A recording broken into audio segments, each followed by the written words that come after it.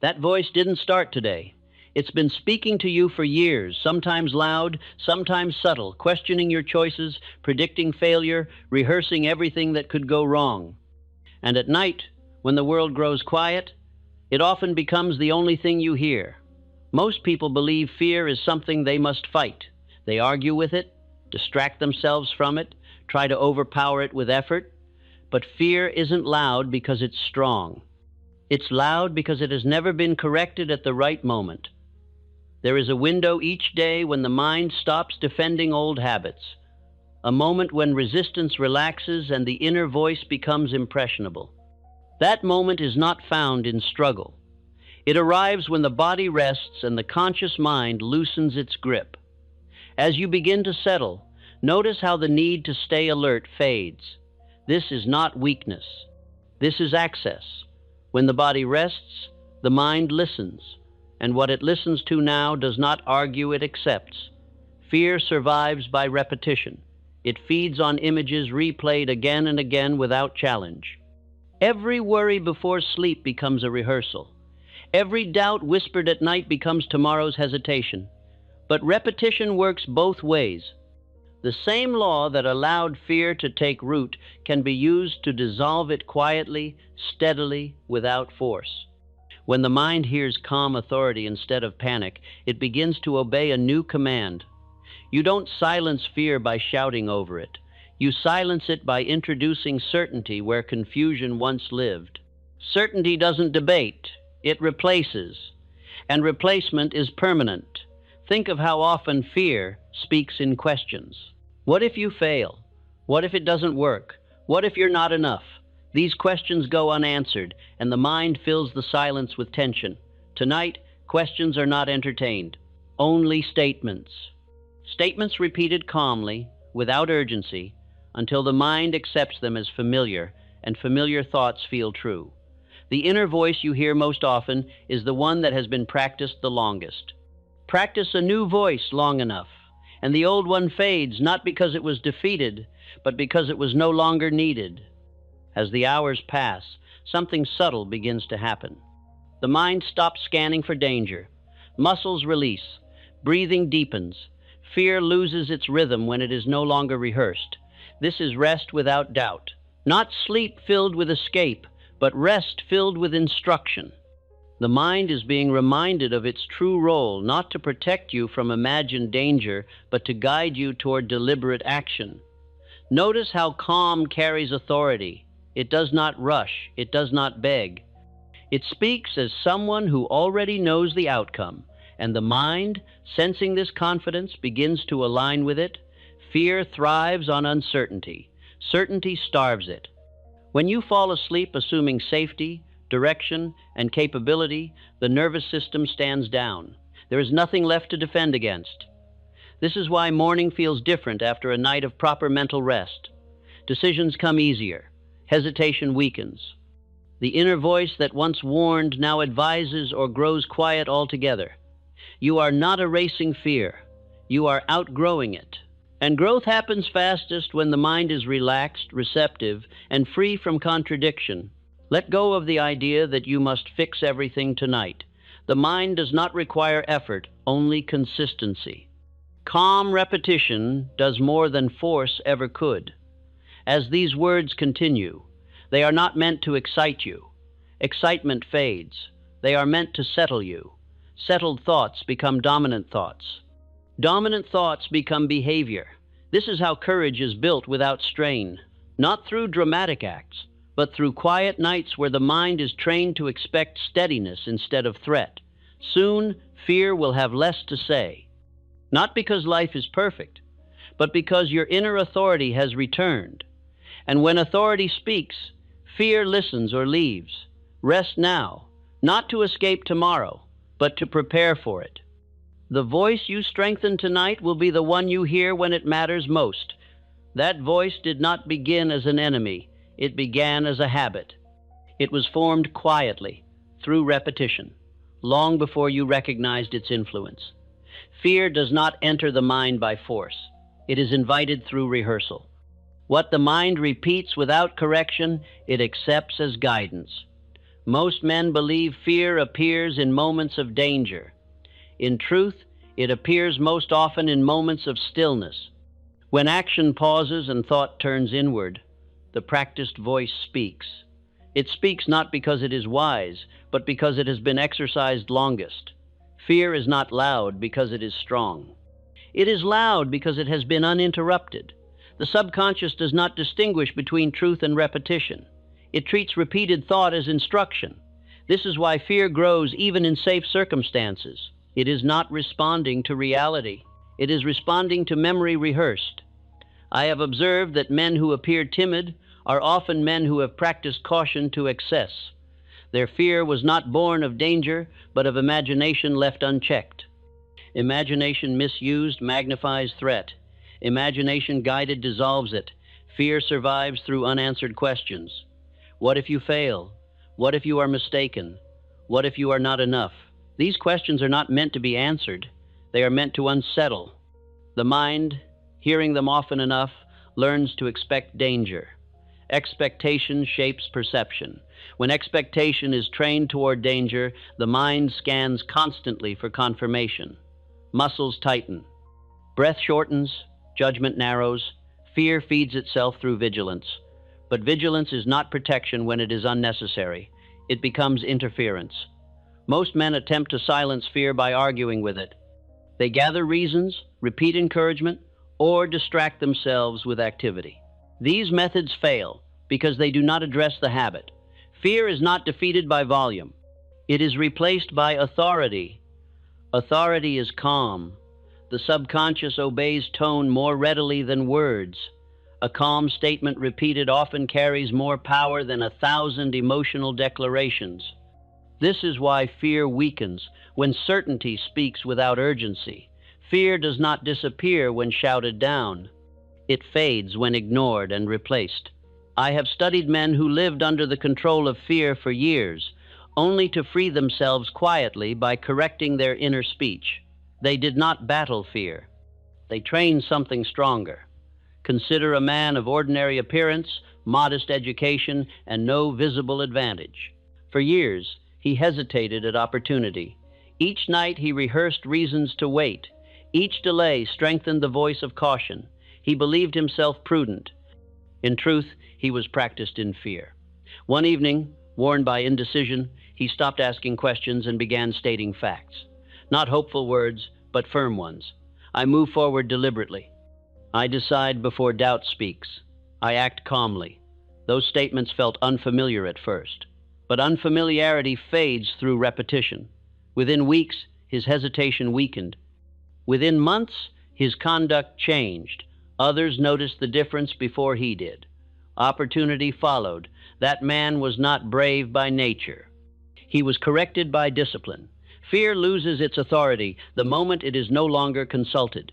As you rest now, the mind is entering the state where habits are most easily altered.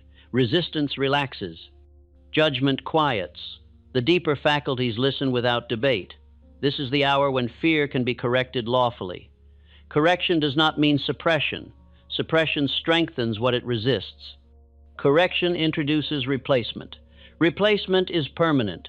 Tonight, fear is not being challenged. It is being neglected. You are not asked to confront every doubt. You are asked to stop rehearsing it. What is not rehearsed fades. What is repeated strengthens. The inner voice you hear most often becomes the voice you trust. Trust directs action. Action reinforces identity. Identity shapes destiny. This chain has been operating faithfully, even when it worked against you. Tonight, it begins working in your favor. Notice how calm carries weight. Calm does not plead. It does not warn. It states. The subconscious accepts statements more readily than questions. Fear speaks in questions. Certainty speaks in declarations. Declarations repeated calmly become belief. Belief governs conduct without effort. I have seen men whose fear dissolved simply because they stopped explaining themselves inwardly.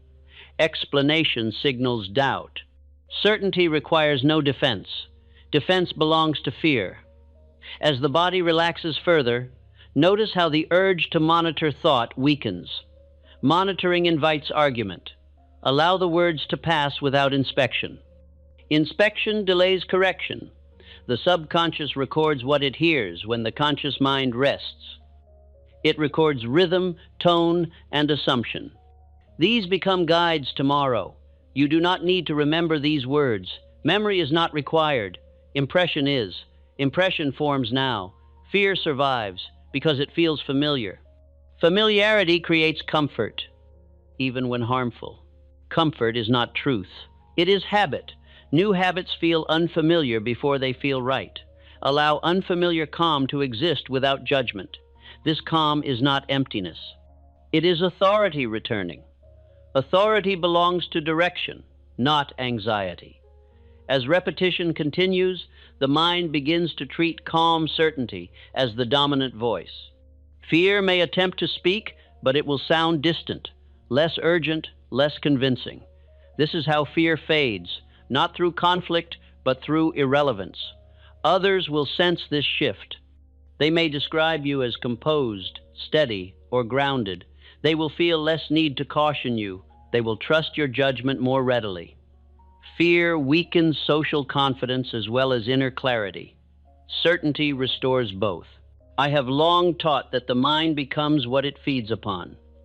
If you feed it fear nightly, it produces fear daily.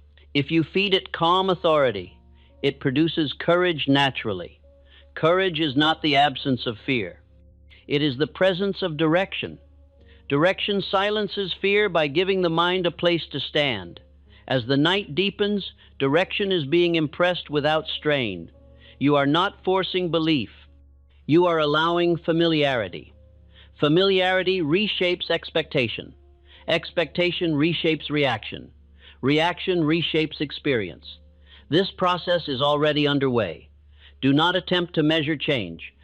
Measurement invites doubt. Allow repetition to do its work. Fear has no strength of its own. It borrows strength from attention. Attention is now being withdrawn.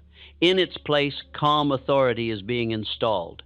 This authority does not shout, it remains. Rest now in this quiet correction. Let the voice that has guided confusion fade from disuse. Let the voice of certainty grow familiar. By morning, you may not feel dramatic change. That is a good sign. Deep change is subtle. It feels like relief, not excitement. Relief signals alignment. Alignment removes fear's foundation. And without foundation, fear cannot remain. Fear survives only where the mind argues with itself. Where there is agreement, fear finds no footing. The divided mind weakens its own authority by entertaining opposing commands at once. One voice urges advance, another advises retreat. The subconscious obeys neither fully, and confusion becomes the result. Most men believe fear is caused by circumstance. In truth, it is caused by contradiction. When the mind gives itself mixed instructions, hesitation follows. Hesitation feels like danger, even when none exists. The subconscious cannot serve two masters. It responds to the strongest pattern repeated without resistance. When thought contradicts itself, no pattern becomes dominant, and fear fills the silence left by indecision. I have observed that men who speak confidently but think cautiously experience constant tension. Their words move forward while their thoughts pull back. This tension is felt inwardly as anxiety and outwardly as uncertainty. Fear is not the cause. It is the symptom. Agreement restores authority. Agreement does not mean certainty of method. It means certainty of direction. When direction is settled, methods adjust naturally. The mind no longer wastes strength questioning where it is going. It applies itself to how. Fear thrives on unanswered questions. What if this fails? What if I am wrong? What if I am judged? These questions are not requests for information. They are instruments of delay. Delay strengthens fear by granting it influence. Tonight, questioning is being replaced by agreement. Agreement is quiet. It does not debate. It does not persuade. It accepts. Acceptance signals safety to the subconscious. Safety quiets vigilance. Vigilance feeds fear. I have known men of great intelligence whose lives were ruled by fear because their minds never rested in agreement. Their intellect multiplied alternatives endlessly. Each alternative weakened commitment. Commitment diluted becomes anxiety. Simplicity restores agreement. Simplicity is not ignorance. It is selection. Selection ends debate. I recall an inventor who was told by experts that his idea was impossible. He listened, thanked them, and continued. He did not argue inwardly. He did not rehearse their objections. He simply maintained agreement with his purpose. That man was Thomas A. Edison.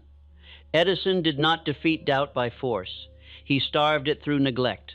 Neglect is more powerful than opposition. Fear grows when rehearsed. It weakens when ignored. As you rest now, the mind is being guided gently toward unity. There is no demand for belief. Belief forms naturally when contradiction ends. Contradiction ends when one voice is chosen consistently. Choice repeated becomes habit. Habit becomes law. Law governs behavior. When law governs, fear has no jurisdiction. Most men attempt to replace fear with encouragement. Encouragement fades because it competes with doubt. Agreement does not compete. It replaces. Replacement is permanent. As repetition continues, the subconscious is learning which voice to obey. The voice that speaks calmly, consistently, and without urgency gains authority. Urgency signals danger. Calm signals control. Control reassures the deeper mind. Reassurance quiets fear. I have observed that men who agree inwardly rarely seek reassurance outwardly. They do not poll others endlessly. They do not rehearse explanations. They proceed. Proceeding weakens fear more than reasoning ever could. Fear retreats when action continues calmly. Calm action requires agreement. Agreement is now being practiced. You may notice that inner dialogue becomes simpler. Simplicity reduces friction. Friction produces strain. Strain invites fear. When friction is removed, movement feels natural. Natural movement conserves energy. Energy conserved supports persistence. Persistence dissolves fear through exposure. As the body relaxes further, resistance dissolves. Resistance belongs to divided thought. Unity removes it. The subconscious does not argue with unity. It follows it. Following produces momentum. Momentum carries behavior forward. Forward movement starves fear of attention. Fear requires pause to speak. Movement quiets it. Others will sense this unity before you. Recognize it consciously. They will feel steadiness in your presence. They will trust your judgment more readily. Trust is given instinctively to unified minds. Fear weakens social confidence as well as inner clarity. Agreement restores both. I have often said that faith is a state of mind. Faith is not emotion. It is agreement sustained. When thought no longer contradicts itself, faith appears automatically. Faith here does not require enthusiasm. Enthusiasm fluctuates. Agreement remains. As repetition continues, the mind is being trained to rest in agreement. Rest here does not mean inactivity. It means absence of conflict. Conflict drains strength. Strength preserved supports direction. Direction maintained silences fear. You are not asked to suppress every doubtful thought. Suppression gives fear attention. You are asked to stop entertaining contradiction. Entertainment strengthens. Neglect weakens. Neglect is occurring now. As sleep deepens, the subconscious records the absence of argument. It records calm acceptance. This acceptance becomes the new standard. Tomorrow, when fear attempts to question, it will find less response. Without response, it loses authority. Authority now belongs to agreement. Agreement has been established. Rest now in this unity. Allow repetition to continue quietly. There is nothing to solve, nothing to answer, nothing to defend. The mind has agreed, and where agreement exists, fear cannot rule. When agreement has been reached, it must be given a permanent dwelling place. Agreement that remains only in thought may still be revisited. Agreement that enters identity is no longer questioned. Identity governs conduct without discussion. What a man accepts as himself directs his actions more powerfully than any rule he might impose. Fear survives longest where identity is uncertain. The mind protects what it believes itself to be. If a man sees himself as fragile, the subconscious enforces caution. If he sees himself as capable, the subconscious enforces steadiness. It does not judge. It obeys. Most men attempt to change behavior without revising identity.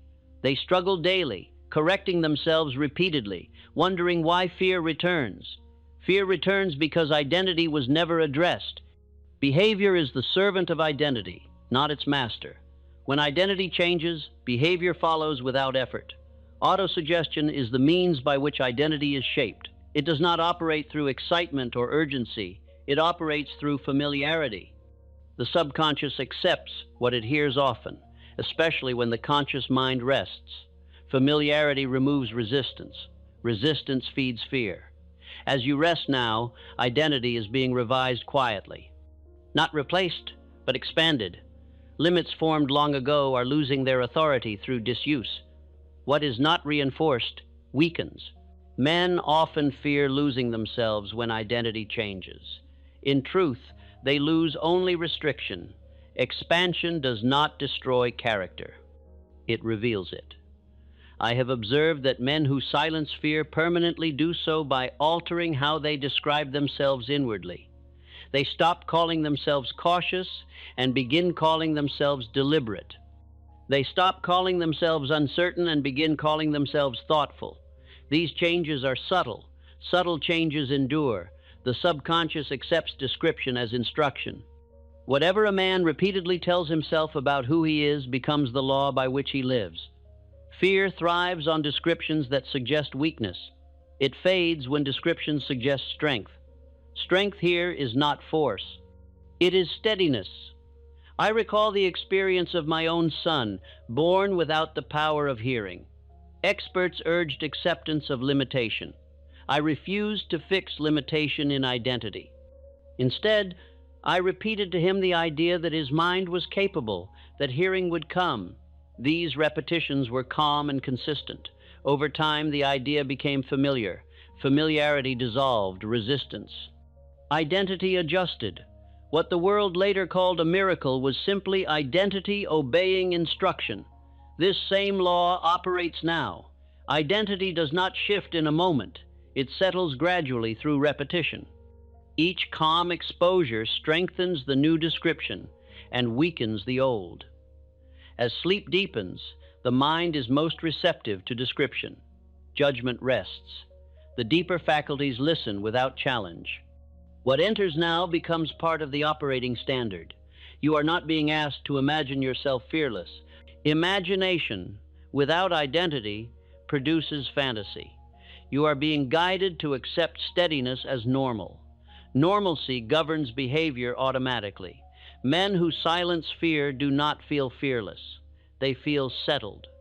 Fear requires agitation. Settlement removes it. Settlement belongs to identity. As repetition continues, the subconscious is learning to associate self with calm direction rather than caution. This association guides reaction without conscious effort. Reaction guided by calm prevents fear from gaining momentum. Fear needs momentum to speak loudly. Without momentum, it fades. You may notice that the urge to explain yourself inwardly diminishes. Explanation is offered to justify uncertainty. Certainty requires no defense. Defense signals fear. As identity stabilizes, fear loses its reason to exist. Others will sense this change. They may describe you as grounded or composed. They will trust your judgment more readily. Trust follows identity instinctively. Men are not persuaded by words alone.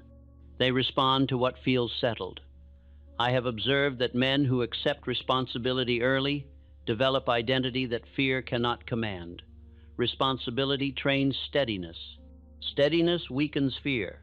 Identity that accepts responsibility does not seek protection from imagination. It seeks instruction from experience. Experience teaches without frightening. Fear imagines without teaching. As these hours continue, the mind is learning to treat fear as unnecessary noise rather than guidance. Noise loses influence when not acknowledged. Acknowledgement feeds fear. Neglect starves it. Neglect is occurring now. Identity also governs how failure is interpreted. Men who identify as learners treat failure as instruction. Men who identify as fragile treat it as threat. Threat revives fear. Instruction strengthens judgment. Judgment supports confidence. Confidence stabilizes identity. This cycle sustains itself once established. You may awaken with the sense that fear no longer demands. Attention.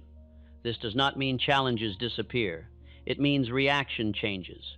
Reaction determines outcome more than circumstance. Others will notice that you respond rather than react. Response is measured. Reaction is hurried. Fear thrives on hurry. Calm response silences it. As repetition continues, the subconscious is accepting calm authority as part of self-description. This acceptance becomes automatic. Automatic responses do not require vigilance. Vigilance feeds fear. Freedom from vigilance allows clarity. Clarity guides action. Action guided by clarity reinforces. Identity. Identity strengthened weakens fear further. This process unfolds quietly. Do not attempt to watch it. Watching invites doubt. Trust allows completion. The deeper mind understands how to revise identity through repetition. It has done so all your life. Tonight it is doing so deliberately. Old descriptions are fading. New ones are settling. Fear cannot survive where identity feels secure. Security here is not protection from life. It is trust in self. Trust in self dissolves fear at its root. As sleep approaches more fully, identity instruction sinks deeper. What sinks deepest governs longest. You are not asked to remember these words. Memory is not required. Identity remembers through habit. Habit expresses itself through choice. Choice shapes destiny. Destiny, guided by secure identity, unfolds steadily. Others may comment that you seem untroubled. Untroubled does not mean careless. It means aligned. Alignment removes fear's foundation. As alignment deepens, fear becomes informational at most. It may alert, but it will not command. Command now belongs to identity. Identity has been revised. Rest now in this revision. Let repetition continue quietly. The work is proceeding without effort. Fear no longer has a role to play here. The fear that remains after identity has begun to settle is rarely fear of danger. It is fear of opinion. Men endure hunger, fatigue, and labor with composure, yet tremble before the imagined judgment of others. This fear does not protect life. It protects image. Image is fragile. Identity is not. Fear of criticism survives only where a man measures himself by the approval of those around him. Approval sought becomes authority granted. Authority granted instructs the subconscious to obey outside voices instead of inner direction. This obedience fractures self-command. I have observed that the moment a man withdraws his need for approval, fear weakens immediately. It does not disappear because of courage. It disappears because it has lost its master. Fear of criticism is not fear of being wrong. It is fear of being seen. Men fear exposure because they have not accepted themselves fully. Acceptance removes the need to hide. I have known men who delayed their purpose for years, waiting for agreement that never came. They listened carefully to every opinion except their own. When they finally acted without permission, resistance faded. Opposition had existed only in imagination. The world responds less to opinion than to direction. Men who move with direction are judged briefly and followed eventually. Men who wait for approval are ignored consistently. Fear of criticism also appears as excessive politeness. Men soften their words, dilute their intent, and retreat from clarity. This conduct does not prevent judgment. It invites it. Clarity commands respect. I recall a man of modest appearance who spoke with quiet firmness. He did not explain himself at length. He did not seek reassurance. Others listened. That man later guided the steel industry and was known to the world as Charles M. Schwab. His authority did not come from position. It came from inner independence. Independence of identity dissolves fear of opinion. As identity stabilizes, the need to justify fades. Justification signals doubt. Certainty proceeds without explanation. Explanation feeds fear by granting it attention. Fear thrives on attention. Neglect weakens it. As you rest now, the subconscious is learning that approval is not required for direction. Direction has already been accepted. What is accepted no longer seeks permission. Seeking permission weakens authority. Authority reassures the deeper mind. Reassurance quiets fear. Fear of criticism also survives through comparison. Men measure themselves against others and imagine deficiency. Comparison creates hierarchy where none is required. Direction removes comparison. Men with direction measure progress against purpose, not against people. This shift alone silences much fear. I have observed that men who admire success rather than envy it advance more rapidly. Admiration aligns thought with achievement. Envy separates. Separation breeds fear. Alignment dissolves it. As repetition continues, the mind is learning to treat criticism as noise rather than command. Noise loses influence when not answered. You are not asked to resist opinion. Resistance engages it. You are asked to remain unmoved by it. Unmoved does not mean unaware. It means ungoverned. Men who are ungoverned by opinion do not become reckless. They become selective. Selection guided by identity strengthens judgment. Judgment improves action. Action produces result. Result silences opinion naturally. Fear of criticism fades fastest when action continues calmly. Despite it. Fear requires pause to speak. Movement quiets it. As sleep deepens, the subconscious records independence as safety. Safety removes vigilance. Vigilance feeds fear. Without vigilance, fear has no rhythm. Others will sense this independence. They may test it briefly. When they find it stable, they adjust. People rarely oppose what cannot be unsettled. Opposition feeds on uncertainty. Certainty starves it. I have often said that the fear of criticism is the most destructive of all fears. It paralyzes initiative, silences originality, and discourages leadership. Yet it dissolves the moment identity becomes self-governing. Self-governance does not reject counsel. It chooses it. Chosen counsel strengthens direction. Unchosen opinion weakens it. As repetition continues, the mind is learning to differentiate between guidance and noise. This differentiation restores confidence. Confidence does not shout, it stands. Standing quietly communicates authority. Authority calms the subconscious. Calm dissolves fear. You may notice that inner dialogue shifts from defense to direction. Defense belongs to fear. Direction belongs to certainty. This shift does not require effort. It follows identity adjustment naturally. Others may comment that you seem less concerned with how things appear. This is not neglect. It is focus. Focus concentrates energy. Concentrated energy produces result. Result commands respect. Respect silences criticism. This is the lawful order. As sleep approaches more fully, the subconscious is sealing independence into habit. Habit operates without supervision. Tomorrow, opinions may appear. They will sound different, less urgent, less convincing. Without urgency, fear cannot sustain itself. Fear feeds on urgency. Calm starves it. Allow this calm to remain without inspection. Inspection invites doubt. Trust allows completion. The deeper mind understands how to withdraw authority from fear by withdrawing attention. Attention is now being redirected. Fear has lost its audience. Rest now in this independence. Direction is settled. Identity is stable. Opinion no longer commands. Fear no longer instructs. Fear feeds upon anticipation. It does not wait for harm to arrive. It prepares for it in advance. The mind that expects danger arranges its thoughts, posture, and timing accordingly. In doing so, it manufactures the very tension it seeks to avoid. Expectation is the silent architect of experience. Most men believe expectation follows events. In truth, events follow expectation. The subconscious scans the world for what it has been trained to expect and gives that material prominence. What is expected is noticed. What is noticed is acted upon.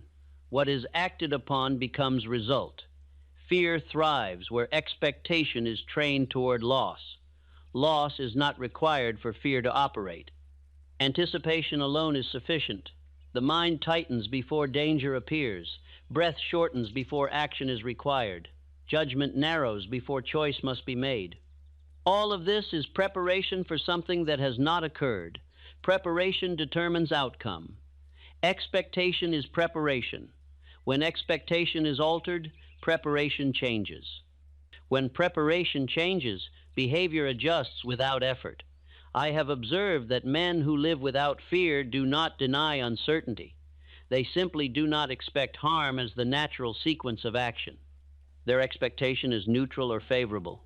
This neutrality removes urgency. Urgency feeds fear. Calm expectation starves it. Expectation is not hope.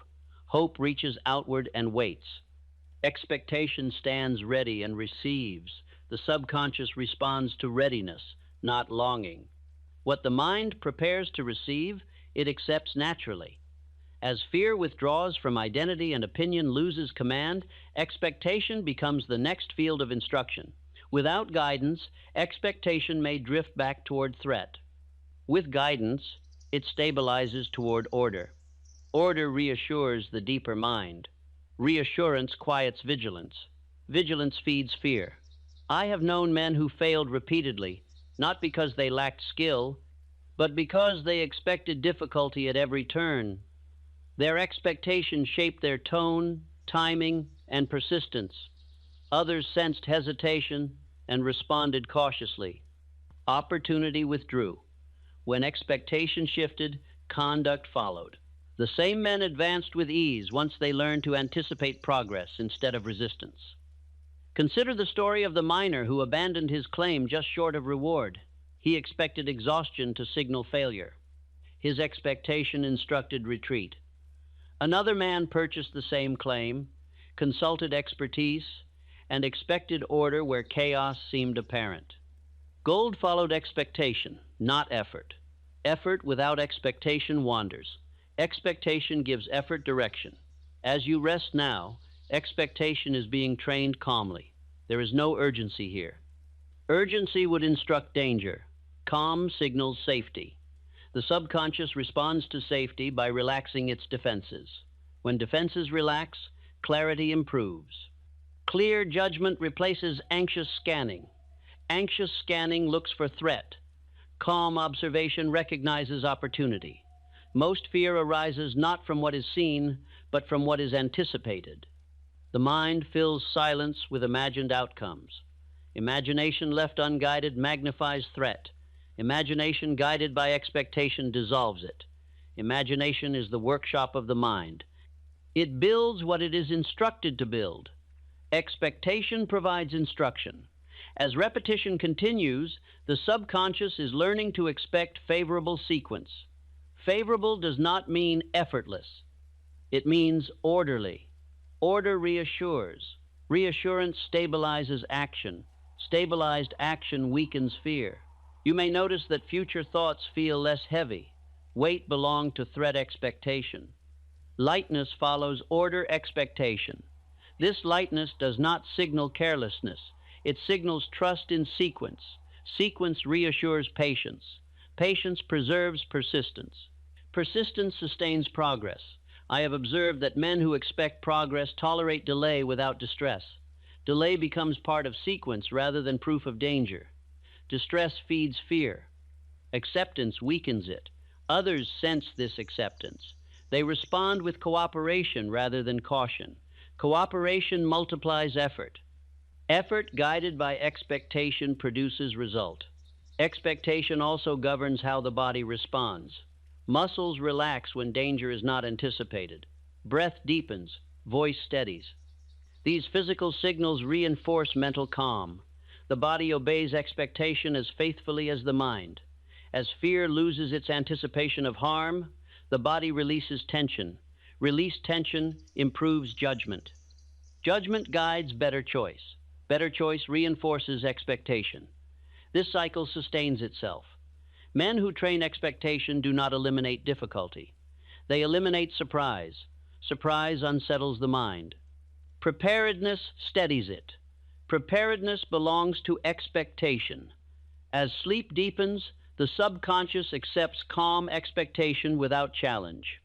What is accepted now becomes tomorrow's default. Tomorrow, when situations arise, the mind will not rush to imagine loss. It will pause, assess, and proceed. Fear loses momentum when momentum is not granted. Fear requires speed. Calm slows it. I have often said that faith is belief backed by repetition. Expectation is belief expressed in advance. It prepares the way for faith to operate. Faith here does not require emotion. Emotion fluctuates. Expectation remains. Others will notice that you appear less reactive. Reaction belongs to threat expectation. Response belongs to order expectation. Response preserves dignity. Dignity quiets fear. As repetition continues, expectation is becoming habitual. Habit governs behavior without supervision. When expectation becomes habit, fear has no opportunity to rehearse. Rehearsal sustains fear. Neglect dissolves it. You are not asked to deny possible difficulty. Denial invites shock. You are asked to expect competence. Competence reassures the mind that it can respond to whatever appears. Response confidence weakens fear at its root. Fear thrives where response feels uncertain. Certainty of response dissolves it. As the night continues, the mind is learning to expect itself to handle circumstances calmly. This self-trust removes the need for alarm. Alarm feeds fear. Trust starves it. Others may comment that you seem composed even under pressure. This composure arises not from control, but from expectation trained toward order. Order is the language the subconscious understands best. As expectation stabilizes, fear becomes informational at most. It may alert, but it will not command. Command belongs to expectation now. Expectation has been corrected. Rest now in this correction. Allow repetition to continue quietly. The deeper mind understands how to prepare for order rather than threat. Fear has lost its rehearsal ground, and without rehearsal, it cannot remain. Fear survives where retreat remains an option. It does not need victory to rule a man. It needs only the promise of escape. When the mind believes it may withdraw at the first sign of strain, fear positions itself as advisor. Where retreat is removed, fear has no counsel to offer. Most men misunderstand persistence. They imagine it as pressure, effort, or stubborn force. This belief exhausts them and feeds fear. True persistence is quieter. It is the settled refusal to abandon direction inwardly, regardless of outward condition. Retreat always begins in thought before it appears in action. A man abandons himself mentally long before he abandons his work. Fear speaks at the moment retreat is considered. Remove consideration, and fear loses its place. I have observed that men who endure calmly do not speak often of persistence. Their continuation appears ordinary. This ordinariness is the mark of mastery. What is dramatic is unstable. What is habitual endures. Persistence becomes effortless when it is no longer debated. Debate invites fear. Decision silences it. When expectation has been trained toward order, persistence follows naturally. The mind no longer asks whether to continue. It assumes continuation as law. Assumption guides behavior without instruction. This assumption is being formed now. As the body rests, the subconscious is learning to continue without strain. Continuation does not require enthusiasm. Enthusiasm fades. Habit remains. Habit carries effort forward when attention wanders. Fear thrives on interruption. Each pause allows it to speak. Each reconsideration grants it authority. Calm persistence denies it both. I have known men who labored fiercely for short periods and failed repeatedly. I have known others who advanced steadily without excitement and achieved much. The difference lay not in talent, but in continuity. Continuity removes the need for repeated beginnings. Repeated beginnings exhaust courage. Men who persist steadily rarely feel as though they are starting over. Even after error or delay, they experience continuation rather than collapse. This feeling protects confidence. Confidence weakens fear. Fear feeds on collapse. Persistence transforms difficulty into instruction. Instruction refines effort. Fear treats difficulty as warning. Warning urges retreat. Instruction urges adjustment. Adjustment preserves direction. I recall the experience of Henry Ford, whose engineers declared his idea impossible. He did not argue. He did not dramatize. He simply instructed continuation. Fear had no influence because retreat was never considered. The result followed persistence, not persuasion. As repetition continues, the subconscious is learning to expect continuation as normal. What is normal governs behavior automatically. Normalcy removes urgency. Urgency feeds fear. Calm persistence starves it. You may notice that thoughts of quitting feel less persuasive. This is not willpower. It is habit forming. Habit does not argue. It proceeds. Proceeding quietly conserves strength. Strength conserved supports endurance. Endurance assures accumulation. Fear weakens as accumulation begins. Accumulation proves continuity. Continuity reassures the mind. Reassurance dissolves fear. Others will sense this steadiness. They trust men who remain. They invest effort where direction appears stable. Stability attracts cooperation. Cooperation multiplies power. Power expressed calmly fulfills purpose. As sleep deepens, the mind relaxes further into this law of continuation. There is no need to push forward. Pushing implies resistance. Allow continuation to pull you forward instead. Pulling does not exhaust. Fear exhausts. Persistence preserves energy. I have observed that men who remove retreat from thought rarely experience panic. Panic belongs to uncertainty. Continuation expects sequence. Sequence reassures. Reassurance steadies action. Steady action weakens fear further. Fear also survives through impatience. Impatience suggests doubt in sequence. Persistence trusts sequence and allows time to cooperate. Time rewards continuity. Men who rush time break persistence. Men who trust time preserve it. As repetition continues, the subconscious accepts time as ally rather than threat. This acceptance removes strain from effort. Effort without strain endures. Endurance dissolves fear. You may notice that persistence feels less like effort and more like direction maintained. Direction does not tire. Effort does. This shift marks fear's decline. Others may comment that you seem determined without appearing tense. Determination here is not force. It is alignment. Alignment removes inner friction. Friction feeds fear. As sleep approaches more fully, the subconscious continues arranging habits that support continuation. These habits operate without supervision. Tomorrow, when difficulty appears, continuation will feel natural. Fear may attempt to speak, but it will find no listener. Without listener, fear fades. This is not bravery in the dramatic sense. It is calm loyalty to direction. Loyalty sustains destiny. Destiny fulfilled silences fear permanently. Rest now in this continuation. Allow repetition to proceed quietly. The deeper mind understands how to persist without strain. Fear has lost its final instrument, and without retreat, it cannot remain. Fear grows strongest where a man stands alone in thought. Isolation magnifies imagination, and imagination unguided exaggerates danger. The mind left to itself rehearses uncertainty until it feels real. Harmony interrupts this process. Where thought aligns with other sound thought, fear weakens. Many men mistake independence for strength.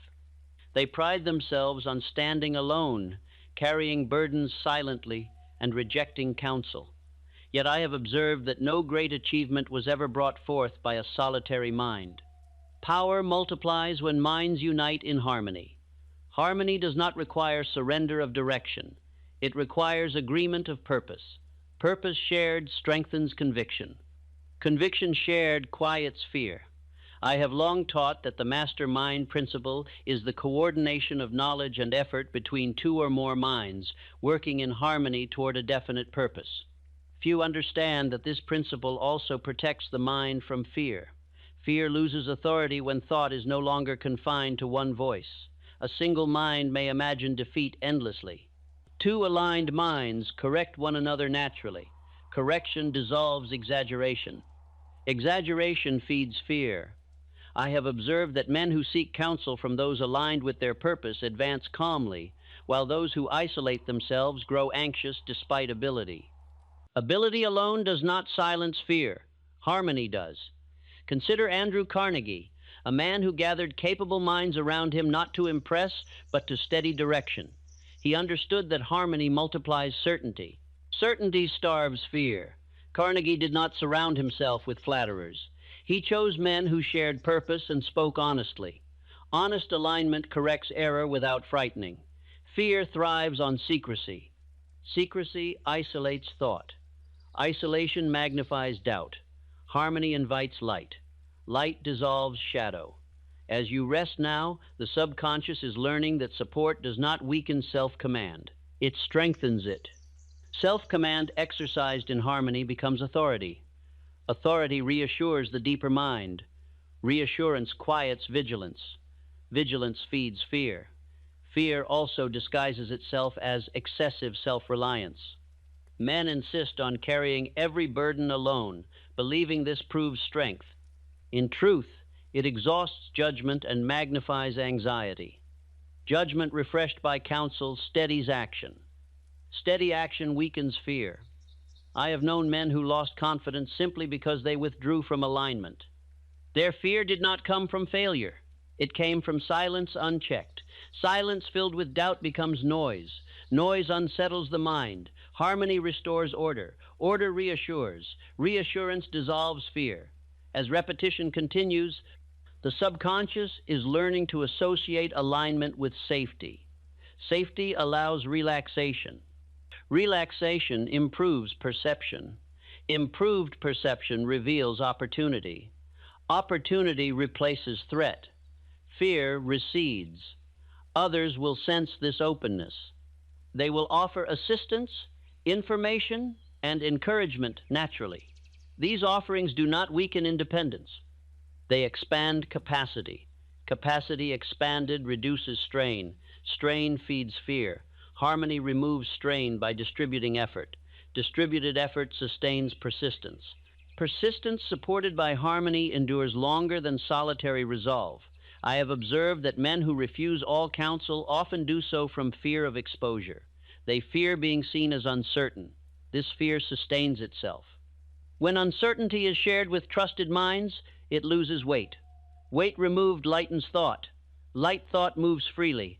Fear thrives in heaviness. Harmony lifts it. As sleep deepens, the mind relaxes its defenses against connection. Defenses belong to fear. Harmony belongs to confidence. Confidence invites cooperation. Cooperation multiplies power. Power expressed calmly fulfills purpose. Fear dissolves where power feels sufficient. Sufficient power does not require domination. It requires alignment. Alignment allows effort to flow without resistance. Resistance feeds fear. You may notice that inner dialogue becomes less harsh. Harshness is often the voice of isolation. Alignment softens it. Softened inner speech reassures the subconscious. Reassurance quiets fear. Others will observe that you appear easier to approach, yet firmer in direction. This balance attracts capable allies. Allies strengthen resolve. Resolve silences fear. Fear also feeds on resentment and envy. These emotions separate the mind from others and reinforce isolation. Admiration restores alignment. Admiration invites learning. Learning replaces fear with understanding. Understanding guides action. Action informed dissolves fear.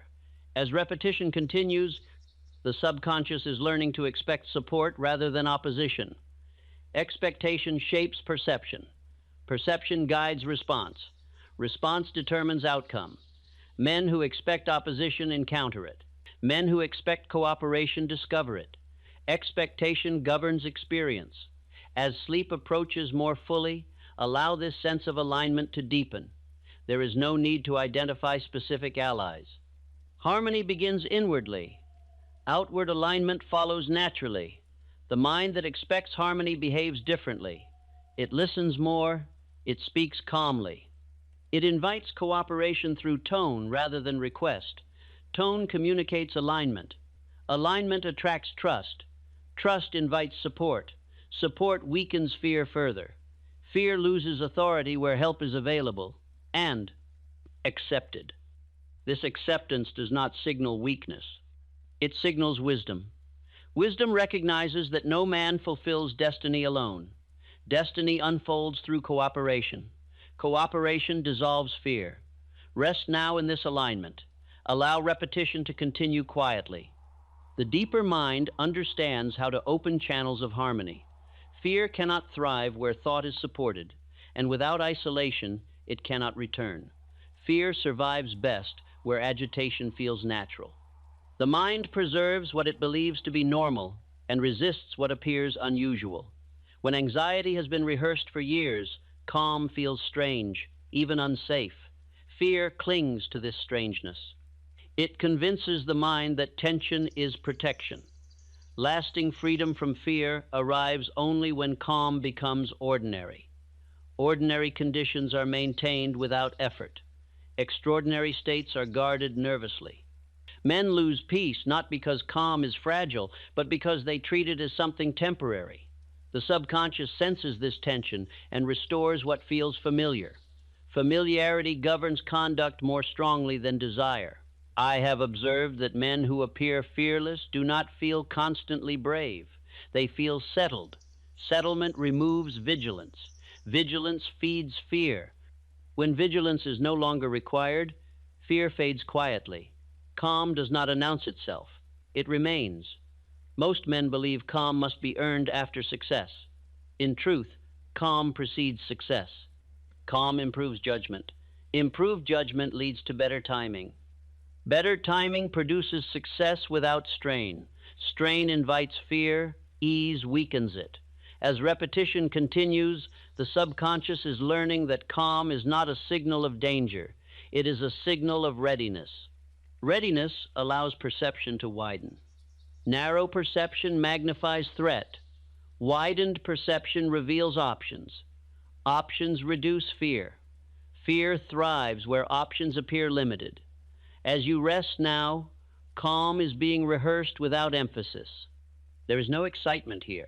Excitement unsettles the mind. Calm reassures it. The mind responds to reassurance by lowering its defenses. Lowered defenses allow thought to flow freely. Free thought does not cling to fear. I have known men who lost success simply because they reacted emotionally to gain. Their reaction told the subconscious that balance had been disturbed. Balance was restored through loss. Balance preserves what agitation expels. Men who normalize progress keep it. Men who dramatize progress lose it. The same law applies to calm. Calm treated as ordinary remains. Calm treated as rare departs. Fear cannot survive where calm is routine. As these hours continue, the subconscious is adjusting its scale of what feels acceptable. What once felt unsafe begins to feel appropriate. Appropriateness creates comfort. Comfort allows holding. Holding allows building. Building produces permanence. Permanence dissolves fear. Others sense this normalization instinctively. They feel at ease in your presence. They trust your reactions. Trust arises not from words, but from emotional steadiness. Steadiness signals safety. Safety invites cooperation. Cooperation multiplies strength.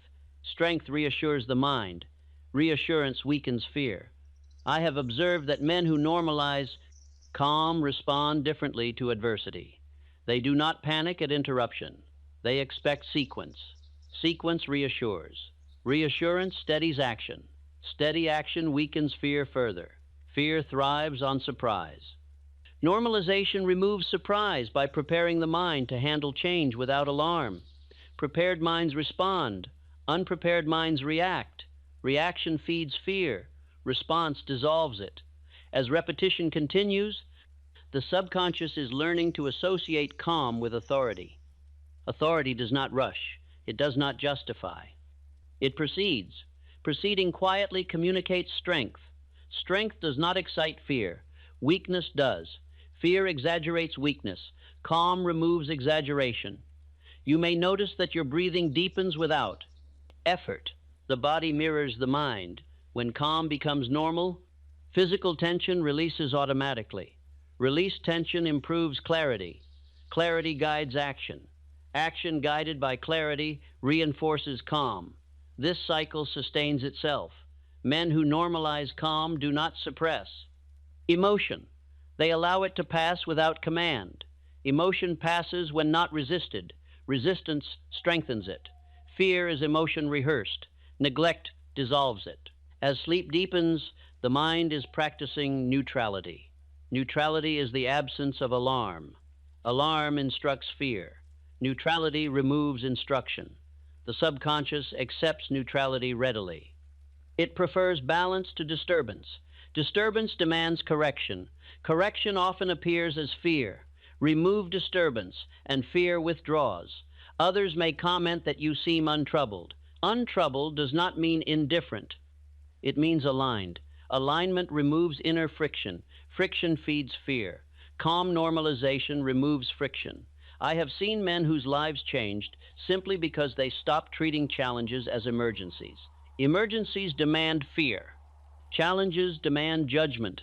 Judgment thrives in calm. Calm is now being practiced here, not as an event, as a condition. Conditions endure. Events pass. Fear is an event sustained by repetition. Calm becomes a condition through familiarity. Familiarity is forming now. You are not asked to hold calm deliberately. Holding introduces strain. Allow calm to exist without supervision. Supervision invites doubt. Trust allows normalization. As repetition continues, the subconscious records calm as default. Default states govern behavior automatically.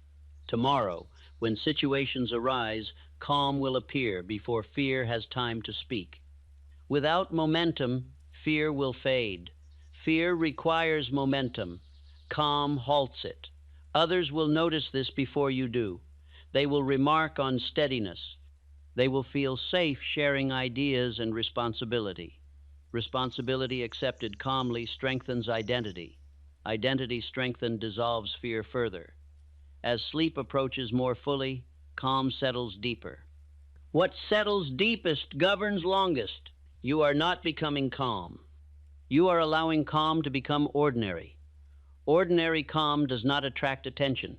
It attracts results. Results reinforce confidence.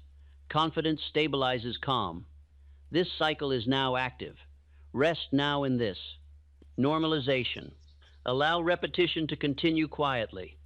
The deeper mind understands how to establish calm as the standard. Fear no longer fits where calm is ordinary, and what does not fit cannot remain. A man lives according to the image he holds of himself, whether that image was chosen deliberately or formed by habit. Identity answers silently the question of what behavior is acceptable, what risks are tolerable, and what reactions are permitted. Fear endures only when it fits within that image.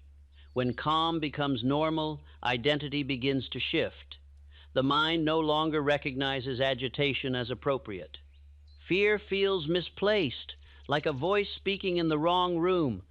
The subconscious protects identity with great loyalty. What does not belong is quietly rejected. Most men attempt to remove fear while still describing themselves as cautious, uncertain, or easily shaken. This contradiction preserves fear.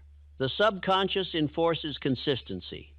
If the self-image includes fragility, fear remains necessary. When the self-image changes, fear becomes unnecessary. Identity is not declared through words spoken once. It is shaped through repetition, accepted without argument. Whatever description of self is repeated calmly becomes law within the mind. As these hours continue, the mind is being introduced to a new description of self. Not heroic, not dramatic, simply steady. Steadiness is the enemy of fear. Fear requires instability to survive.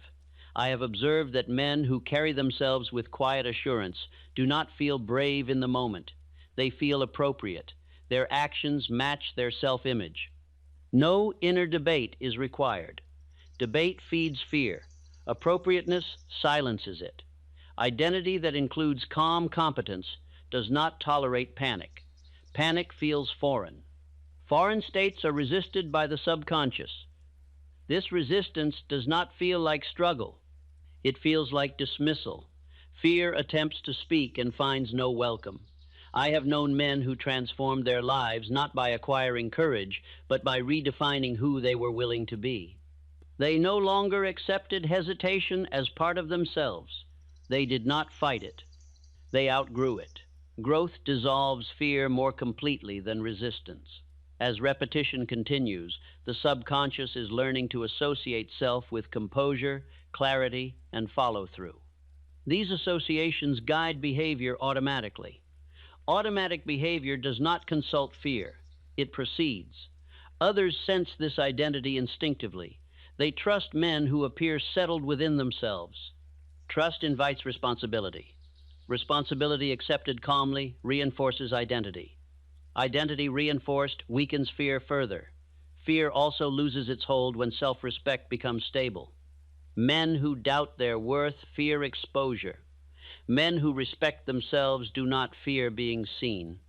Self-respect is not pride. It is alignment between action and identity. Alignment removes inner friction. Friction feeds fear. As calm has become ordinary, identity now absorbs it. Calm no longer feels like a state you enter. It feels like a place you live. Living in calm leaves no room for fear to rehearse. Fear requires rehearsal. Neglect dissolves it. I have observed that men who identify with steadiness rarely explain themselves. Explanation signals uncertainty. Identity settled requires no defense. Defense belongs to fear. Others respond to this lack of defense with respect. Respect stabilizes social interaction. Social stability removes another source of fear. Fear thrives on unpredictability. Predictability reassures. Identity supplies predictability. As sleep deepens, identity instruction settles further. The subconscious records tone and assumption more deeply than words. The tone here is calm authority. Authority does not argue, it decides. Fear loses influence where decision is assumed. Decision assumed becomes identity. Identity governs response before thought arises. This is a stage where fear disappears without ceremony. You may notice that future situations feel less threatening when imagined. This is not imagination at work. It is identity speaking. The mind expects itself to handle circumstances appropriately. Appropriateness removes alarm. Alarm feeds fear. Others will notice that you respond rather than react. Response is measured. Reaction is hurried. Fear thrives in hurry. Calm identity slows response naturally. Slowness here is not delay. It is control. Control reassures the deeper mind. Reassurance maintains calm. Calm sustains identity. This cycle reinforces itself. I have often said that character is the sum of habits. Habits form identity. Identity shapes destiny. Fear is a habit of reaction. When reaction is replaced by response, fear dissolves. Replacement has occurred. As repetition continues, the subconscious enforces the new identity by rejecting old patterns. Old patterns may attempt to appear. They will feel unfamiliar. Unfamiliar states are discarded. Discarding does not require effort. It occurs naturally. You are not asked to watch for fear. Watching invites it. You are asked to proceed as one whose identity does not include fear. Proceeding confirms identity. Identity confirmed guides action. Action reinforces identity. This loop closes fear's return. As sleep approaches more fully, identity settles into habit. Habit governs waking conduct without supervision. Tomorrow, when challenge appears, calm will arise first. Fear may attempt to speak, but it will lack authority. Authority now belongs to identity. Identity has been revised. Rest now in this settled sense of self. There is nothing to protect, nothing to defend, nothing to monitor. The mind knows who it is becoming, and fear has no place there. There is a point beyond which effort becomes interference. When the mind has accepted a pattern through repetition, further instruction is unnecessary. Habit has taken command. Habit governs more faithfully than intention, and intention yields naturally once habit is established. Fear was never removed by force. It was displaced by order. Order does not require supervision. It sustains itself through rhythm and familiarity. What the mind has practiced calmly becomes its law. From this point forward, the inner voice no longer requires correction. It has been corrected. What remains is allowance. Allowance permits the deeper mind to perform its work without disturbance. I have observed that men weaken progress by returning repeatedly to examine whether change has occurred. This examination reopens doors already closed. The wise man proceeds as though the matter were settled. Settlement is the signal the subconscious obeys. Once settlement is assumed, conduct aligns automatically. Choices narrow. Distractions lose appeal. Old reactions appear briefly and fade without engagement. Engagement feeds fear. Neglect dissolves it. As sleep deepens, the conscious mind loosens its grip. This release is not loss of control. It is cooperation with law. Law operates best when undisturbed. The subconscious does not forget what has been impressed repeatedly in calm. It does not argue. It enforces. Enforcement appears as steadier judgment, calmer response, and natural confidence that does not seek display. Others will notice this before you do. They will feel the absence of tension. They will sense reliability. They will trust your reactions. Trust follows order instinctively. From this point forward, fear may attempt to revisit familiar ground. Habit force tests old territory briefly. When this occurs, do not respond. Response grants audience. Silence denies it. Silence is power when identity is settled. The mind now recognizes calm as its normal state. Anything else feels foreign. Foreign states are rejected automatically. This rejection does not feel like struggle. It feels like disinterest. Disinterest is the final end of fear. I have often said that habit is the servant of destiny. Destiny does not require constant thought. It requires consistent habit. Habit has been formed here. This habit expresses itself whether you observe it or not. Tomorrow, when circumstances arise, calm will appear first. Fear will hesitate. Without momentum, it will fade. Momentum belongs to repetition. Repetition has been redirected. You are not asked to remember what was said here. Memory is not required. Impression is. Impression governs behavior without awareness. The impressions formed here are quiet, steady, and lawful. They guide action without effort. As the body rests, the deeper mind continues ordering priorities, strengthening useful patterns, and dissolving those no longer reinforced. This process is exact. There is nothing further to add. Men who add after this point often do so from impatience. Impatience belongs to uncertainty. Certainty releases. Release allows law to operate fully. Law does not hurry. Law does not fail. It proceeds. From this night forward, the inner voice that once questioned now advises or remains silent. Silence is not emptiness. It is clarity. Clarity guides without noise. Noise belongs to fear. Fear has lost its rehearsal ground. What is not rehearsed cannot remain. You may drift in and out of awareness. This does not interrupt the work. The subconscious remains alert even when consciousness rests. It records tone, it records rhythm, it records assumption. Assumption governs expectation. Expectation governs behavior. Behavior shapes experience. This order is now in motion without supervision. Do not seek signs. Signs follow. They do not precede. Live according to direction rather than mood. Mood fluctuates. Direction remains. When direction remains, fear has no authority. Authority now belongs to identity. Identity has been settled. Rest now without effort. Sleep if sleep comes.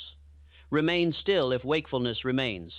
In all cases, the law continues. It continues quietly. It continues faithfully. And it does so without fail. There is a moment after all true work when nothing more must be said. Words, having served their purpose, step aside. What remains is order. Order does not speak, it acts. And once it acts, it needs no defense. The mind that has been corrected no longer seeks correction. It does not scan itself for error. It does not measure its progress. It proceeds according to a pattern now familiar, steady, and sufficient. Fear once required rehearsal. Silence requires none. Silence is not emptiness. It is space reclaimed. In that space, judgment operates cleanly, response remains measured, and direction holds without tension. This is the natural condition of a mind no longer divided. I have observed that men who reach this state often wonder why they struggled so long. They imagine something dramatic must have occurred. In truth, nothing dramatic happened. Something ordinary was restored. The mind returned to its proper role. It ceased inventing danger where none existed. It ceased rehearsing loss in advance of experience. It ceased answering questions that never required answers. What replaced fear was not bravery, it was order. Order does not announce itself. It does not demand attention. It does not require belief. It simply governs. From this point forward, the inner voice will not clamor. When it speaks, it will do so quietly, briefly, and with purpose. Often, it will remain silent, because silence will suffice. Silence is the mark of authority. Authority does not need explanation. I have known men who carried great responsibility with little noise, and others who carried little responsibility with great agitation. The difference was never circumstance. It was inner order. Where order exists, fear finds no employment. Fear was never a personal failing. It was a condition of misrule. The mind had been given too many voices, too many permissions, too many unanswered questions. Correction restored command. Command restored calm. Calm restored direction. Direction now holds without effort. You are not required to guard this condition. Guarding invites doubt. Doubt reopens doors already closed. Proceed as one for whom the matter is settled. Settlement is the final act of faith. Faith here is not emotion. It is acceptance of law. Law does not require enthusiasm. It requires allowance. Allowance has been given. From this night forward, life will be met differently, not because it has changed, but because interpretation has. Interpretation governs reaction. Reaction governs outcome. Outcome follows law faithfully.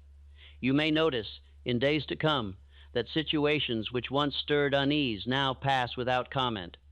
Thoughts that once demanded attention now dissolve on their own. This is not effort. It is alignment. Alignment corrects without struggle. Others may comment that you seem quieter, steadier, less hurried. These observations are signs of inner order made visible. They do not require response. Let them pass. Order does not seek validation. You may also notice that courage no longer feels like something you summon. It appears when needed and departs when not. This is its proper function. Courage that must be maintained becomes strain. Courage that appears as response is sufficient. Fear required anticipation. Courage requires only presence. Presence is now normal. Normal conditions endure. What endures does not require management. I have often said that the subconscious mind works night and day. Shaping habit through repetition. Tonight, it continues its work without instruction. It enforces what has already been accepted. Accepted ideas do not require review. Review invites uncertainty. Certainty rests. Rest allows law to complete its work. If at any time an old thought appears, do not oppose it. Opposition grants importance. Allow it to pass unanswered. What is unanswered weakens. What weakens disappears. Disappearance need not be observed. The strongest changes occur without witnesses. This is one of them. You may sleep deeply, lightly, or not at all. In all cases, the work continues. Sleep is not the cause. Repetition was the cause. Acceptance was the cause. The result now governs. From this point forward, fear is no longer an inner authority. At most, it is a sound without meaning. Meaning has been withdrawn. What has no meaning cannot command. Command belongs to order. Order belongs to you. There is nothing to protect. There is nothing to prove. There is nothing to correct. Proceed. Life will meet you accordingly, and it will do so quietly, steadily, and without resistance. This exercise is not performed with the body. It is performed with acceptance. It requires no posture, no movement, no exertion of will. Its only requirement is willingness to allow direction to be impressed without resistance. There is no need to complete it in one sitting. There is no need to remember it afterward. What matters is exposure, not effort. Exposure is the language the subconscious understands best. Begin by allowing the body to remain at rest. Do not adjust it. Adjustment suggests tension. Let stillness be sufficient. Now allow the breath to move without command. Breathing that is controlled becomes strained. Breathing that is observed becomes calm. Calm is the foundation of inner authority. As breathing steadies, bring attention not forcefully, but gently to the fact that the mind is capable of command. Not loud command, quiet command. Most men never exercise command over thought. They allow thought to wander, rehearse, and repeat without correction. This exercise restores command without struggle. Say inwardly, without urgency, and without emotion, "My thoughts obey direction." Do not repeat it rapidly. Allow it to exist. Repetition here is not speed. It is return. After a short pause, say inwardly, "I choose which thoughts continue." Do not argue with this statement. Argument weakens impression. Allow it to settle. Now allow several breaths to pass. Fear once spoke because it was practiced. It does not require dismissal. It requires replacement. Say inwardly, "I do not answer fearful questions." Pause. Then say, "I respond only to settled direction." Let these statements rest. They are not affirmations. They are descriptions of authority. As the exercise continues, you may notice other thoughts appear. Do not chase them away. Chasing strengthens. Allow them to pass unanswered. Passing thoughts without response is a discipline. This discipline weakens fear more effectively than confrontation. Now bring attention to direction, not outcome, not detail, not urgency. Direction. Say inwardly, "My direction is decided." Pause. Then say, "What is decided no longer argues." This removes debate. Debate feeds fear. Allow silence to return. Silence here is not emptiness. It is order. Now introduce the next statement, slowly. "I proceed without retreat." Do not picture anything. Pictures invite effort. Let the meaning alone remain. Pause again. Then say, "Continuation is natural to me." This installs persistence without strain. As breaths pass, notice how the body remains undisturbed. Fear often speaks through the body. Calm body signals safety to the mind. Now introduce expectation gently. "I expect order, not threat." Pause. Then, "I expect myself to respond calmly." This removes fear. At its root, uncertainty of response. Allow this to rest. You may notice that the mind feels less busy. Busy minds rehearse fear. Quiet minds command. Now address identity directly. without grandeur. Calm is my ordinary state. Pause. Then, fear is not part of my nature. Do not fight any resistance. Resistance dissolves through repetition, not force. Now allow a longer silence.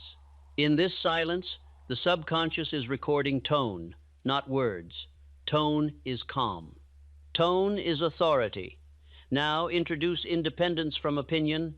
I do not seek permission to proceed. Pause. Then, opinion does not direct my actions. This removes fear of criticism. Allow breath to continue naturally. Now bring attention to self-trust. I trust my judgment. Pause. Then, I act without explaining myself inwardly. Explanation feeds fear. Direction removes it. Allow silence again. Now address time and patience. Time cooperates with me. Pause. Then, I allow sequence to unfold. Fear rushes. Order waits. Now introduce harmony. I allow support where support belongs. Pause. Then, I am not isolated in thought. Isolation magnifies fear. Harmony dissolves it. Allow silence again. Now seal identity calmly. I am steady in action and response. Pause. Then, steadiness governs my conduct. Let this sink. At this point, the exercise becomes passive. The remainder requires no inward speech, only allowance. Allow several breaths to pass. If thoughts arise, let them pass unanswered. Unanswered thoughts weaken. If the body shifts, allow it. Control is not required. Now, for a final sequence, repeat inwardly slowly, once each, with pauses between. I am safe to proceed. Pause. I am capable of response. Pause. I am no longer governed by fear. Pause. Do not repeat these rapidly. Allow them to settle like weight placed gently, not dropped. Now allow silence to remain for as long as it wishes. This silence is the exercise working. The subconscious completes what repetition begins. There is no need to end this exercise deliberately. Sleep may come. Wakefulness may remain. Both are acceptable. If sleep comes, the subconscious continues without interruption. If wakefulness remains, repetition continues through familiarity. This exercise may be returned to on future nights, not to improve it, but to reinforce familiarity. Familiarity is the true agent of change. Fear fades not when challenged, but when no longer recognized as relevant. This exercise removes relevance. Nothing further is required. Let rest continue. The law is operating. You have been carrying a fear you rarely speak aloud, the fear of what tomorrow might bring. The fear of endings, failures, disappointments, unknown turns in the road. And yet tonight, for the first time in years, you will rest without that fear. You will sleep, and the future will lose its power to intimidate you. There is a truth most men never learn. The future is not something you walk into, it is something you create. But when fear whispers in your mind, it blinds you to your own creative power. It makes tomorrow look like a threat instead of a canvas. And you have spent too many nights imagining disaster when you should have been imagining destiny. Think of how many evenings you've lain awake replaying worst-case scenarios that never came to pass. How many nights fear painted vivid pictures in your mind, not of what will happen, but of what could go wrong. Those images have drained your energy, your courage, your clarity. They have shaped a relationship with the future built not on faith, but on suspicion. Tonight we rebuild that relationship. Fear of the future does not come from the future itself. It comes from a mind untrained in certainty, a mind that fills the unknown with shadows instead of possibility, a mind that has forgotten that law, not chance, governs outcomes. Yet tonight, as you drift into sleep, I will remind your subconscious of this law. Let me ask you something privately. How many decisions have you delayed because fear told you, not yet? How many opportunities have passed by because the future looked too uncertain? How many dreams have stayed on paper because you were waiting for a sign, a guarantee, a perfect moment? The man who fears tomorrow sacrifices today. But you do not have to live that way. Picture this moment. You wake tomorrow and feel a calm you haven't felt in years. Not because everything is perfect, but because something inside you finally believes you can shape your own tomorrow. Your chest feels lighter, your mind clearer, your next steps obvious. That shift is the result of a subconscious that no longer rehearses fear. As you fall asleep tonight, you will give your mind new instructions, commands that will erase the habit of imagining danger and replace it with the habit of imagining direction. The future is no longer a threat.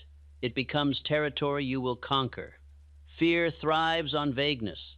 The more you treat the future as a fog, the more the subconscious fills that fog with danger. But when you plant decisive thoughts, clear images, and strong intentions into the subconscious, the fog lifts. Not because the world changed, but because you did. You have been underestimating your power. You have been living as though tomorrow is something that happens to you, when in truth, tomorrow rises according to the state of mind you fall asleep with. Let me paint a simple scene from your own life. Imagine it is early morning light just cracking through the curtain.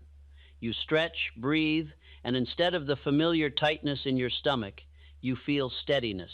You feel capable. You feel guided. That one breath changes the tone of your entire day. This is the mind of a man who has stopped fearing the unknown. But before I lead you deeper, I must warn you, if you treat these hours lightly, nothing will change. Fear is a habit, and habits resist removal unless you replace them with something stronger. You cannot drift through this message. You must absorb it. You must allow the words to settle more deeply than the fears ever have. Fear of the future has stolen too many years from you already. It is whispered that you are unprepared, unsupported, and alone. But fear is a poor prophet. It predicts nothing accurately except its own survival. And it survives only when you believe its voice. Tonight, that voice will fade. As your conscious mind relaxes and your subconscious opens, you will begin feeding it images of a future you choose, not a future you fear. With each breath, you clear space for new beliefs, that you are capable, that opportunities are forming around you, that tomorrow belongs to you long before you enter it. And when a man believes this deeply, life rearranges itself accordingly. Think of a time when you acted boldly despite uncertainty, when something inside you pulled you forward and things somehow worked out. That was not luck. That was alignment. That was a moment when your identity rose higher than your fear. Imagine living every day from that identity. Tonight, you begin practicing that state. As you listen, you will notice that tension in your body softens because the subconscious cannot hold fear and certainty at the same time. You will feel thoughts of worry loosen like knots untied. You will feel the weight of tomorrow drain out of your chest. These sensations are signs that your mind is releasing the habit of anticipating danger. Fear of the future has convinced you that you must know every outcome before you move. But life is not given to the cautious, it is given to the decisive. When you step forward with faith, conditions align. When you hesitate, they collapse. The future rewards those who move with authority. Tonight you will train your mind to expect good things not out of naivety, but out of law. When a man holds a definite vision, life moves toward that vision. When a man holds fear, life mirrors that fear. Your reality has been echoing the thoughts you repeatedly send into the night. You will send new ones tonight. Picture this. Weeks from now, someone asks why you seem calmer, stronger, more focused. They ask why you make decisions faster, why you pursue things you once avoided. And you will know your relationship with the future changed the night you stopped fearing it and started shaping it. There is a deeper truth you must let in. Fear is not removed by waiting for certainty. Fear is removed by building certainty within yourself. The man who trusts his ability to overcome does not fear what tomorrow holds. And you are becoming that man. So breathe deeply now. Let your shoulders drop. Let the noise of today fade. The future is no longer something to brace yourself against. Tonight, while your body rests, I will speak directly to the mind that shapes your tomorrows. And as these words settle, The fear that once gripped you will begin dissolving not forcefully, but naturally like a fog retreating before the rising sun. Sleep now. Let your future meet the strongest version of you. Fear of the future is not born in tomorrow. It is born in repetition. A man does not fear what is coming because it is dangerous, but because his mind has been trained to imagine danger where no evidence yet exists. This distinction is vital because what is learned through habit can be unlearned through discipline, and what is imagined can be redirected. Most men believe fear arrives uninvited, as though it were a natural response to uncertainty. In truth, fear of the future is cultivated nightly, hour by hour, through uncontrolled imagination. Each time a man lies awake projecting failure, loss, or disappointment into days that have not yet arrived, he instructs his subconscious to expect disorder. Expectation governs experience. The subconscious mind does not distinguish between what is real and what is rehearsed. It accepts images, feelings, and assumptions as commands. When a man repeatedly imagines tomorrow as threatening, the subconscious accepts that picture and begins arranging perception, emotion, and conduct around it. The future then appears hostile, not because it is, but because the mind has been prepared to meet it that way. This is why fear feels convincing. It has been practiced. Fear of the future is not instinct. It is habit. Habits persist only while they are fed. The moment a man understands this truth, fear loses its authority. It is no longer mysterious. It is no longer overwhelming. It becomes mechanical, something that operates only because it has been allowed to operate. And what operates mechanically can be interrupted mechanically without struggle or drama. The average man believes courage means suppressing fear. This belief is false. Suppression strengthens what it attempts to defeat. Fear dissolves only when replaced. Replacement, not resistance, is the law governing mental change. You are not here to fight fear. You are here to outgrow it. Consider how fear of the future expresses itself. It rarely announces itself boldly. It whispers. It suggests postponement. It urges caution disguised as wisdom. It counsels delay under the appearance of patience. It persuades a man to wait until conditions feel safer, clearer, or more certain. Yet certainty never arrives first. It follows action. Men who shape the future understand this instinctively. They do not move because the path is visible. They move because movement itself clarifies the path. The future responds to motion, not to hesitation. Fear thrives where motion stops. History offers no example of a great achievement preceded by complete certainty.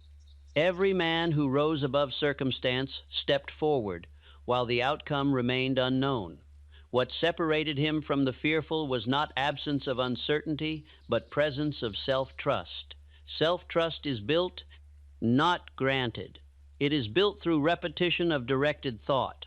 One of the greatest errors ever taught to men is the belief that fear must be justified before it can be dismissed. Fear does not require justification. It exists only because imagination has been left undisciplined. The imagination, when uncontrolled, becomes the breeding ground of fear. When controlled, it becomes the architect of destiny. The same faculty that creates fear creates confidence. The difference lies in direction. Most men permit imagination to wander at night. They surrender the most powerful hours of mental influence to chance images, worries, and unexamined thoughts. In doing so, they unknowingly train their subconscious to expect adversity. Then they wonder why tomorrow feels heavy before it even begins. This practice ends here. Fear of the future cannot coexist with disciplined imagination. The mind cannot rehearse certainty and catastrophe simultaneously. One displaces the other. When a man begins supplying his subconscious with images of order, direction, and self-command, fear retreats without resistance. Fear does not argue. It withdraws. This is why night matters. Night is when the conscious mind loosens its grip, judgment softens, resistance fades. The subconscious becomes receptive, obedient, and impressionable. Whatever thoughts dominate these hours will shape emotional response, expectation, and conduct in the days that follow. Men who understand this law do not fear the night. They use it. Abraham Lincoln lived through uncertainty that would have broken lesser men. Civil war, national division, personal loss, yet his conduct revealed a mind remarkably steady in the face of the unknown. He did not possess certainty of outcome, he possessed certainty of purpose. That certainty anchored his imagination and prevented fear from ruling his judgment. Purpose stabilizes the future. A man without purpose fills the unknown with fear. A man with purpose fills it with direction. Direction gives the mind something to move toward. Fear arises when the mind has nowhere to go. It circles uncertainty endlessly, mistaking motion for progress. But circular thought produces only fatigue. Directed thought produces power. When a man begins to see the future as territory rather than threat, his relationship with time changes. Tomorrow no longer appears as something to endure. It becomes something to shape. This shift does not require optimism. It requires authority over one's own thinking. Authority begins with recognition. Recognize this. Every fearful image you have ever held of the future was created in the present. It did not arrive from tomorrow. It was manufactured now. And if it can be manufactured, it can be replaced. Replacement does not require force. It requires persistence. Persistence is calm repetition. Fear weakens most men, not because it is powerful, but because it is familiar. Familiarity creates acceptance, and acceptance creates obedience. A man obeys the thoughts he entertains most often, especially when his conscious guard is lowered. For years, fear of the future has been entertained without question, until it began to feel reasonable. Reasonable fear is the most dangerous kind. It does not alarm the mind. It persuades it. The persuasion usually begins with the belief that one must prepare for disappointment. Men tell themselves they are being sensible when they imagine loss, failure, or hardship ahead of time. They believe that by expecting difficulty, they will somehow soften its blow. This belief is false. Anticipated pain is lived twice. Most imagined futures never occur, yet the damage caused by imagining them is always real. Fear of the future drains strength in advance. It spends energy today on events that may never happen tomorrow. This habit leaves the mind exhausted before action is even required. The disciplined mind conserves strength. The undisciplined mind wastes it on shadows. A man who trains his mind properly does not deny the existence of difficulty. He denies difficulty the right to dominate his imagination. Strength does not mean blindness. It means selectivity. Selectivity of thought is power. From this night forward, the future no longer stands as an enemy to be watched. It becomes material to be shaped.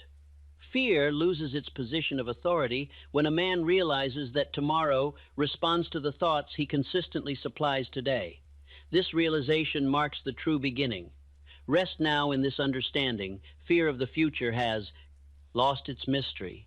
It survives only where it is rehearsed. You have begun rehearsing something stronger. One of the most persistent illusions fear plants in the human mind is the belief that certainty must arrive before movement. This belief appears sensible, even wise, yet it has quietly destroyed more initiative than ignorance ever could. Men wait for assurance, and while they wait, opportunity passes, confidence weakens, and fear strengthens its hold. Certainty is not the cause of action. Action is the cause of certainty. This law operates without exception. A man who waits to feel ready before he moves will wait his entire life. Readiness is not a feeling. It is a condition produced through motion. The mind gains confidence not by standing still, but by proving to itself that it can respond effectively while in motion. Fear thrives in stillness. Movement dissolves it. The future appears frightening only to those who believe they must understand it before entering. This belief places an impossible burden upon the mind. Life was never designed to be entered with full knowledge. It was designed to be navigated through judgment, correction, and persistence. Judgment improves with use. Fear prevents use. When a man delays action in order to gain certainty, he trains his subconscious to associate uncertainty with danger. Each delay reinforces the belief that the unknown must be avoided. Over time, avoidance becomes habit, and habit becomes identity. Identity formed this way produces chronic fear of tomorrow. This identity is now being dismantled. The men who have shaped history did not possess advance guarantees. They possessed decisiveness. Decisiveness is not recklessness. It is the willingness to act upon the best information available and to adjust as facts unfold. Adjustment is a strength, not a weakness. Fear mistakes adjustment for failure. Wisdom recognizes it as progress. Theodore Roosevelt stepped into leadership during moments of uncertainty that frightened his peers. He did not wait for conditions to become ideal. He believed that decisive movement created its own conditions. This belief freed him from the paralysis that fear imposed on others. Decisiveness clarifies the future. Hesitation clouds it. When action is postponed, imagination fills the void. The imagination, left idle, drifts toward danger. It magnifies risk, exaggerates consequence, and invents obstacles. This is not foresight. It is misdirected imagination. Directed imagination requires action. Action gives imagination material. Without action, imagination turns inward and feeds fear.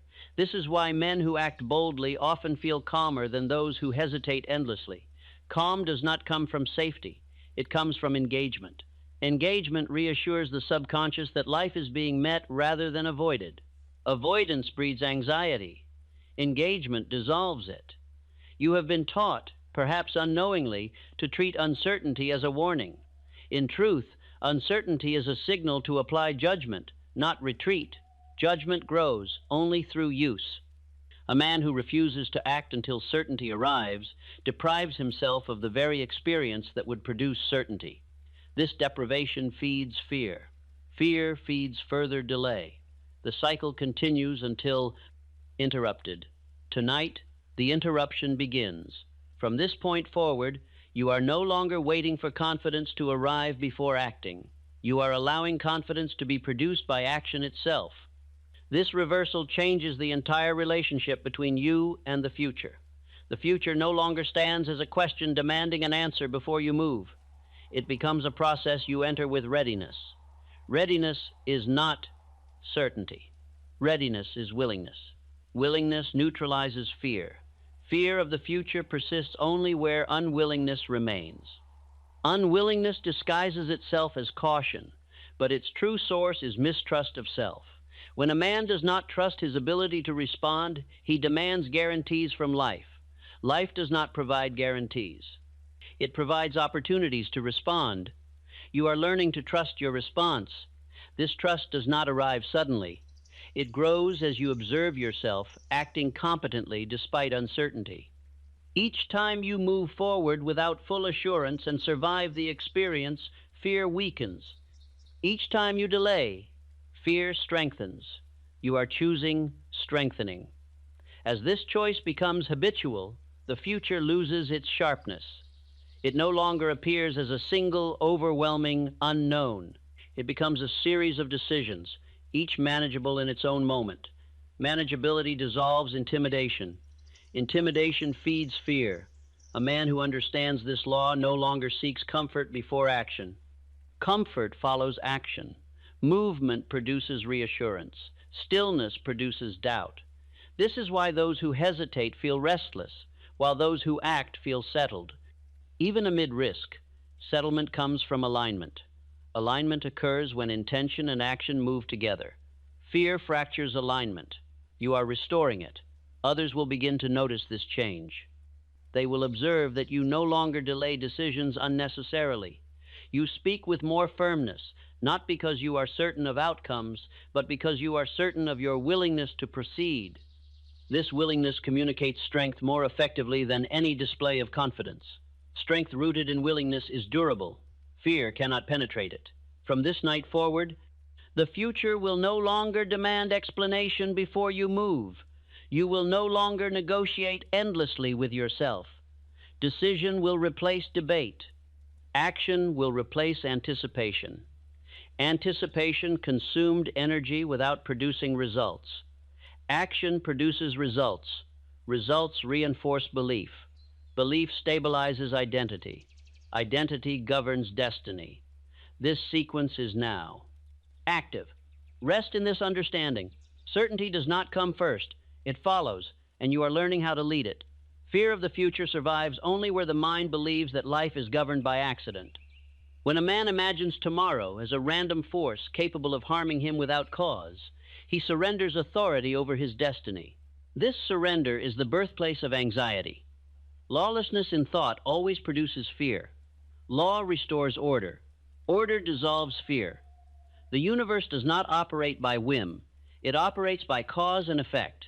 Every condition, favorable or adverse, proceeds from preceding causes. Men who understand this law cease fearing outcomes because they know outcomes can be influenced. Men who ignore it live as though life were a gamble. Fear belongs to gamblers. Confidence belongs to planners. The future terrifies only those who believe it cannot be influenced. Once a man understands that tomorrow responds to the thoughts, habits, and decisions of today, fear loses its foundation. The future ceases to be an enemy and becomes a consequence. Consequences can be shaped. Fear imagines consequences without cause. This misunderstanding has imprisoned millions of men. Most men fear tomorrow because they believe it may bring punishment they did not earn. This belief is false. The future does not punish. It reflects. It reflects the dominant thoughts a man impresses upon his subconscious and the actions those thoughts inspire. Reflection is law. Punishment is superstition. Superstition breeds fear. When a man replaces superstition with 12, understanding, fear weakens. Understanding introduces order into imagination. Instead of seeing tomorrow as chaos, the mind begins to see it as structure unfolding. Structure calms the mind. Calm permits judgment. Judgment produces right action. This chain cannot be broken when law is recognized. Men who rise above fear always possess one trait in common. They believe life responds to principle, not chance. Whether they articulate this belief or not, they operate from it. They act as though effort matters, thought matters, and persistence matters, and they are correct. Napoleon Bonaparte did not conquer half of Europe because he trusted fortune. He trusted order. He believed that preparation, decision, and timing produced predictable results. His confidence did not arise from certainty of victory, but from certainty of method. Method replaces fear. Fear thrives where method is absent. The man who understands law does not demand guarantees from life. He supplies causes and expects effects. He knows that repetition strengthens influence and that disorder invites failure. This knowledge removes anxiety because it replaces helplessness with responsibility. Responsibility empowers. Helplessness frightens. Fear of the future is fear of being acted upon rather than acting. It is the fear of being subject to forces one cannot influence. Once a man accepts responsibility for shaping his future, fear retreats. Responsibility does not burden the strong. It frees them. When responsibility is accepted, imagination no longer wanders into catastrophe. It becomes practical. It asks not, what if disaster comes, but what cause am I setting in motion? This question alone changes the direction of thought. Thought directed by cause is productive. Thought directed by fear is wasteful. You are learning to direct thought by cause. As this learning continues, the future becomes less vague. Vagueness feeds fear. Precision calms it. Precision does not require knowing everything. It requires knowing what you control. You control thought. You control decision. You control persistence. These are sufficient. A man who understands this does not fear uncertainty. He recognizes uncertainty as raw material. Raw material becomes useful when shaped by method. Fear dissolves when uncertainty is treated as opportunity rather than threat. Opportunity requires courage. Courage grows from understanding. Understanding replaces superstition. For years, fear has whispered that tomorrow may undo you. That whisper assumed power without proof. Tonight, that assumption is being challenged. The future has never undone a man who respected law. It has undone only those who ignored it. Ignorance invites fear. Knowledge invites confidence. This knowledge is not academic. It is practical. It instructs you to plant causes today that must produce effects tomorrow. It assures you that persistence multiplies influence and that disciplined thought cannot fail. When applied consistently, consistency is law in motion. Inconsistency feeds fear. Fear thrives where effort is scattered. Focus restores order. As focus increases, imagination ceases to invent threats. It begins to invent plans. Plans do not guarantee outcomes, but they guarantee direction. Direction reassures the subconscious that progress is occurring. Progress quiets fear. Fear survives only where stagnation remains. Stagnation has ended. You are learning to meet the future with method instead of emotion. Emotion exaggerates danger. Method neutralizes it. The man who applies method does not panic. He adjusts. Adjustment is the highest form of intelligence. Intelligence does not fear correction. It welcomes it. Correction improves outcome. Fear resists correction. This resistance keeps men trapped. You are leaving that condition behind. As law replaces superstition, fear fades naturally. It does not need to be argued away. It loses relevance. It cannot survive in a mind governed by cause and effect. The future is no longer mysterious. It is orderly. It responds. It reflects. It obeys law. And you are learning to apply that law. Rest now in this understanding. Fear of the future dissolves where law is recognized, and recognition has begun. When law is recognized, imagination ceases to wander into chaos. It becomes disciplined, purposeful, and constructive. The disciplined imagination does not ask what might happen at random. It asks what must follow from the causes now being set in motion. This shift alone removes the sharp edge from the future. Sharpness belongs to surprise. Law eliminates surprise. Surprise is what frightens men. It suggests vulnerability. It implies that forces beyond control may strike without warning. Yet surprise exists only where preparation is absent. Preparation does not require foresight of events. It requires foresight of response. Response guided by law is reliable. Reliability calms the mind. A man who understands cause and effect does not fear unknown conditions. He knows that whatever condition arises will be met with judgment rather than panic. Judgment, unlike panic, improves with experience. Every experience handled calmly increases the mind's confidence in itself. Confidence born of experience is unshakable. It does not depend on hope. Hope is passive.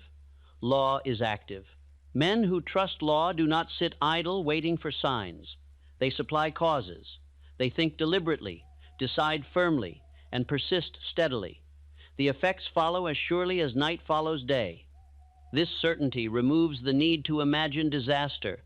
Disaster is the product of disorder. Order prevents it. Fear of the future thrives where disorder reigns in thought. Disordered thought jumps from possibility to possibility without structure. It exaggerates threats and ignores probability. Law imposes structure upon thought. It asks the mind to consider sequence rather than spectacle. Spectacle excites fear. Sequence restores calm. You are learning to think in sequence. Sequence breaks the future into steps rather than masses. A mass intimidates. A step invites movement. Movement reassures the subconscious that life is being engaged rather than endured. Endurance exhausts. Engagement strengthens. This is why men who act methodically feel less fear than those who merely endure uncertainty. Method replaces imagination with procedure. Procedure removes emotion from decision. Emotion magnifies fear. Procedure neutralizes it. Neutrality is power. Power does not tremble before tomorrow. Fear of the future often disguises itself as humility. Men say they fear tomorrow because they acknowledge their limitations. This humility is false. True humility recognizes law and submits to it.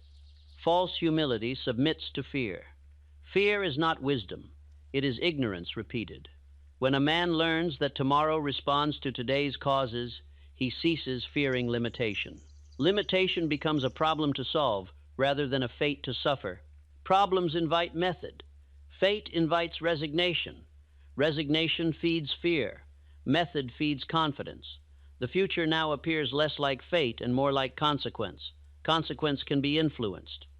Influence restores authority. Authority removes fear. Authority over self is enough. The man who governs his thought governs his action. The man who governs his action governs his destiny. Destiny is not a gift bestowed. It is a condition produced. Produced conditions are predictable. Predictability calms the mind. As this understanding settles, you may notice that your imagination becomes quieter. It no longer rushes ahead inventing endings. It remains closer to the present, attending to causes rather than consequences. This shift reduces anxiety without effort. Effort was never the cure. Understanding was. Understanding introduces order. Order governs habit force. Habit force preserves whatever order is repeated. You are repeating order now. The future responds to repetition more than to intensity. A single emotional night of confidence cannot overcome years of fearful rehearsal. But steady nights of disciplined thought will erase fear completely. Consistency always wins. Fear depends on inconsistency. You are becoming consistent. As consistency increases, the future feels less threatening because it no longer feels separate from you. It feels connected to what you are doing now. This connection dissolves helplessness. Helplessness is the soil in which fear grows. Connection restores agency. Agency empowers. Empowered men do not fear tomorrow. They prepare for it. Preparation of mind is the highest form of preparation. It equips a man to adjust to whatever arises. Adjustment is the proof of intelligence. Fear resists adjustment because it fears being wrong. Fear is attached to illusion. Law is attached to truth. Truth does not threaten. It guides. You are learning to trust guidance rather than prediction. Guidance operates moment by moment. Prediction attempts to leap ahead. Leapfrogging the present produces anxiety. Remaining present produces strength. Strength applied daily reshapes life. Life reshaped obeys law. Law does not punish, it responds. The future is responding now to the changes occurring in your thought. It is becoming less vague, less hostile, less intimidating. It is beginning to appear as territory you will enter with preparation rather than dread. Dread dissolves where law rules. This understanding is not temporary, it is structural. Once a man understands that the future is governed by principle, he cannot return to superstition without effort. Superstition loses its hold. Fear fades with it. You are no longer facing tomorrow blindly. You are approaching it lawfully, and law does not fail. When law replaces chance in the mind, fear loses its final refuge. Fear depends upon unpredictability. It feeds upon the belief that forces may arise without reason and without remedy. Law denies this belief entirely. Law declares that nothing comes without cause and nothing persists without repetition. Repetition is power. Fear was repeated. It can be unrepeated. Men often imagine that fear fades when circumstances improve. This is another illusion. Circumstances do not remove fear. Understanding removes it. A man who believes tomorrow is governed by law will remain calm even when conditions appear unstable, because he knows instability is temporary and responsive. Response is always possible. This knowledge steadies the mind. The future ceases to feel like an approaching wave that may overwhelm. It begins to feel like water that can be entered, tested, and crossed step by step. This change in perception removes panic. Panic arises only when the mind imagines total loss of control. Control of self is never lost, only belief in it fades. You are restoring that belief now. When a man understands that cause precedes effect, he ceases asking, "What if something goes wrong?" and begins asking, "What must I do next?" This question is productive. It moves thought from fear to function. Function displaces imagination.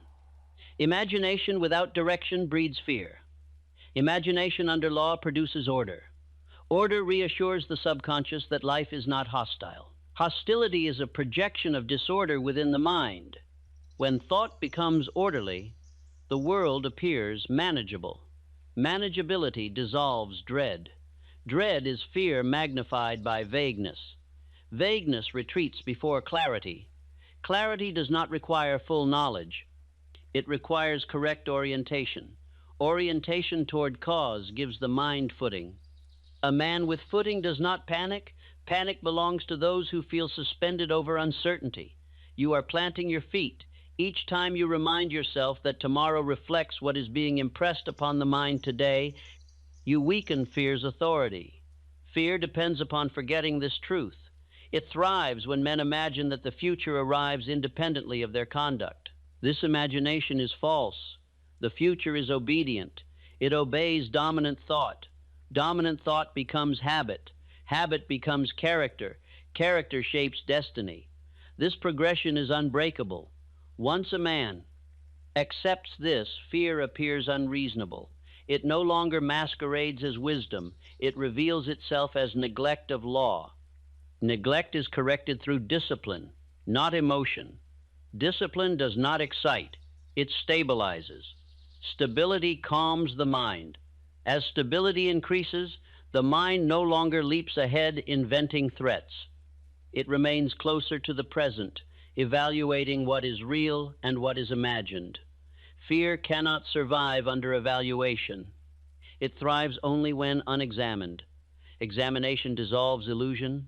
Illusion feeds fear. This examination is now occurring naturally.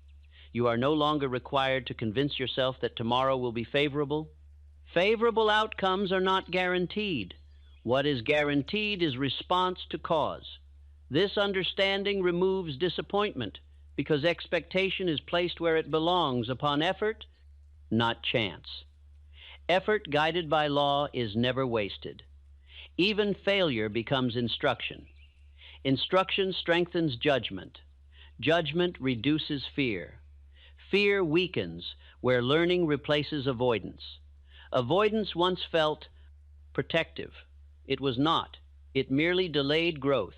Growth produces confidence. Confidence stabilizes identity. Identity no longer trembles before uncertainty. You are reaching that condition. The future now feels less like a verdict and more like an unfolding process. Processes can be guided, verdicts cannot. This distinction alone dissolves much of the fear you once felt. Processes respond to persistence. Persistence does not require certainty. It requires commitment. Commitment anchors the mind. An anchored mind does not drift into fear. Fear thrives in drift. Drift has ended. You are learning to think as a man who shapes outcomes rather than awaits them. This shift changes the emotional climate of the mind. Anxiety gives way to attentiveness. Attentiveness is calm. Calm sharpens perception. Perception improves choice. Choice shapes action. Action produces consequence. Consequence follows law. Law does not surprise. As this understanding deepens, sleep becomes easier. The mind no longer races ahead attempting to solve tomorrow. It rests, knowing that tomorrow will respond to the causes being set now. Rest restores strength. Strength prepares response. Response dissolves fear. This is the quiet power you are installing. Fear of the future cannot coexist with belief in law. The two are incompatible. One rests upon superstition, the other upon understanding. Understanding always prevails when allowed to remain. You are allowing it now. The future is no longer unknown in the way it once seemed. It is lawful. It is responsive. It is waiting. And you are learning how to meet it without fear. When a man finally accepts that the future answers to law, not mood, not chance, and not fortune, his inner world becomes ordered. Disorder once made the future appear dangerous. Order reveals it as manageable. The mind calms when it understands that nothing approaches it without cause, and nothing endures without cooperation. Cooperation with law is power. Fear is refusal to cooperate. The future does not ask permission to arrive, but it does respond to preparation. Preparation does not mean predicting events. It means shaping the mind so that it remains steady, observant, and decisive under all conditions. This preparation is sufficient because conditions may change, but character responds consistently. Character is the anchor. Anchors prevent drift. Drift always magnifies fear. Men who fear tomorrow imagine themselves at the mercy of events. Men who trust law imagine themselves as participants. Participation restores dignity. Dignity removes panic. Panic belongs only to those who feel acted upon. You are no longer being acted upon. You are acting. This shift alters how the subconscious interprets uncertainty. What once appeared as threat now appears as material. Material does not frighten the craftsman. He shapes it.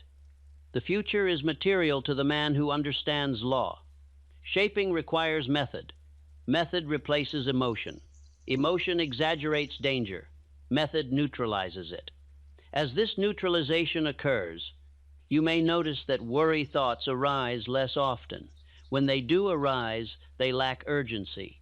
They appear distant, almost unfamiliar. This is a sign that the subconscious is no longer rehearsing fear automatically. Automatic fear has been interrupted. Interruption weakens habit.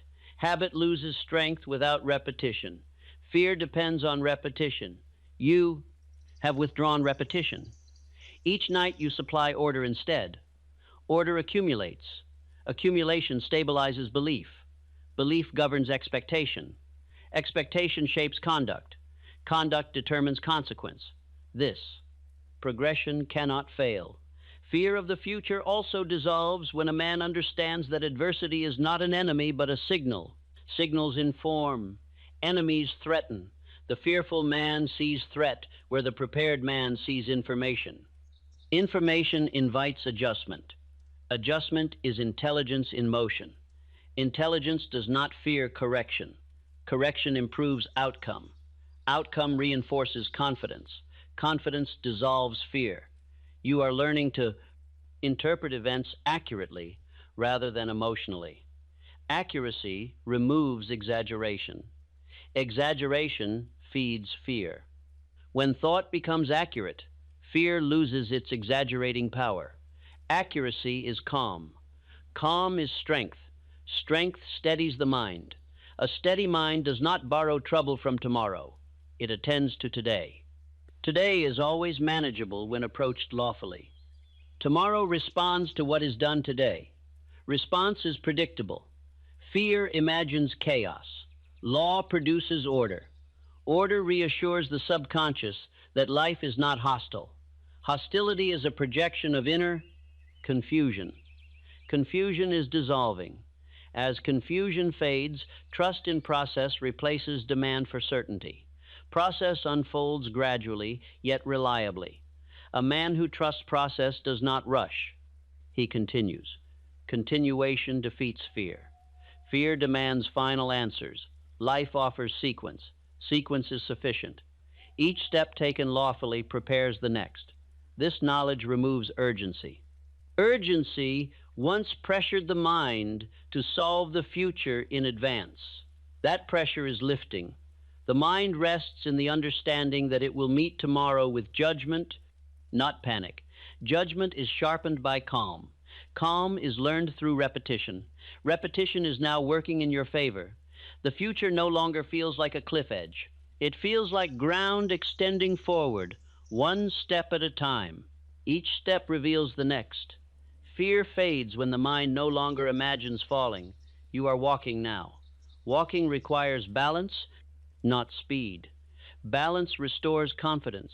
Confidence steadies action. Steady action compounds results.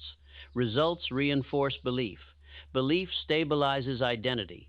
Identity governed by law does not tremble. This identity is forming. The future has already begun responding, not with spectacle, but with order. Order is quiet. Quiet strength endures. Fear does not. As this understanding settles deeper, rest becomes natural. Sleep no longer feels like avoidance. It feels like preparation. Preparation continues even as consciousness rests because habit force works without supervision. Habit force obeys law. You are aligned with it. The future no longer demands vigilance. It invites participation. Participation removes fear. And fear, once removed, does not return easily. You are learning why. When the mind finally accepts that tomorrow answers to principle, it ceases to invent dangers for its own occupation. Fear requires confusion to survive. Confusion thrives only where thought lacks structure. Structure is now replacing confusion, and with it the restless urge to anticipate harm begins to fade. Fear once demanded constant attention. Law requires only recognition. Recognition restores composure. Composure allows reason to govern reaction. A man governed by reason does not dread the unknown. He respects it. Respect differs from fear in one essential way. Respect assumes capacity. Fear assumes collapse. When capacity is assumed, the future loses its power to intimidate. Intimidation depends on helplessness. Helplessness dissolves under understanding. Understanding grows with repetition.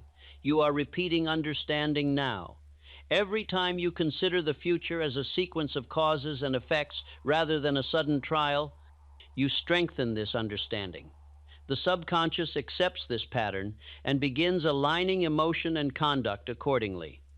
Emotion settles, conduct steadies. The entire inner system adjusts to a new expectation. Expectation is instruction. Instruction becomes habit. Habit governs reaction. Reaction shapes destiny. Fear loses relevance in this progression. The mind once rushed ahead to imagine endings. Endings frightened it because they appeared final and uncontrollable. Law replaces endings with continuance. There is always another cause to set in motion, another adjustment to make, another step to take. Continuance dissolves finality. Finality feeds fear. Continuance sustains hope grounded in action. This hope is not wishful.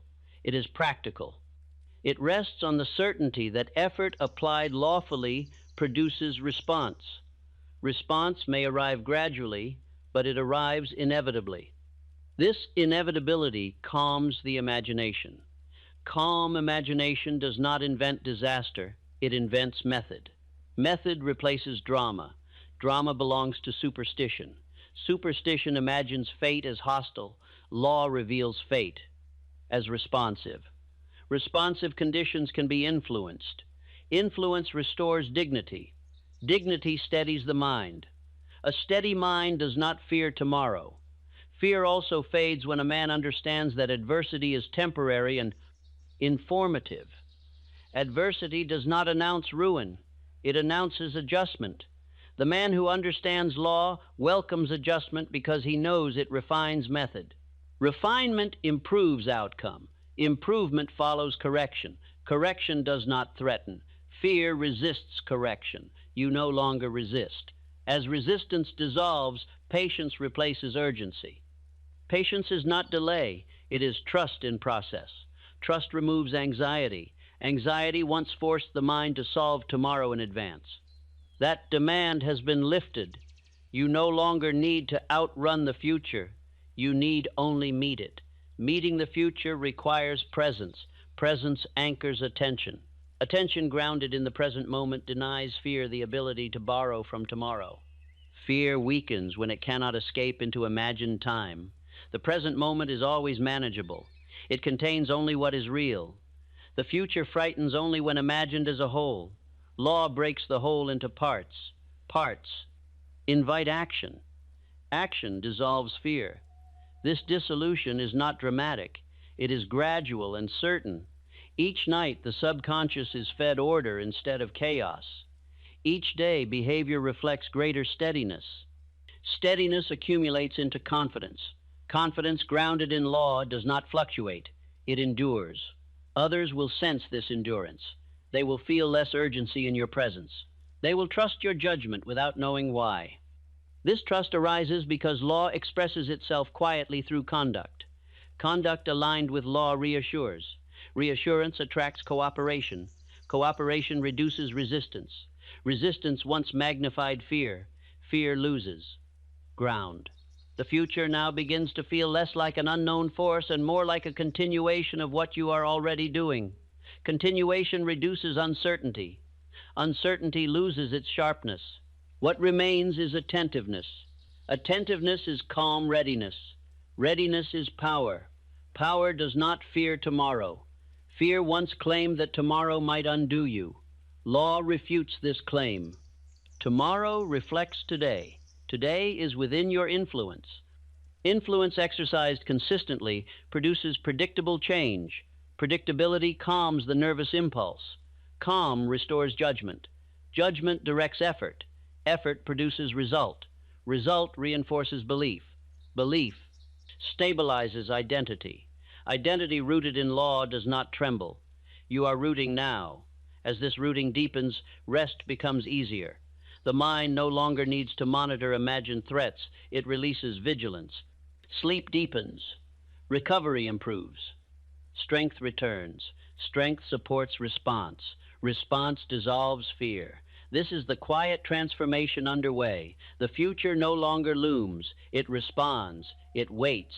It obeys law. And you are learning how to apply it without fear. When a man reaches the point where he trusts law more than feeling, fear of the future loses its last defense. Feeling fluctuates. Law does not. Feeling exaggerates. Law clarifies. A man who relies on feeling will always be uncertain. A man who relies on law will always be prepared. Prepared men do not fear tomorrow. They expect to meet it. Expectation governs posture. A man who expects to meet the future stands differently in the present. His mind does not crouch. It remains upright, attentive, and composed. This posture alone alters how the subconscious responds to uncertainty. Posture is instruction. Instruction becomes habit. Habit governs reaction. Reaction once fed fear. Reaction now feeds calm. Calm spreads through the entire inner system. Thoughts slow, images soften. The mind no longer rushes ahead, seeking to defend itself against imagined harm. Defense is no longer necessary when understanding replaces superstition. Superstition feared punishment. Law expects response. Response restores dignity. Dignity removes panic. Panic belongs to men who believe they will be overwhelmed. You are no longer feeding that belief.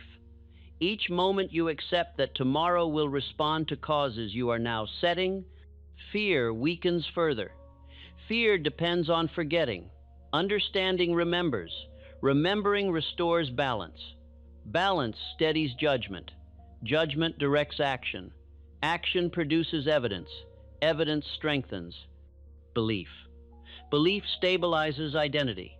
Identity no longer trembles. The future once appeared large because it was undefined. Undefined things invite imagination, and imagination without discipline invents danger. Law defines. It reduces the future from an overwhelming mass into a series of consequences. Consequences are manageable. They respond to adjustment. Adjustment is power. A man who adjusts does not fear error. Error becomes instruction rather than condemnation. Fear depends on the belief that mistakes are final. Law reveals that mistakes are temporary signals guiding correction.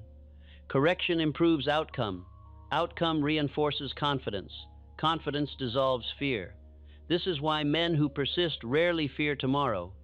Persistence assumes correction. It assumes learning. It assumes progress even through difficulty. Fear assumes collapse. These two assumptions cannot coexist. You are choosing persistence. Persistence aligns with law. Law supports persistence. As this alignment strengthens, the mind stops scanning the horizon for danger. It becomes occupied with present action. Occupation is the enemy of anxiety. Anxiety thrives in idle imagination. Imagination engaged in method cannot breed fear. Method replaces mystery. Mystery once magnified the future. Magnification dissolves under understanding. Understanding shrinks fear to its true size. That size is small. The future no longer appears as an unknown judge. It appears as a field governed by principle. Fields do not threaten. They invite cultivation. Cultivation requires patience, not panic. Patience grows from trust. Trust rests on experience. Experience has already shown you that you can respond. You are reminding the mind of this truth now. Each reminder weakens fear's claim that you are unprepared. Preparedness is not knowledge of events. It is confidence in response. Response is trained through repetition, not prediction. Prediction failed you. Repetition will not. As repetition continues, the nervous impulse that once accompanied thoughts of tomorrow begins to quiet. The body responds to belief faster than the mind recognizes it. This quiet is evidence that fear is no longer being reinforced. Reinforcement maintains habit. Habit force preserves what is reinforced. You are reinforcing law. Fear loses reinforcement. Fear fades. The future now appears closer, more familiar, less abstract. Familiarity removes intimidation. The unknown becomes known in method, if not in detail. Method is sufficient. Detail will arrive when needed. Need will arise when action demands it. Action is now easier. Ease does not mean passivity. It means absence of resistance. Resistance once fed fear. Fear starves without resistance. You are learning to trust the sequence of life rather than fearing its turns. Sequence implies order. Order implies predictability of response. Response is where your power resides. Power exercised calmly is mastery. Mastery does not announce itself, it operates. As mastery develops, you may notice that others sense your steadiness. They may seek your judgment. They may rely on your composure. They may feel safer in your presence. This is not coincidence. Law expresses itself outwardly through conduct. Conduct aligned with law inspires confidence. Confidence spreads. Fear retreats. The future now begins to feel like something you are already participating in, rather than something waiting to confront you. Participation removes fear. Spectators fear more than participants. You are no longer a spectator. You are engaged. Engagement replaces dread with purpose. Purpose organizes thought. Organized thought sustains calm. Calm governs. Reaction. Reaction no longer feeds fear. This cycle strengthens itself. As this understanding deepens, the mind no longer demands certainty of outcome. It rests in certainty of process. Process unfolds reliably when guided by law. Trust in process is the final antidote to fear of the future. You are trusting now. Trust removes vigilance. Vigilance once exhausted you. Exhaustion magnified fear. Rest restores strength. Strength supports response. Response dissolves fear. The future no longer stands apart from you. It responds. It reflects. It obeys law. And you are learning quietly and steadily how to meet it without fear. Fear of the future gains most of its strength from a single misuse of the mind, undisciplined imagination. The imagination was never intended to serve as a workshop for disaster. Its purpose is creation. Yet when left without guidance, it drifts naturally toward danger, because danger excites emotion, and emotion demands attention. Attention feeds repetition. Repetition feeds habit. Habit feeds fear. This cycle has been operating silently for years.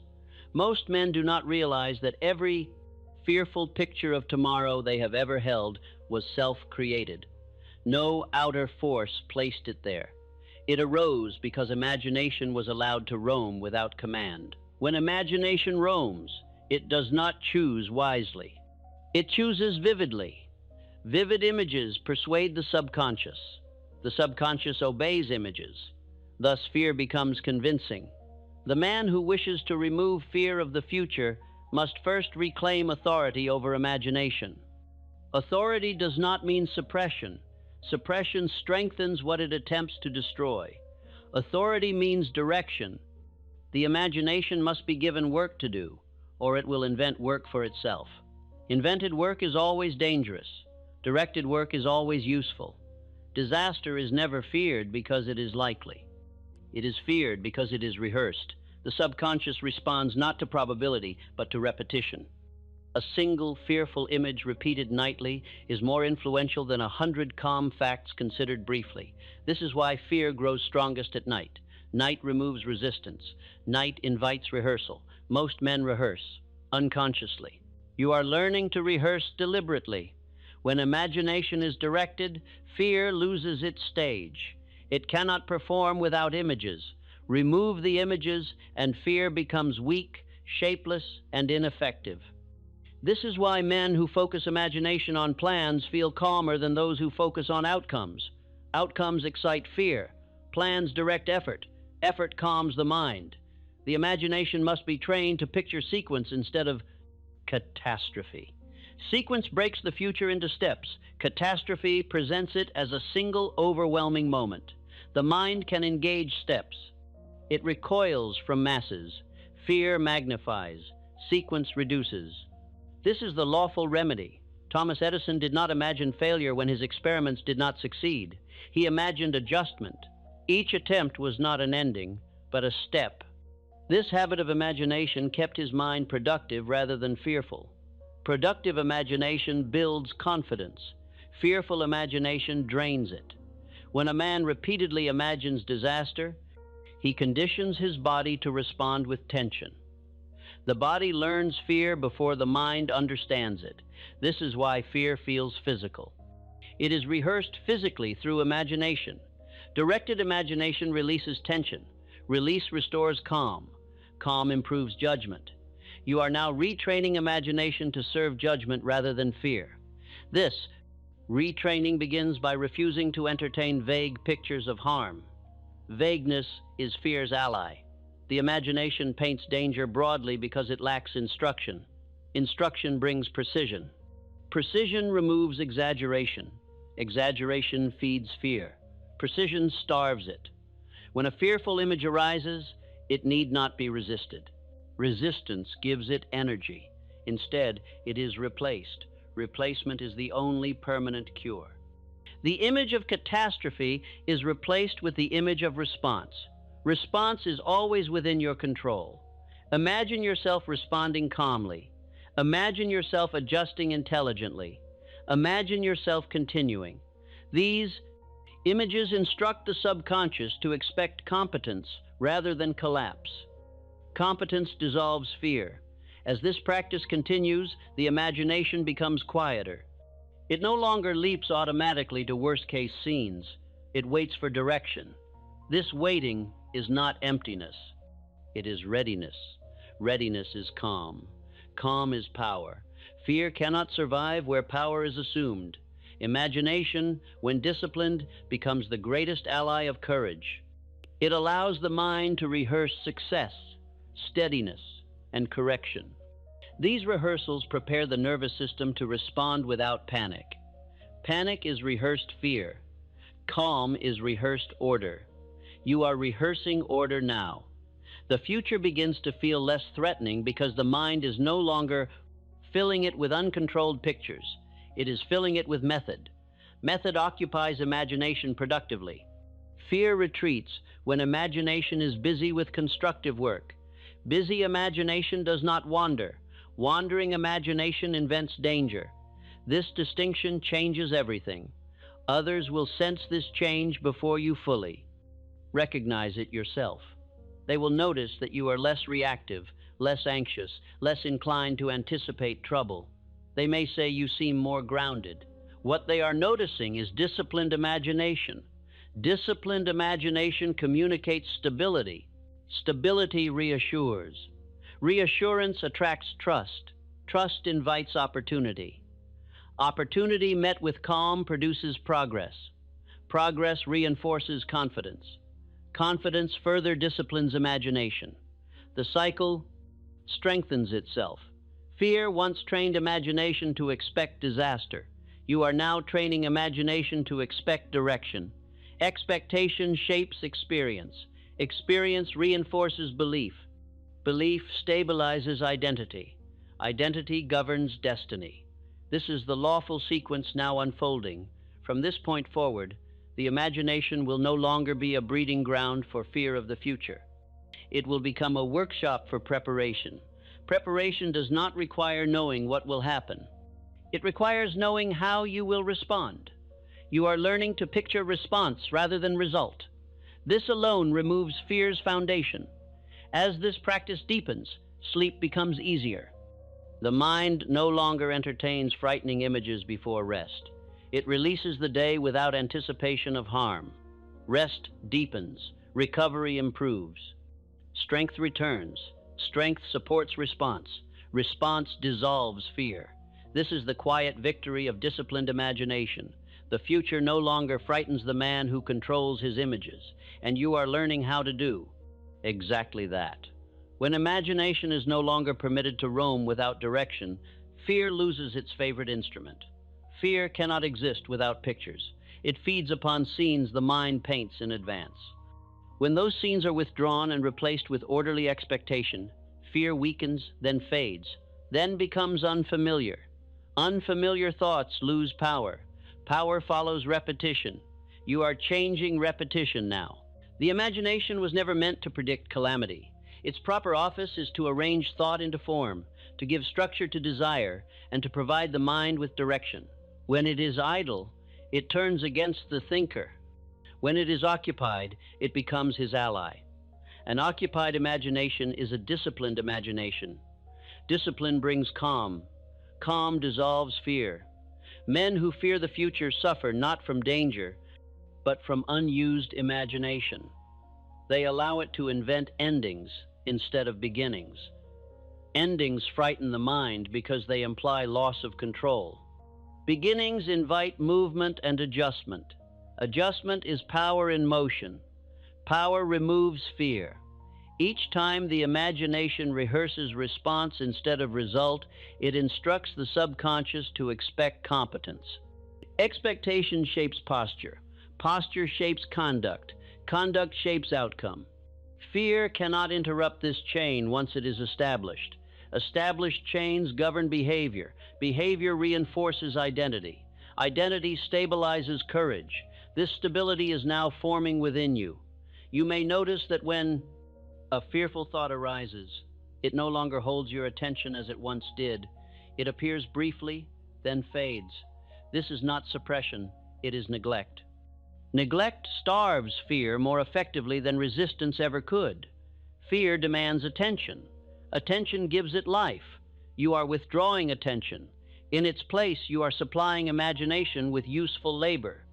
You are teaching it to picture orderly movement, calm response, and steady continuation. These images do not excite emotion, they settle it. Settled emotion allows reason to guide action. Reason directs imagination productively. This cooperation between reason and imagination is the foundation of all achievement. It is also the end of fear. Fear arises only when imagination operates without reason. Reason restores balance. Balance calms the mind. Calm strengthens judgment. Judgment improves response. Response dissolves fear. This progression does not require effort. It requires consistency. Each night you repeat this practice, imagination becomes more obedient. Obedience does not feel restrictive. It feels relieving. Relief arrives when chaos ends. Chaos lived in uncontrolled pictures. Pictures are now under command. The future no longer appears as a stage upon which disaster might appear without warning. It appears as a field of activity awaiting direction. Fields are worked, not feared. Work replaces worry. Worry consumes strength without producing result. Work guided by imagination produces progress. Progress reassures the subconscious. Reassurance quiets fear. You are noticing this quiet now, Others will notice it. Soon, they will observe that you no longer speculate about what might go wrong. You speak more of what can be done. This shift alters how people respond to you. They trust your judgment because it is not clouded by fear. Trust attracts cooperation. Cooperation multiplies effort. Effort applied calmly produces better outcomes. Outcomes reinforce confidence. Confidence further disciplines imagination. Fear recedes further. The imagination now begins to work ahead of you constructively. Instead of rehearsing harm, it anticipates order. It supplies the mind with pathways rather than obstacles. This constructive anticipation is the opposite of fear. Fear anticipates loss. Constructive imagination anticipates process. Process is manageable. Manageability removes intimidation. As intimidation fades, the future no longer feels heavy. It feels neutral, even inviting. This neutrality is important. Fear is emotional excess. Neutrality restores clarity. Clarity allows intelligent action. Intelligent action replaces anxiety. Anxiety once exhausted you. Energy is returning now. This energy is not excitement. It is steadiness. Steadiness is more powerful than excitement because it endures. Endurance carries men through uncertainty without collapse. Fear collapses endurance. You are rebuilding it. As disciplined imagination becomes habit, fear of the future will no longer arise automatically.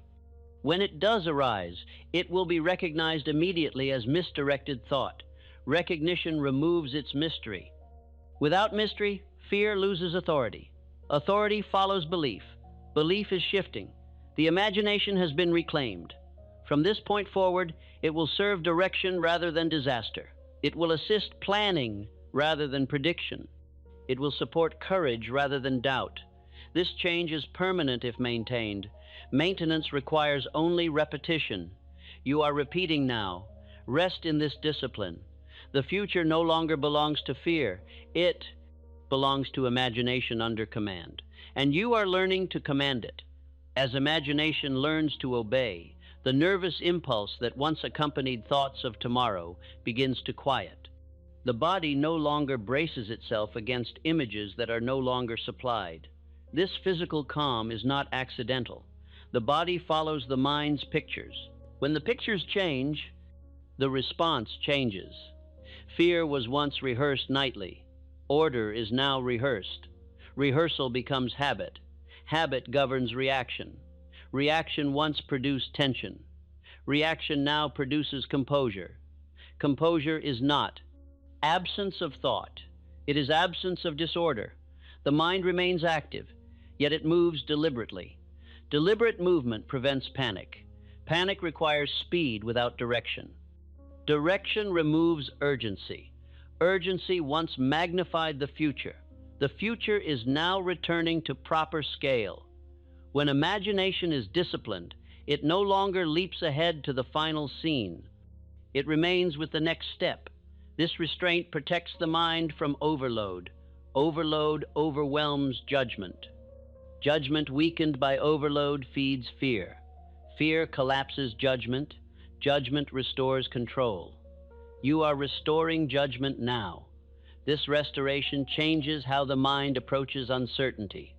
Uncertainty no longer invites speculation. It invites preparation. Preparation does not demand prediction. It demands readiness of response. Readiness is rehearsed through imagination. You are rehearsing readiness. As readiness becomes familiar, fear becomes unfamiliar. Familiarity determines authority. Thoughts that feel familiar influence behavior automatically. Thoughts that feel foreign are ignored. Fear is becoming foreign. Directed imagination is becoming familiar. This reversal marks real progress. You may notice that your thoughts about the future no longer spiral. They arrive, pause, and depart. This calm passing indicates that imagination is no longer amplifying them. Amplification fed fear. Restraint dissolves it. Restraint is strength. Strength steadies emotion. Emotion once carried fear. Emotion now carries calm. Calm alters perception. Perception shapes expectation. Expectation guides conduct. Conduct determines outcome. This sequence is now operating in your favor. Men who command imagination do not live in anticipation of disaster. They live in preparation for action. Preparation replaces dread with purpose. Purpose directs effort. Effort applied purposefully reassures the subconscious. Reassurance quiets fear. The future now begins to feel less like a threat and more like a task. Tasks can be approached methodically. Threats demand defense. Defense exhausts. Method sustains. Sustained effort outlasts fear. Fear depends on collapse. You are not collapsing. You are continuing. As imagination continues to serve order, sleep deepens. The mind no longer feeds itself frightening images before rest. Instead, it releases the day without rehearsal of harm. This release allows habit force to continue its work uninterrupted. Habit force supports whatever is repeated calmly. You are repeating calm. Calm will be preserved. This preservation ensures that fear of the distraction future does not return easily. Fear cannot regain influence without images. Images cannot persist without attention. Attention is now directed elsewhere. Elsewhere toward sequence. Sequence toward action. Action toward progress. Progress toward confidence. Confidence toward calm authority. Authority dissolves fear. This is not a temporary condition. It is structural. Once imagination is disciplined, it does not easily return to chaos. Order feels better. Calm feels safer. The mind prefers them. Preference guides behavior. Behavior stabilizes identity. Identity governs destiny. The future no longer frightens the man who controls his images. You are learning to do so steadily, and the more steadily you do, the quieter fear becomes until it is no longer heard at all. As imagination comes fully under command, the mind begins to experience a new form of freedom. This freedom is not emptiness, nor is it distraction. It is freedom from intrusion. Thoughts no longer arrive uninvited and remain unchallenged. They appear, are recognized, and pass if they serve no purpose. Purpose governs thought. Thought governed by purpose does not wander. Wandering is the birthplace of fear. When imagination is no longer allowed to wander, fear loses its breeding ground. It cannot form without unexamined pictures. It cannot grow without attention. It cannot persist without repetition. All three are now being withdrawn. Withdrawal is not force. It is discipline. Discipline restores order. Order settles the mind. A settled mind does not invent danger to occupy itself. It finds satisfaction in sequence, in preparation, in steady movement forward. This satisfaction replaces the restless urge to imagine endings. Endings once frightened the mind because they appeared final. Finality implies loss of control. Control returns through continuance. Continuance dissolves fear. The imagination now begins to assist rather than alarm. It offers possibilities of adjustment instead of scenes of collapse. It shows the mind how to proceed rather than what to avoid. This shift changes the emotional tone of the future from threatening to neutral. Neutrality is powerful. Fear cannot thrive in neutrality. Neutrality allows judgment. Judgment directs action. Action produces progress. Progress reassures the subconscious. Reassurance weakens fear. You are now experiencing this reassurance. It does not announce itself loudly. It feels like quiet steadiness, a sense that tomorrow does not require defense, a sense that whatever arrives will be met competently. This sense is not emotion, it is structure. Structure governs behavior even when emotion fluctuates. Fear relied on emotion. You are relying on structure. As structure strengthens, imagination stops magnifying uncertainty. It no longer paints the future larger than it is. It restores proportion. Proportion is the enemy of fear. Fear survives only when imagination exaggerates scale. Scale reduced becomes manageable. Manageable becomes approachable. Approachable invites action. Action dissolves dread. This is why men who plan calmly do not fear tomorrow. They do not know outcomes in advance, but they know steps. Steps are sufficient, fear demands outcomes. Law operates through steps. You are aligning with law. Others will soon notice this alignment. They will sense that you no longer speculate about what might happen. You speak of what can be done. Your language becomes simpler, more direct. This simplicity is not ignorance. It is clarity. Clarity is confidence. Confidence attracts trust. Trust invites cooperation. Cooperation eases effort. Ease encourages persistence. Persistence outlasts fear. As imagination continues its disciplined work, the mind no longer seeks stimulation through worry. Worry once provided movement in the absence of direction. Direction has now been supplied. The mind prefers direction. Preference guides habit force. Habit force preserves preference. Fear loses its place. The future now feels less like an abstract unknown and more like an extension of present. Conduct. Extension implies continuity. Continuity reassures. Reassurance quiets the impulse to predict disaster. Prediction of disaster was never protection. It was rehearsal. Rehearsal is now constructive. Constructive rehearsal prepares response. Response dissolves fear. The imagination is now rehearsing competence rather than collapse. Each time this rehearsal occurs, the nervous impulse grows calmer. The body learns that it no longer needs to brace itself against thought. This physical calm reinforces mental calm. The cycle is complete. Mind instructs body. Body confirms mind. Fear fades. This fading does not require attention. It happens naturally when imagination is no longer misused. Misuse was unconscious. Discipline is conscious. Conscious use always prevails. You are now using imagination consciously. This use will continue as long as repetition continues. Repetition does not require effort. It requires consistency. Consistency is now forming. From this point forward, fear of the future will not dominate your nights. The images that once fueled it are gone. In their place stand orderly pictures of response, adjustment, and continuation. These pictures instruct habit force. Habit force protects what it is given. Fear will not easily return. And even if it attempts to appear, it will find no images to support it.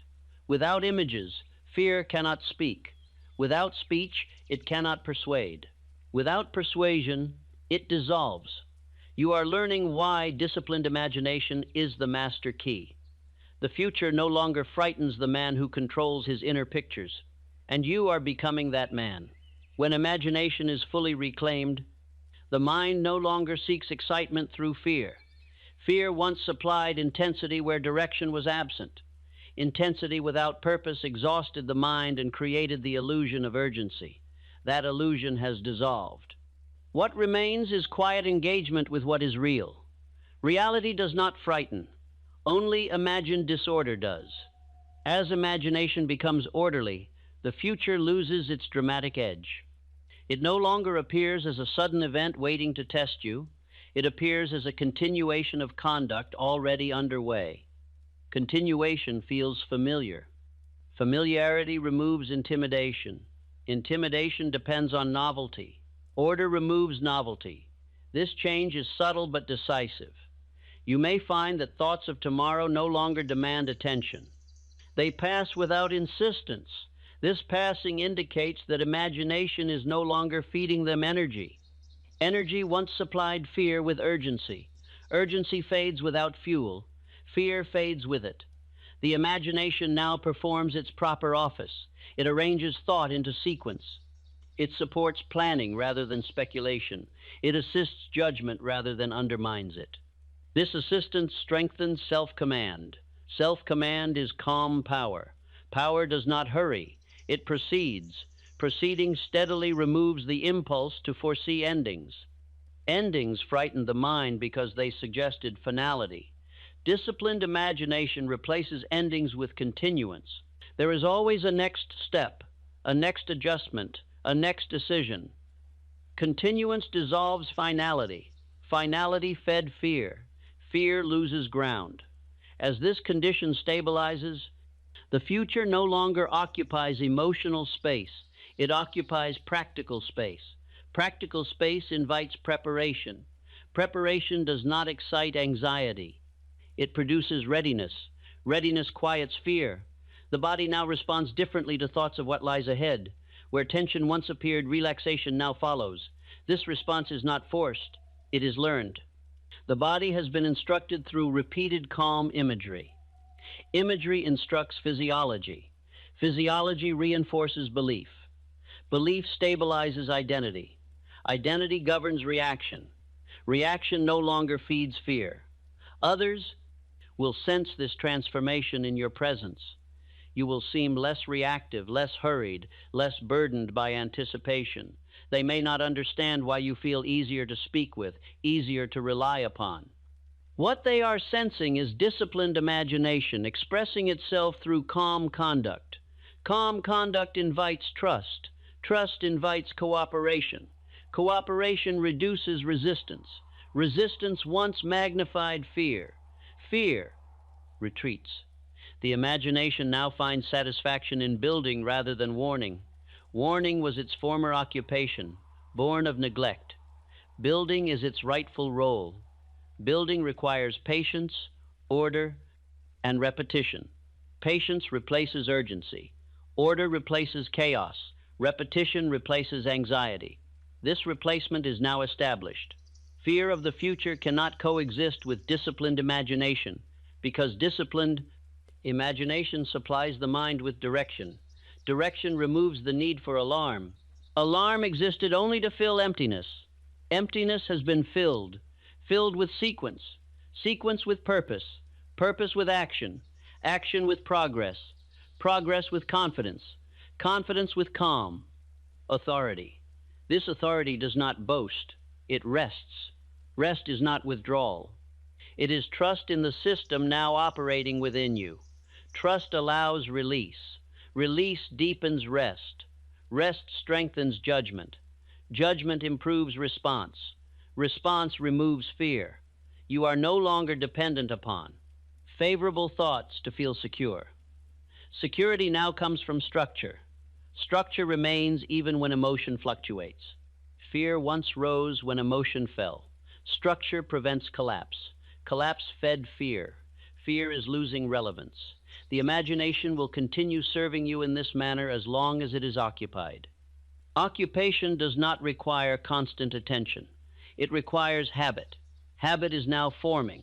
Habit force preserves order. Order endures. This endurance marks the completion of this work. Fear of the future has been removed not by force, but by replacement. Imagination has been given its rightful task. It no longer invents danger. It constructs readiness. Readiness does not fear tomorrow. It meets it. This is the permanent condition you are entering. And with disciplined imagination firmly in place, the future holds no power to disturb you. Fear of the future does not persist because it is reasonable. It persists because it has been practiced.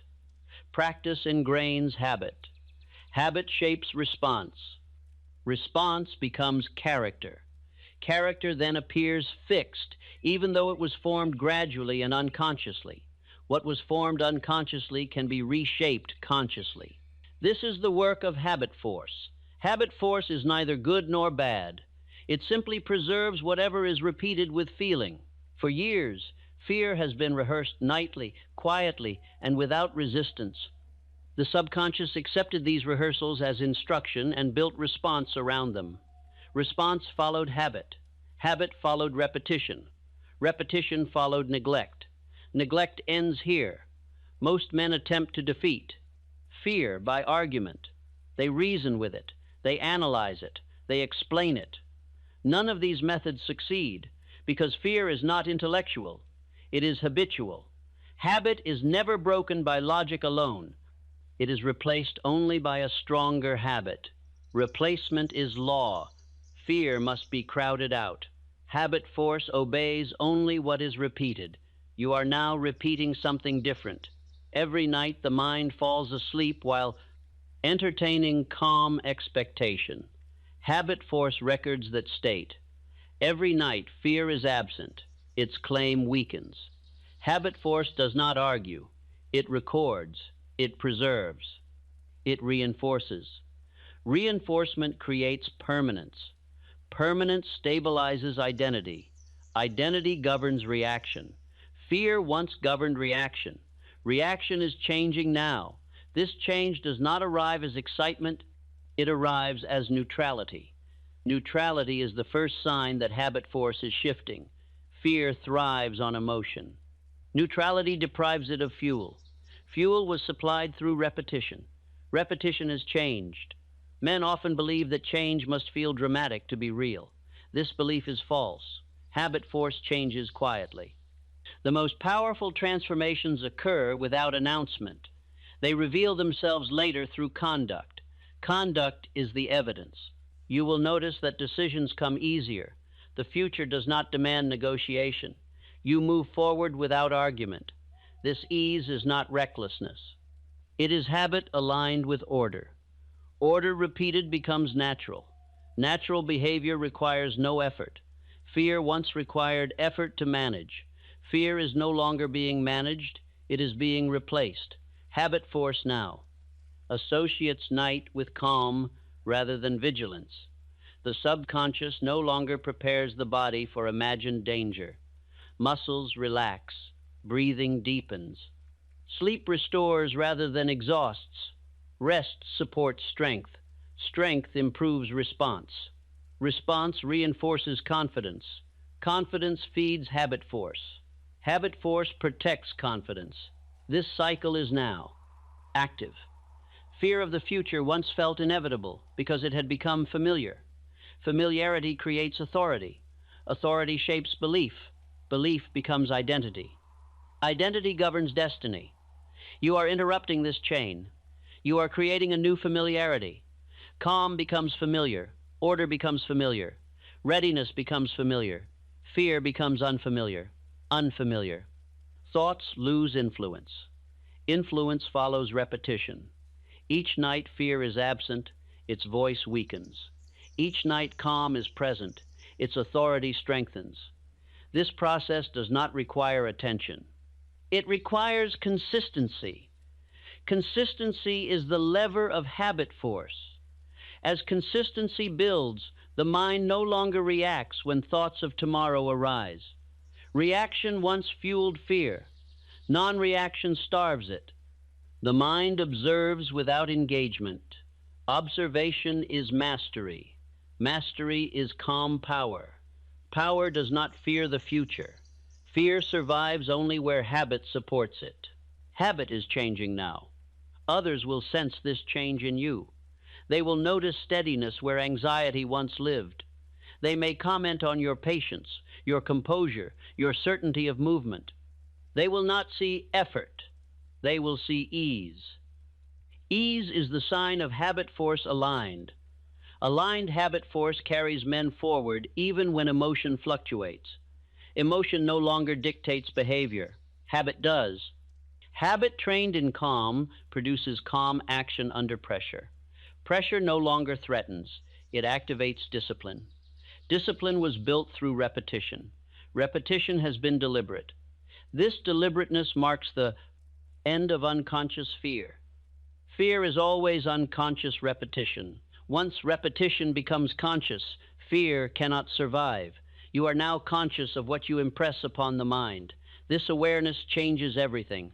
From this point forward, fear of the future will not return suddenly. It would require repeated rehearsal.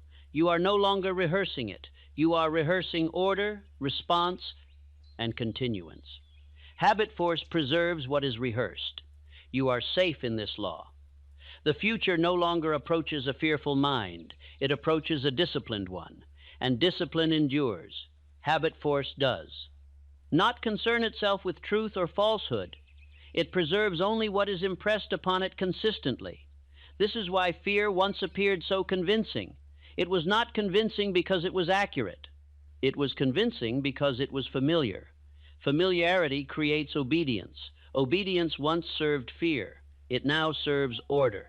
The subconscious does not ask whether a thought is helpful. It asks only whether it is repeated. Repetition is its language. Whatever is spoken most often becomes its instruction. You are now speaking calm into it nightly. Calm repeated becomes character. Character governs destiny. This is the mechanism now working silently within you. Men often underestimate the power of small repetitions. They expect change to come from dramatic effort. Habit force ignores drama. It responds to steadiness.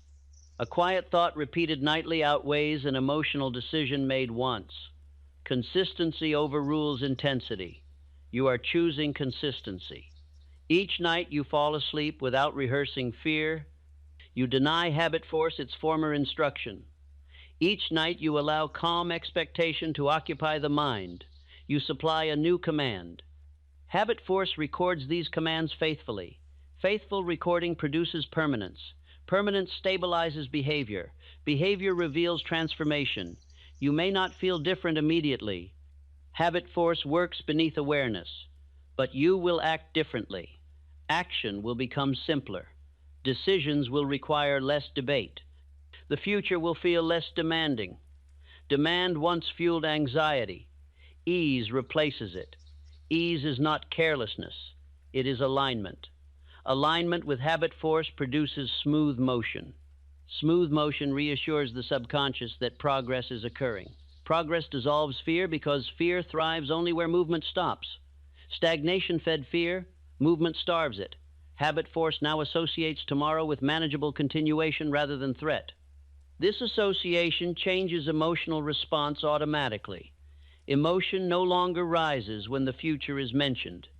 Neutrality appears instead. Neutrality is victory. Fear requires emotion. Without emotion, it fades. As neutrality strengthens, confidence appears quietly. This confidence is not excitement. It is steadiness.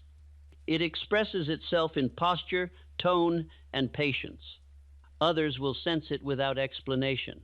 Calm confidence invites trust. Trust attracts cooperation. Cooperation eases effort. Effort applied calmly produces better results. Results reinforce belief. Belief strengthens habit force. Habit force protects belief. This cycle now sustains itself. Fear of the future once returned because habit force was never interrupted. Now it has been. Interruption followed by replacement creates permanent change. Fear cannot return without rehearsal. You are no longer rehearsing it. Rehearsal now belongs to order. Order belongs to you. The mind now rests more easily. Sleep deepens because vigilance is no longer required. Vigilance was fear disguised as preparation. Preparation now occurs through discipline, not tension. Tension exhausted you. Discipline restores you. Restoration strengthens response. Response dissolves fear. This restoration is cumulative. Each night adds to it. Each day reflects it. You will notice that uncertainty no longer unsettles you as it once did. It may still exist, but it does not command attention. Command has shifted. You now command. Habit force has accepted new authority. Authority expressed calmly endures. The future no longer feels like something to survive. It feels like something to continue into. Continuation is safe. Continuation is lawful. Continuation dissolves fear. This is the work of habit force completed through discipline rather than struggle. It will continue as long as repetition continues. Repetition is now natural. Fear has lost its place, and habit force will not give it back. Fear of the future cannot survive in the mind of a man who knows who he is. Uncertainty frightens only those whose identity is unsettled. When a man does not yet recognize himself as the source of decision, the future appears as something external, something approaching him with demands. Identity reverses this relationship. The future does not approach the decisive man. The decisive man approaches the future. Most men unknowingly live with borrowed identities.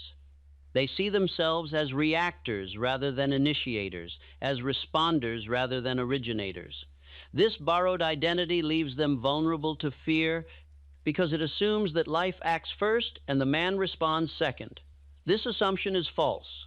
Life responds to decision. Decision begins within. When a man claims identity as one who decides, fear loses authority immediately. Fear thrives only where indecision exists. Indecision leaves space for imagination to invent threat. Decision closes that space. Decision is structure. Structure calms the mind. Calm removes fear. Identity is not declared through words alone. It is established through repeated acts of self-command. Each time a man chooses to decide rather than delay, he strengthens his identity. Identity formed this way becomes stable. Stability removes fear of tomorrow. The man who knows himself as a decider does not require reassurance from circumstances. He expects uncertainty. He does not resent it. Uncertainty becomes the field in which decision proves itself. Decision thrives in uncertainty. Fear collapses within it. This is why great leaders appear calm in times that unsettle others. Their calm does not arise from favorable conditions. It arises from settled identity. They do not wait for clarity to move. They create clarity through movement. Movement confirms identity. Identity directs movement. This confirmation loop stabilizes behavior. Fear cannot interrupt it. A man who identifies himself as one who decides no longer asks whether the future will be kind. He asks only what decision must be made next. This question grounds him in the present and removes speculation. Speculation feeds fear. Decision dissolves it. You are now forming this identity. Each night you fall asleep having chosen calm over rehearsal of fear. You reinforce it. Each day you act without excessive negotiation. You strengthen it. Identity is built through consistency, not declaration. Consistency creates belief. Belief stabilizes conduct. Conduct expresses identity. Others will soon perceive this shift. They will notice that you no longer speak as though life is happening to you. Your words reflect ownership. Ownership is felt even when unspoken. Ownership inspires confidence in others. Confidence invites opportunity. Opportunity meets preparedness. Preparedness belongs to identity. Fear once made you feel small before. Tomorrow, identity restores proportion. The future no longer seems larger than you. It appears equal, even subordinate, because you recognize yourself as the one who supplies decision. Decision governs outcome. Outcome no longer intimidates. Identity also removes the fear of making mistakes. The man who sees himself as a decider understands that error is part of authority. Authority is not perfection. It is responsibility. Responsibility empowers. Fear avoids responsibility. You are embracing it. When responsibility is accepted willingly, fear dissolves. There is no longer any need to predict perfectly. Adjustment replaces prediction. Adjustment is strength. Strength does not fear correction. Correction improves method. Method ensures progress. The future now becomes a place to exercise identity rather than test it. You no longer feel as though tomorrow will reveal whether you are capable. You know capability already. Tomorrow merely offers opportunity to express it. Expression builds confidence. Confidence stabilizes identity. Identity removes fear. This identity also changes how you interpret delay. Delay once felt like danger. Now it feels like timing. Timing does not threaten the man who decides. He understands that movement continues even when visible progress pauses. Pause does not equal failure. Fear believed it did. You no longer believe that. The decisive identity does not rush. It proceeds. Proceeding steadily removes urgency. Urgency once pressured you to foresee everything in advance. That pressure is gone. You move now with authority. Authority does not hurry. It acts. As identity settles, the future becomes familiar. Familiarity removes intimidation. The unknown no longer appears hostile. It appears neutral, ready to be shaped by decision. Decision shapes destiny. This understanding ends the old relationship with fear. You are no longer a man waiting to see what will happen. You are a man who makes things happen. Fear cannot exist in that identity, and that identity is now taking root. Fear of the future cannot dwell in a mind governed by faith, rightly understood. Faith is not blind belief, nor is it emotional hope. Faith is a disciplined expectation grounded in law. It is the calm conviction that causes set in motion will produce their effects, even when the manner and timing remain unseen. Faith removes haste. Haste feeds fear. Most men misunderstand faith because they associate it with feeling. Feeling fluctuates. Faith endures. Faith does not require enthusiasm. It requires alignment. Alignment with law produces confidence that does not depend on circumstance. Circumstance changes. Law does not. When a man practices faith as expectation rather than emotion, fear loses its hold. Fear thrives where expectation is divided. Divided expectation imagines both success and failure. Faith chooses direction and refuses to entertain alternatives. Alternatives weaken resolve. Resolve steadies the mind. Steadiness dissolves fear. Faith begins as a decision. A man decides what he will expect from life based on the causes he supplies. He does not wait for reassurance. He supplies belief first. This belief is not fantasy. It is instruction given to the subconscious. Instruction repeated becomes conviction. Conviction governs conduct. Conduct shapes result. Fear interrupts this chain only when belief wavers. You are learning not to waver. When faith is practiced nightly, especially as the mind drifts into sleep, it becomes habitual. Habitual faith is not dramatic. It feels natural. It expresses itself as quiet assurance that tomorrow will respond appropriately to today's effort. Effort guided by faith is steady. Steady effort compounds. Compounding dissolves doubt. Doubt fed fear. Faith replaces to it. Men who operate from faith do not fear delay. Delay does not contradict faith. It confirms process. Process unfolds in sequence. Faith trusts sequence. Fear demands immediacy. Immediacy is impatience. Patience is power. Faith supplies patience. This patience removes anxiety about timing. The future no longer feels late or threatening. It feels orderly. Order reassures the subconscious that no sudden catastrophe is required to justify vigilance. Vigilance fades. Rest returns. Rest restores strength. Strength supports persistence. Persistence validates faith. This validation deepens belief. Fear cannot survive in this environment. Faith also alters how adversity is interpreted. Adversity no longer appears as warning of failure. It appears as signal for adjustment. Adjustment does not threaten faith. It refines it. Refinement strengthens conviction. Conviction stabilizes identity. Identity no longer fears tomorrow. You are now cultivating this faith deliberately. Each night you refuse to imagine defeat. You strengthen it. Each morning you act without waiting for reassurance. You confirm it. Faith grows through action aligned with expectation. Expectation directs attention. Attention shapes experience. Experience reinforces belief. Belief deepens faith. This cycle is now active. Others will sense this. Faith even when you do not speak of it. They will notice calm where anxiety once appeared.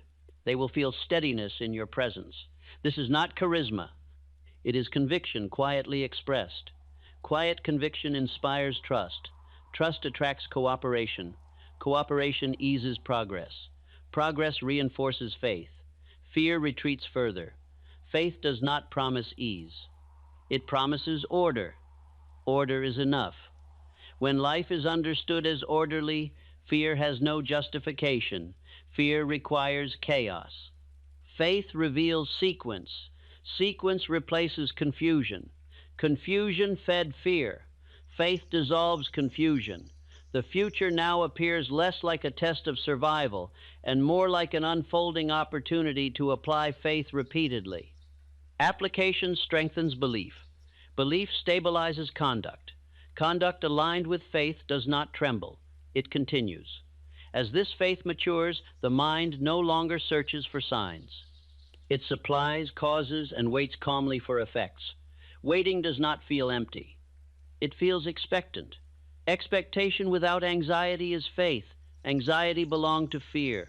Fear no longer governs. The body responds to faith as it once responded to fear. Where tension once arose, relaxation now appears. The nervous system recognizes expectation rather than threat. Threat required defense. Faith allows openness. Openness restores clarity. Clarity improves judgment. Judgment directs action. Action fulfills. Faith. This fulfillment reinforces identity. Identity rooted in faith does not fear the future, it welcomes it. You are now learning to sleep with expectation rather than worry. Expectation instructs the subconscious to prepare for opportunity instead of danger. Preparation replaces vigilance. Vigilance exhausted you. Faith restores you. From this point forward, fear of the future will not command your nights. Faith will occupy that space. Faith practiced consistently becomes unshakable. Unshakable faith does not argue with fear. Fear simply disappears. And as faith settles fully into habit, the future no longer intimidates you. It responds. Fear of the future cannot persist in a mind that controls its attention. Attention is the gate through which all thought must pass. Whatever occupies attention impresses itself upon the subconscious. When attention is scattered, fear enters unnoticed. When attention is governed, fear finds no entrance. Attention determines experience. Experience shapes belief. Belief governs destiny. Most men allow attention to drift without command. It wanders from memory to possibility, from rumor to imagination, from fear to speculation. This wandering creates confusion. Confusion magnifies uncertainty. Uncertainty invites fear. Orderly attention dissolves confusion. Order restores calm. Controlled attention begins with selection. A man chooses deliberately what he will dwell upon. He does not attempt to think of everything. He thinks of one thing at a time, fully, accurately, and without distortion. Distortion feeds fear. Accuracy dissolves it. Fear thrives on exaggeration. It enlarges risk, shortens perspective, and ignores proportion. Accurate thinking restores proportion. It asks what is real, what is imagined, and what is within control. These questions alone dismantle fear. Fear avoids examination. Accuracy demands it. When attention is directed accurately, the future no longer appears as a single looming mass. It becomes a series of present moments. Each present moment is manageable. Fear dissolves when tomorrow is broken into todays. Todays can be handled. Tomorrows intimidate only when imagined as wholes. This practice of accurate thinking requires discipline. Discipline is not force. It is habit. Each time attention is returned gently but firmly to what is real and actionable, discipline strengthens. Strengthened discipline governs imagination. Governed imagination no longer invents threats. Men who practice controlled attention do not argue with fear. They deprive it of fuel. Fear cannot survive where attention refuses to dwell on it. Dwell time is fear's nourishment. Withdrawal starves it. You are now withdrawing attention from speculation. Speculation once felt productive. It was not. It exhausted the mind without producing clarity. Accurate thinking produces clarity without strain. Clarity calms the nervous impulse. Calm improves judgment. Judgment directs effort. Effort produces progress. Progress reassures the subconscious. Reassurance dissolves fear. Others will notice this clarity in your speech and manner. You will speak less about what might happen and more about what can be done. This shift alters how others respond to you. They trust your judgment because it is not clouded by fear. Trust invites cooperation. Cooperation eases progress. Ease reinforces calm. Controlled attention also prevents the mind from borrowing trouble from imagined futures. Trouble borrowed in advance weakens present action. Accurate thinking keeps attention anchored in the present. The present is always sufficient. Fear cannot survive insufficiency. Each time the mind drifts toward distant outcomes, attention is gently returned to immediate cause. Cause is controllable. Outcome is not. Attention placed on cause produces confidence. Confidence replaces anxiety. Anxiety fed fear. Fear loses ground. As this practice continues, the mind becomes economical. It no longer wastes strength on imagined danger. Strength conserved becomes available for constructive action. Constructive action confirms capability. Capability stabilizes identity. Identity removes fear of the future. This stability does not require constant vigilance.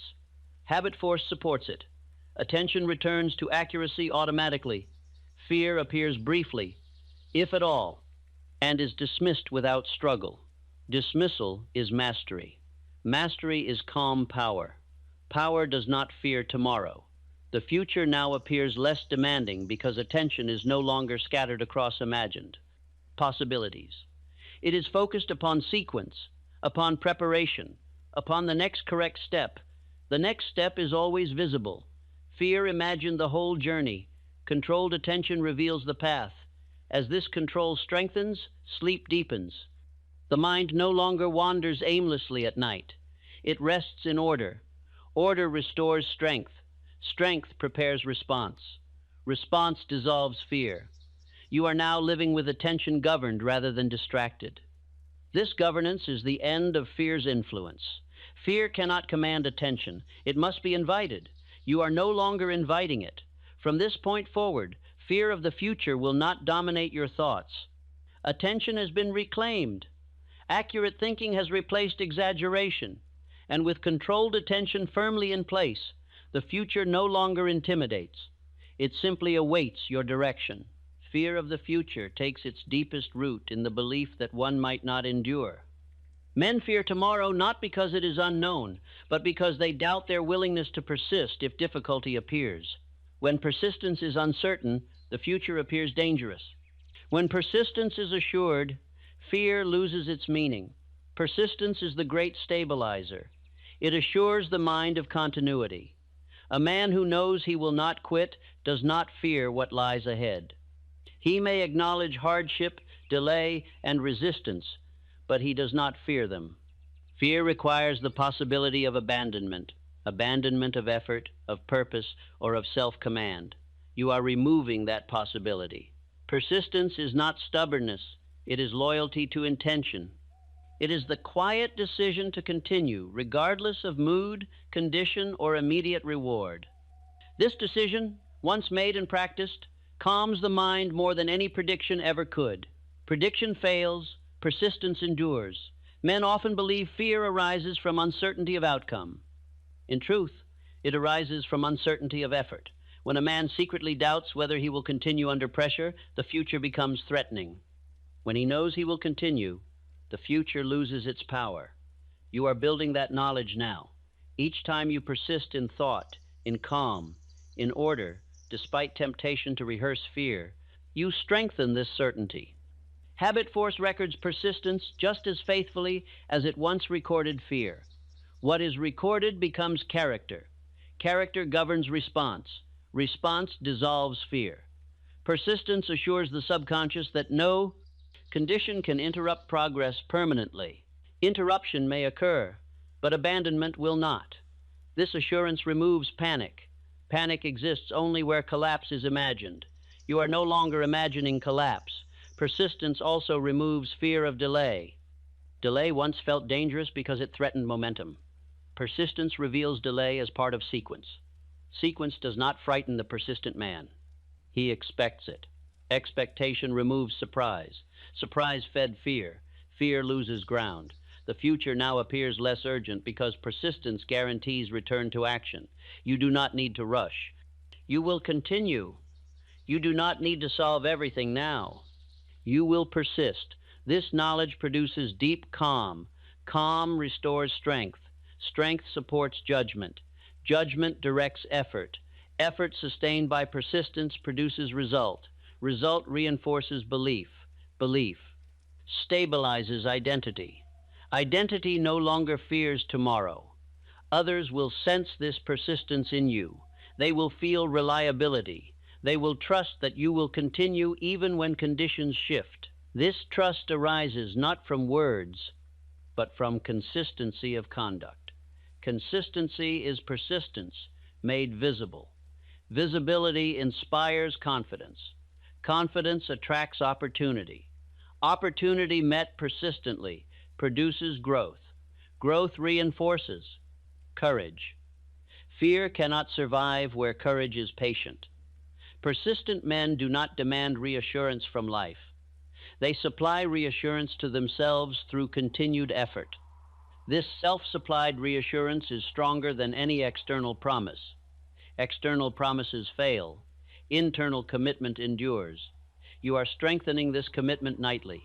As persistence becomes identity, the future no longer threatens abandonment.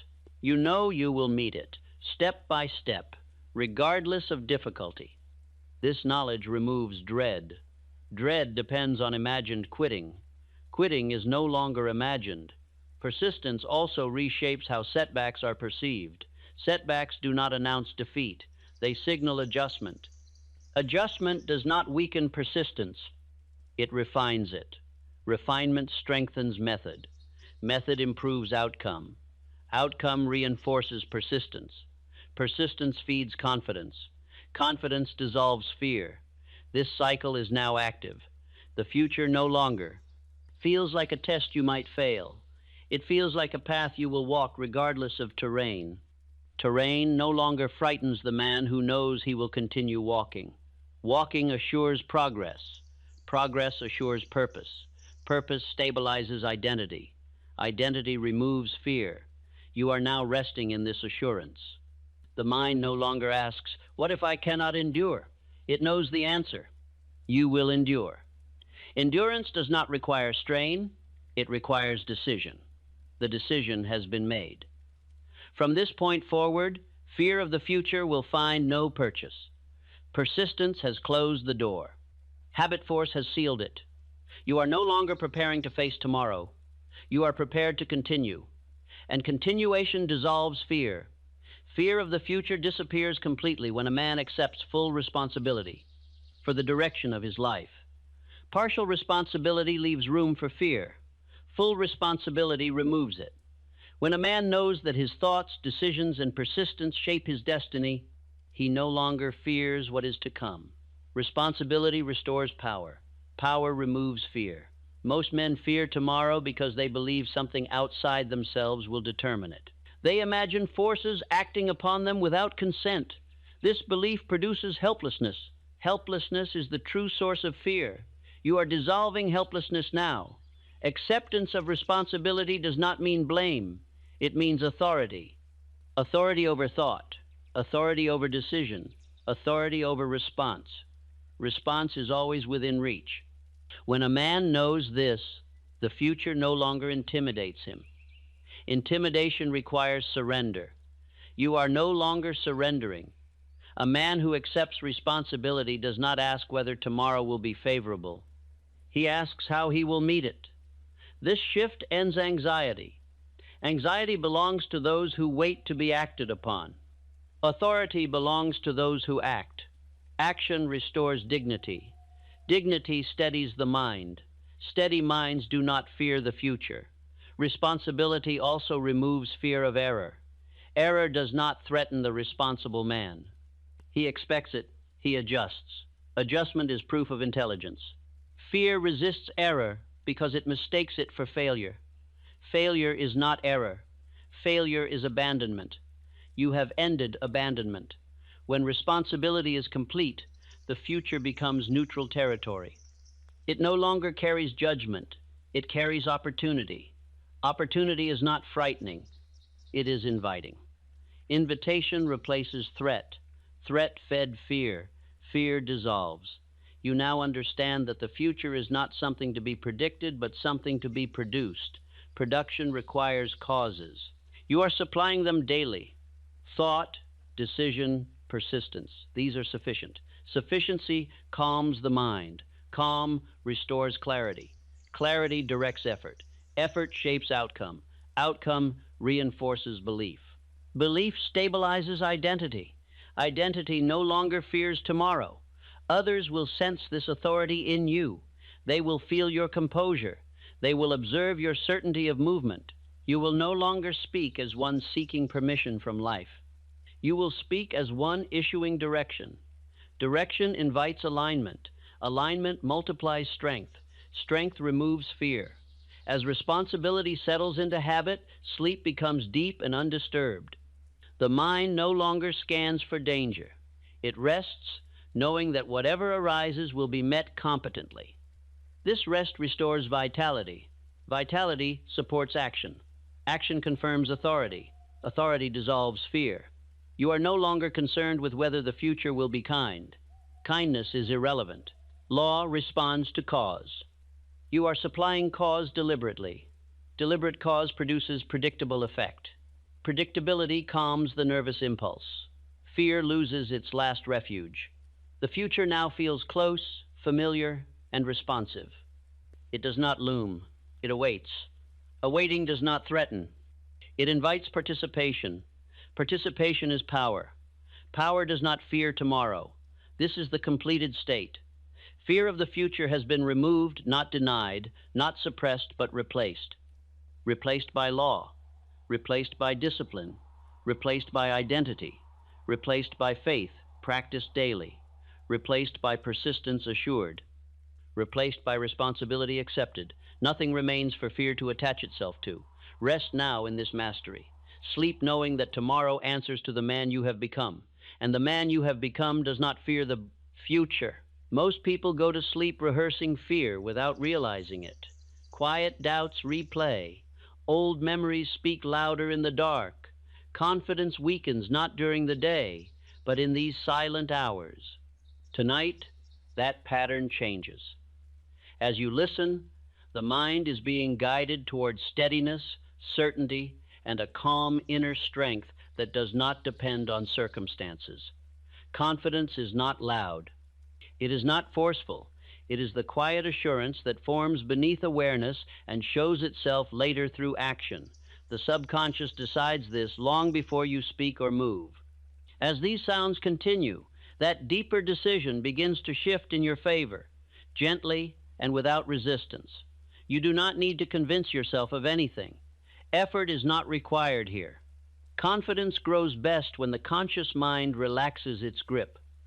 In this state, new ideas slip past old defenses and settle where habits are formed. That is why this works best as you drift closer to sleep. Notice how your breathing slows. The body knows when it is safe to release control. In that release, the subconscious becomes receptive. It listens closely now, absorbing impressions that will shape how you carry yourself, how you speak, and how you respond when challenges appear. Many people believe confidence comes from success. The truth runs deeper.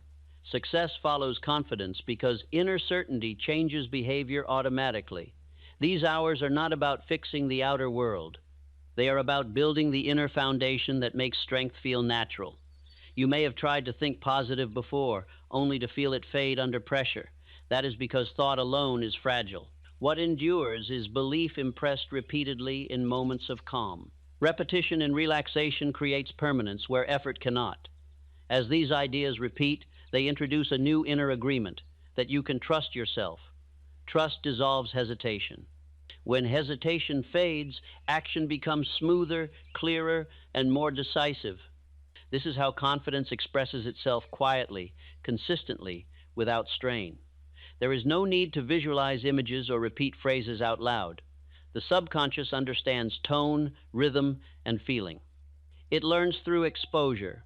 What it hears often enough, especially in this state, becomes familiar, and familiarity becomes identity. You may notice that fear feels less convincing as minutes pass, not because it is fought, but because it is no longer fed. Confidence grows when attention shifts away from imagined outcomes and toward inner stability. This stability is being reinforced now. Many people live from reaction rather than intention. Reaction is rooted in old conditioning. Intention grows from a steady inner center.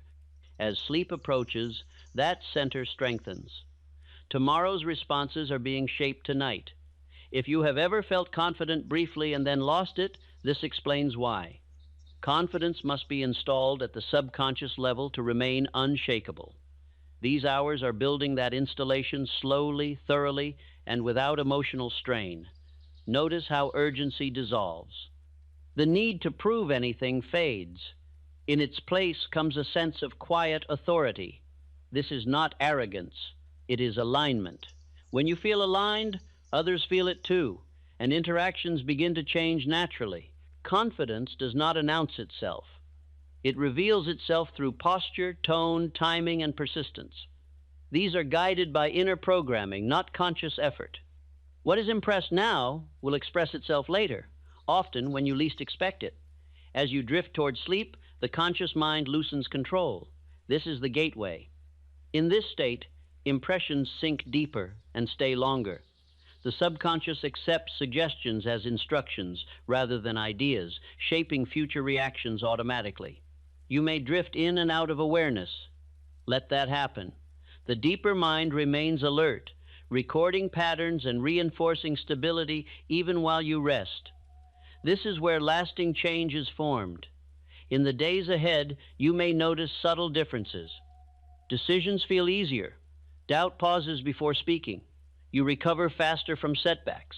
These are signs of an inner shift already in motion. Confidence begins as an expectation before it becomes a behavior. When you expect yourself to handle situations well, you do. That expectation is being strengthened now, quietly replacing old uncertainty. Stay with the sound as long as you can. Duration deepens impression. Each moment reinforces the idea that you are capable, steady, and self-directed. The mind learns its standards through repetition. This is not about becoming someone else. It is about removing the noise that hid your natural strength. When the noise fades, confidence feels familiar, almost obvious. By the time sleep takes you fully, the work will already be done. When you wake, you may not remember every word, but you will feel the difference. Confidence will no longer be something you try to summon. It will be something you carry, quiet, stable, unshakable. I have spent the greater part of my life studying men at the very moment when they are least aware of themselves. It is not during their hours of labor, nor during their moments of speech, that their true habits are formed. It is in the quiet hours, when the world has withdrawn its demands, and the mind is left alone with its own impressions, that character is most deeply shaped. Most people do not realize this truth. They believe their days determine their future, yet it is their nights that decide it. When the body rests and the conscious will loosens its grip, the deeper mind begins its work. Whatever is most familiar, whatever has been repeated often enough, rises to the surface and speaks with authority. In these silent hours, many men unknowingly rehearse fear. Old disappointments replay themselves. Doubt whispers questions that were never answered. Regret revisits scenes that can no longer be changed. The mind listens, accepts, and stores these impressions without resistance, because no effort is made to interrupt them. Confidence does not weaken because a man lacks ability. It weakens because fear has been practiced quietly and consistently, without challenge. What is practiced becomes familiar. What is familiar becomes believable. And what is believed soon becomes identity. I want you to understand this clearly. Confidence is not lost during moments of failure. It is lost during moments of unguarded thought. The mind does not distinguish between what is true and what is repeated. It accepts whatever it hears most often, especially when the body is at rest and the will is relaxed. This is why these hours matter. Confidence, in its true form, is not loud or forceful. It does not announce itself. It does not argue. It exists as a quiet inner agreement, a settled expectation that one can meet life as it comes. This agreement forms beneath awareness long before it shows itself in action. You may have noticed men who move through difficulty without strain. They do not hurry. They do not explain themselves unnecessarily. They do not appear anxious to convince anyone of their worth. This quality is not learned through effort alone. It is absorbed through repetition, When the mind is calm and receptive, the subconscious mind governs habit, posture, tone, and reaction. It decides how quickly you recover from disappointment, how steadily you speak under pressure, and how firmly you act when hesitation would once have appeared. This mind is most receptive when the conscious effort is absent. That is why sleep is not merely rest, it is instruction.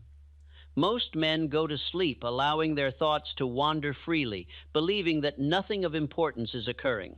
Yet in truth, the mind is recording impressions, reinforcing patterns, and rehearsing identity. Whatever is allowed to play repeatedly becomes the standard by which future reactions are measured. Fear grows strong, not because it is powerful, but because it is familiar. Confidence grows strong in the same way. You do not need to convince yourself of confidence. Convincing belongs to the conscious mind, and the conscious mind resists. What endures is familiarity. When confidence becomes familiar, it no longer requires effort. It expresses itself naturally, as breathing does. I have observed men of modest education who inspired immediate trust wherever they went. Others, with greater learning, failed to command attention. The difference was not intelligence, it was inner steadiness. Their minds had accepted certainty as normal. Consider the young man who entered the offices of a great inventor with no position promised and no assurance offered. He carried no recommendation beyond his own conviction. He did not plead for opportunity. He expected it. That expectation shaped his manner, and his manner shaped the response he received. The world responds to expectation more readily than to request. Confidence precedes success because it alters behavior automatically. When a man expects himself to handle situations well, he does so without strain. When he expects failure, he hesitates, softens his voice, delays action, and confirms his fear without realizing it. These patterns are formed quietly. During the day, the mind is distracted by activity. At night, it turns inward. Whatever thoughts are allowed to linger sink deeper. This is why repetition during rest is so powerful. The mind accepts suggestion without argument, because argument requires effort. As you listen now, there is no effort required. You are not being asked to force belief or repeat phrases aloud. The subconscious understands tone, rhythm, and feeling. It learns through exposure. What it hears often enough becomes familiar, and familiarity becomes acceptance. Notice how the body responds when effort is removed. Breathing slows. Muscles release tension they have carried all day. In this state, the mind becomes receptive, almost curious. It listens without suspicion. This is the doorway through which confidence enters quietly. Many people attempt to build confidence through daytime effort alone. They speak affirmations forcefully, attempt to reason themselves into courage, and push against doubt with willpower. These efforts fade because they do not reach the source. Confidence is not installed by force. It is installed by repetition in calm. When the mind hears steadiness spoken calmly, without urgency, it begins to accept steadiness as normal. Over time, the mind stops questioning it. Doubt loses its place simply because it is no longer fed. You may notice that as these minutes pass, urgency dissolves. There is nothing to prove here, no standard to meet. Confidence grows best when the mind feels no pressure to perform. This absence of pressure is not weakness, it is safety. The mind learns most effectively when it feels safe. Safety tells the subconscious it may relax its defenses. In this relaxed state, impressions settle deeply. The mind begins to associate rest with strength rather than vulnerability. This association changes how you wake, how you stand, and how you respond the following day. Confidence begins as expectation. Before it becomes action, it becomes a quiet assumption. I can handle this. That assumption shapes posture, timing, and tone without conscious effort. Others sense this immediately. People do not respond to your thoughts. They respond to your presence. Presence is shaped by what the subconscious expects. When the mind expects steadiness, the body follows. This is why confident men often appear unhurried. They are not racing their own doubt. They are not trying to arrive somewhere to prove themselves. They are already there, inwardly. Fear, on the other hand, creates hurry. It urges explanation. It seeks reassurance. These behaviors announce uncertainty without a word being spoken. Confidence removes the need for these signals. As you drift closer to sleep, the conscious mind loosens control. Thoughts slow. Awareness softens. This is not a loss of attention, it is a shift of authority. The deeper mind remains alert, recording impressions even as the surface mind rests. You may drift in and out of awareness. Let this happen. The work continues regardless. The subconscious does not sleep. It listens continuously, shaping future reactions quietly. Repetition is the law by which belief becomes fixed. What is repeated often enough, in moments of calm, becomes identity. This is not theory. It is observation, proven across generations of men who altered their lives by altering their inner patterns. Confidence that is installed this way does not collapse under pressure. It does not require constant reinforcement. It remains present because it has become familiar. You may notice subtle changes in the days ahead. Decisions may feel easier. Doubt may pause before speaking. Recovery from disappointment may come faster. These are signs that the inner agreement is shifting. Confidence does not arrive dramatically. It settles quietly. When you wake, you may not remember every word you heard. That is unimportant. The conscious mind does not need to remember. The subconscious has already recorded what it needs. Confidence will no longer be something you attempt to summon. It will be something you carry naturally, without thinking. This is not about becoming someone else. It is about removing the noise that concealed your natural steadiness. When the noise fades, strength feels familiar, almost obvious. Remain with the sound as long as you are comfortable. Duration deepens impression. Each moment reinforces the idea that you are capable, steady, and self-directed. By the time sleep takes you fully, the work will already be done. Confidence will no longer feel like effort. It will feel like alignment, quiet, stable, unshakable.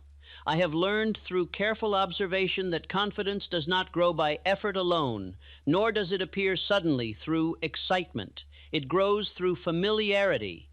Whatever the mind becomes accustomed to, it accepts as natural. This law governs fear and confidence alike, without preference or judgment. The subconscious mind is impartial. It does not choose what to believe. It accepts what is repeated often enough, especially when repetition occurs during moments of calm. In these moments, resistance is low, and impressions pass inward without argument.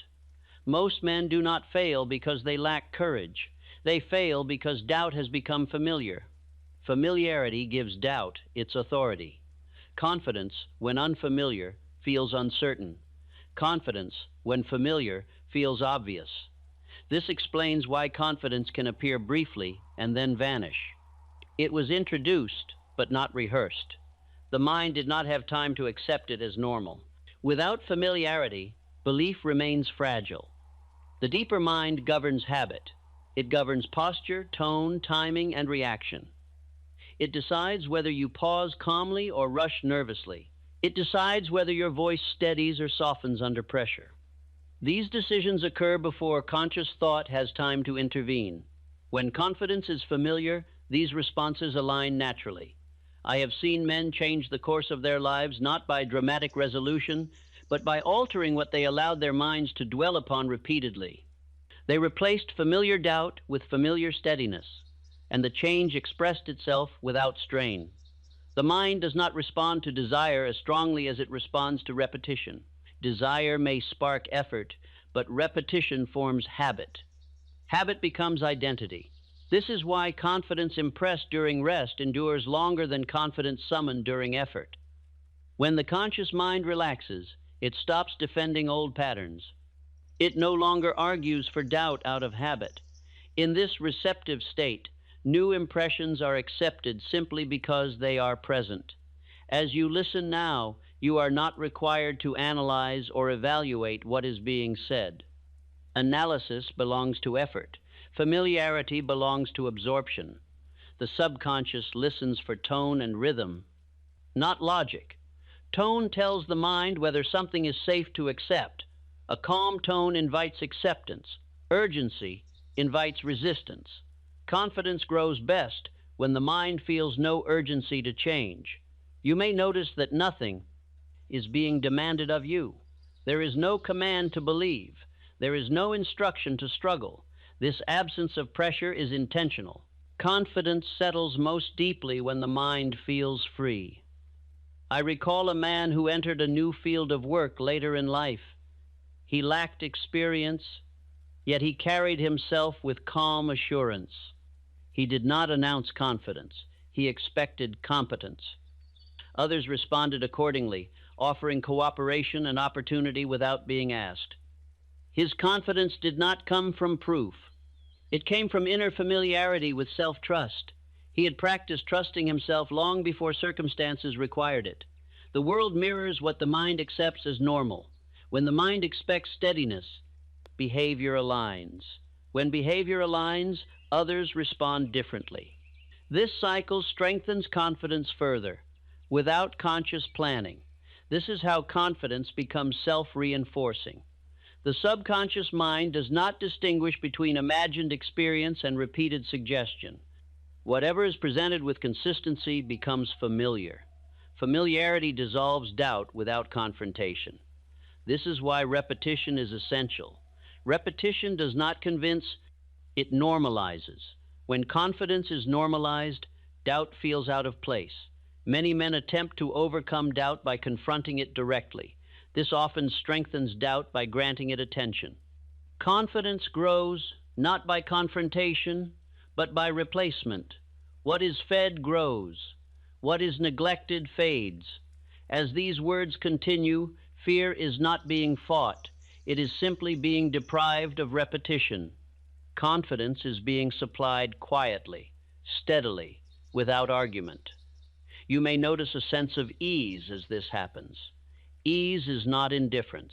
It is alignment. The mind relaxes when inner conflict subsides. Conflict arises when the mind hears opposing instructions repeatedly. Alignment arises when one instruction becomes dominant. Confidence becomes dominant through familiarity. I have observed that confident men often appear ordinary until tested. Under pressure, their steadiness reveals itself. This steadiness was not improvised. It was practiced inwardly long before it was required. Night hours are particularly powerful for this practice because the mind is less distracted. Memories surface easily. Patterns replay naturally. When confidence replaces fear in these hours, identity begins to shift.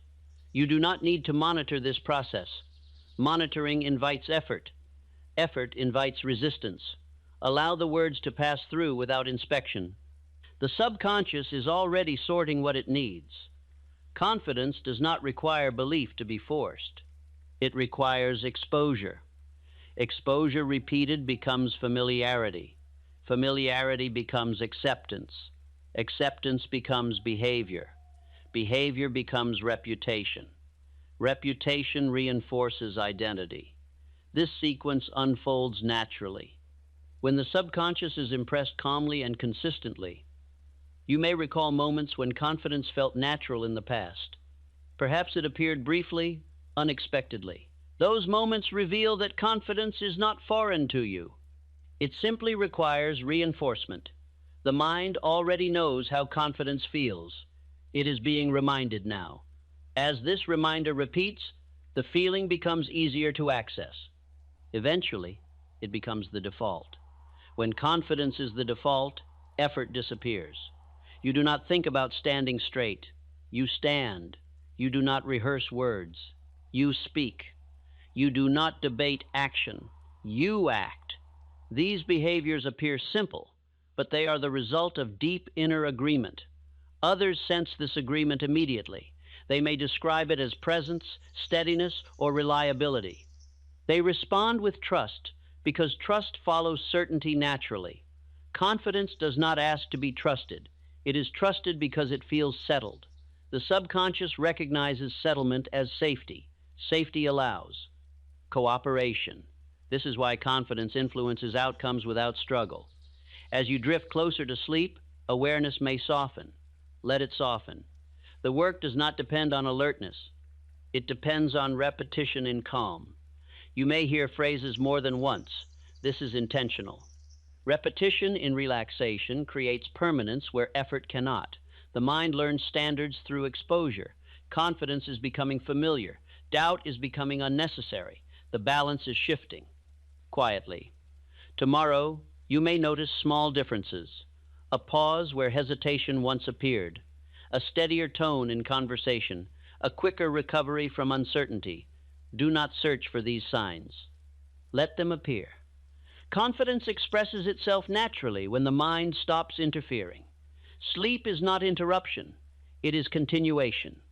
The subconscious remains alert even as the body rests. It records patterns, reinforces familiarity, and prepares future reactions.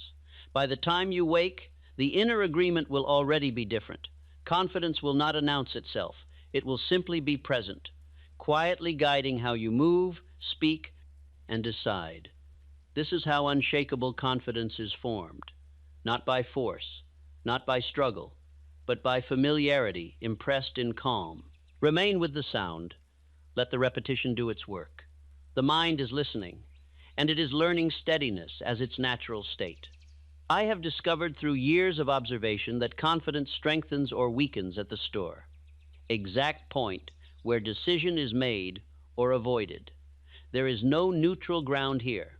Every time a man decides firmly, confidence grows. Every time he postpones decision, doubt is given room to expand. The mind learns from these moments more than from any lecture or resolve. Indecision is not merely delay, it is instruction. When the mind hesitates repeatedly, it teaches itself that certainty is unsafe. This lesson settles quietly, shaping future reactions long before the man becomes aware of it. Confidence cannot survive where decision is habitually postponed. Decision, in its true form, is not haste. It is finality. It is the moment when inner debate ends and direction becomes settled. When this occurs, the mind aligns its forces. Energy gathers. Confusion subsides. Confidence rises naturally because the mind senses order. I have known men of ordinary ability who surpassed others of greater talent simply because they decided and stood by their decisions. They did not always choose correctly, yet their confidence increased because they trusted themselves enough to act and adjust. The mind forgives error more easily than it forgives retreat.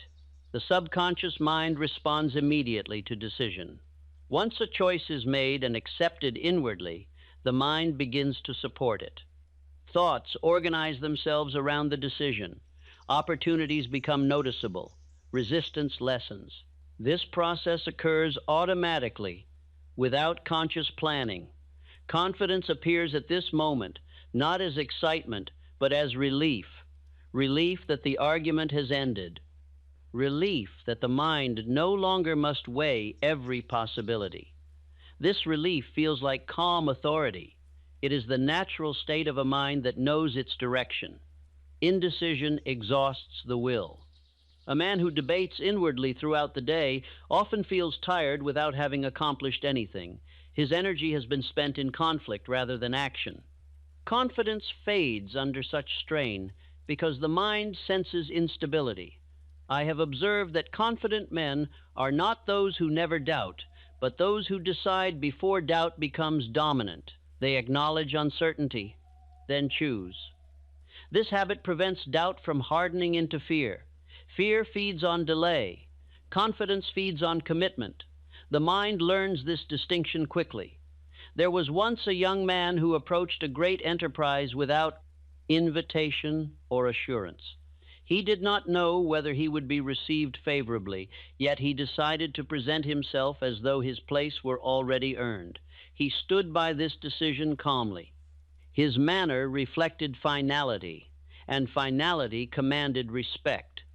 People respond to finality instinctively. They may question ideas, but they trust firmness. This trust is not logical. It is sensed. When a man decides firmly, his voice changes, his posture steadies, his timing improves. These changes occur without effort. The subconscious expresses decision physically before the conscious mind can interfere. This is why decision must be installed inwardly, not rehearsed outwardly. Many men attempt to appear decisive without having settled their minds. This pretense collapses under pressure. Genuine confidence arises only when the mind itself has concluded its debate. Night hours provide an ideal setting for this conclusion. When the body rests and the conscious will relaxes, old arguments lose their strength. New decisions, introduced calmly, pass inward without resistance. As you listen now, you are not being asked to make a specific choice. You are being guided toward a habit of finality. This habit, once established, expresses itself naturally in daily life. Finality does not mean stubbornness. It means loyalty to direction until adjustment is required. The confident man adjusts without retreating from himself. He changes course without doubting his capacity to proceed. This distinction is vital. Retreat weakens confidence. Adjustment strengthens it. The mind records adjustment as intelligence, not failure. I have known men who altered their plans many times yet never lost confidence because each change was deliberate rather than evasive. They remained in command of themselves throughout. Command of self is the foundation of confidence. Indecision surrenders command. Decision restores it. The subconscious responds to command with cooperation. As you drift closer to sleep, the mind becomes less inclined to argue. In this receptive state, the idea of decisiveness is being impressed gently. You are not being urged to force action. You are being familiarized with the feeling of inner finality. This feeling is quiet. It feels like knowing rather than hoping. It does not require explanation. It does not rush. Confidence grows from this feeling. When the mind becomes accustomed to finality, hesitation loses its appeal. Delay feels uncomfortable. Action feels natural. This shift occurs gradually, without drama. You may notice in the coming days that decisions feel simpler. You may choose more quickly, not because you are careless, but because you trust your judgment more fully. This trust is the fruit of repetition. Repetition during rest shapes habit. Habit shapes character. Character expresses itself automatically. The confident man does not rehearse courage. He proceeds. He does not test himself constantly. He relies upon himself. This reliance has been learned through repeated acts of decision. Each time a man honors his decision, confidence thickens. Each time he abandons it without reason, confidence thins. The mind keeps precise record. I have seen men rebuild confidence by beginning with small decisions. They chose when to rise, when to work, when to rest, and they honored these choices quietly. Over time, the mind relearned trust. Confidence responds quickly to consistency. It does not require grand gestures. It requires reliability. As these words continue, reliability is being associated with calm, not pressure. The mind is learning that decision brings ease rather than strain. This is an important reversal. Many men associate decision with anxiety because past decisions were forced. When decision is introduced gently, during rest, the mind learns a new association. Decision becomes safety. Safety invites confidence. You are not being asked to decide everything now. You are being prepared to decide naturally when the moment arrives. The subconscious is learning how it feels to conclude rather than postpone. This learning will express itself later, often without your noticing. You may speak more plainly. You may pause less before acting. You may feel less need to justify your choices. These are signs that inner finality is taking root. Confidence installed this. Way does not collapse under criticism. It does not require agreement from others. It rests on inner settlement. Others sense this settlement and respond with respect, even when they disagree. This is why confident men are often described as steady rather than impressive. Steadiness is more persuasive than brilliance. As sleep approaches, the conscious mind loosens its hold further. The deeper mind remains attentive. It listens without resistance, accepting impressions as instructions.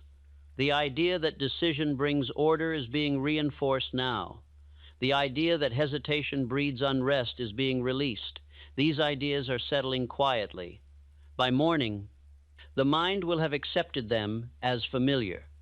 Confidence will express itself as calm readiness rather than excitement.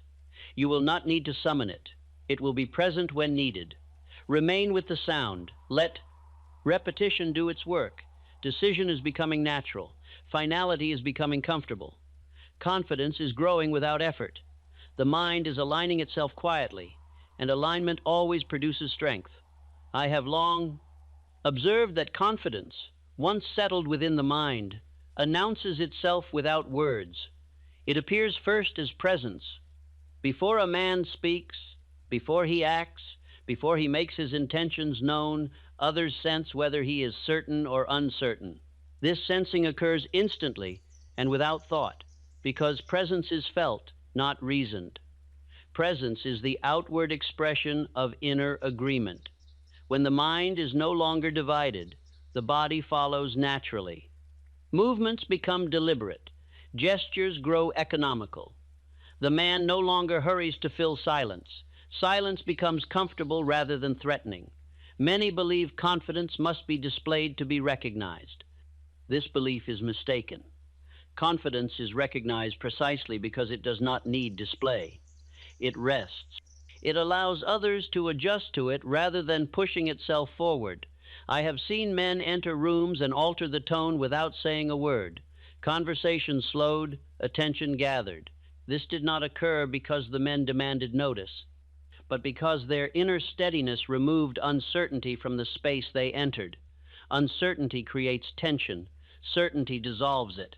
The body communicates certainty before the voice ever does. When the mind expects steadiness, the shoulders relax, the breath deepens, the eyes settle. These changes are not practiced. They are automatic responses to inner order.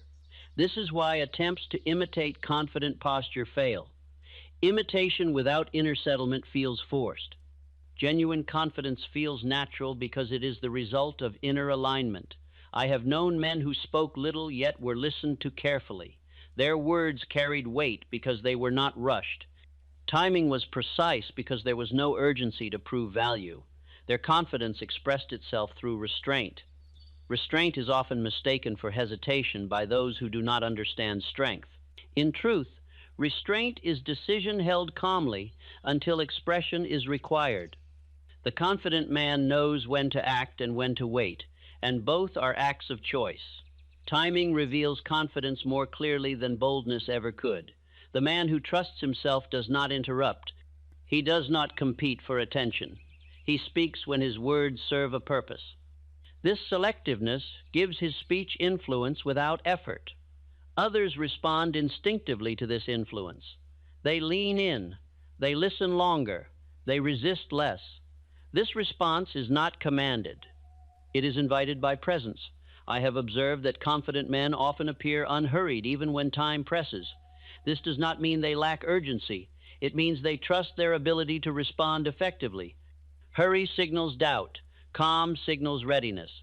The subconscious controls this signal. When confidence is impressed inwardly, the body no longer sends signals of alarm. Movement smooth, reaction steady. The man appears grounded because he is grounded. This grounding cannot be manufactured. It must be installed. As you listen now, the mind is being acquainted with calm authority. There is no demand to change behavior consciously. Behavior will change as belief settles. The mind will instruct the body naturally. You may notice that presence does not require effort. In fact, effort interferes with it. Presence emerges when effort withdraws. This is why sleep hours are so effective. The conscious will relaxes. The mind stops managing appearance. What remains is authenticity. Authentic confidence does not seek agreement. It remains firm even when disagreement arises. This firmness is felt as reliability.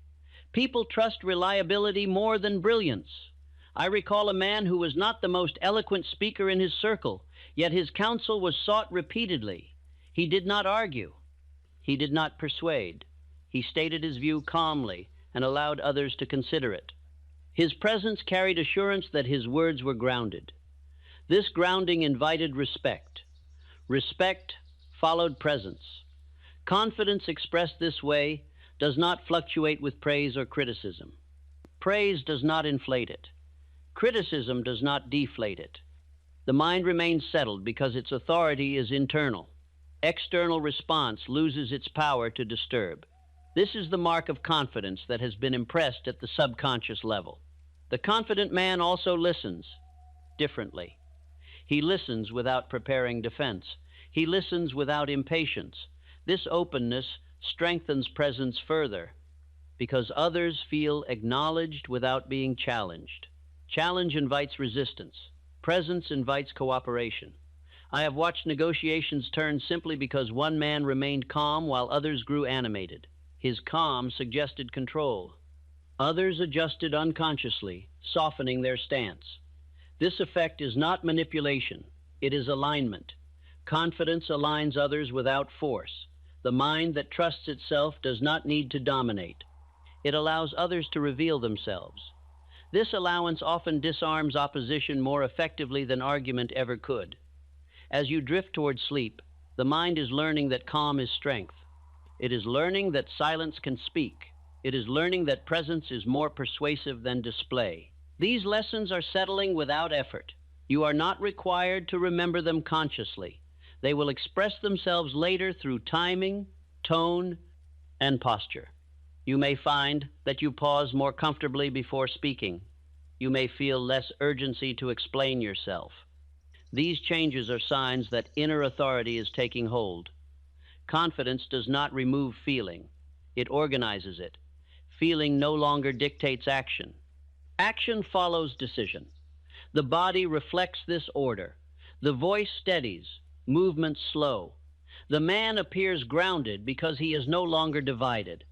Others sense this grounding immediately.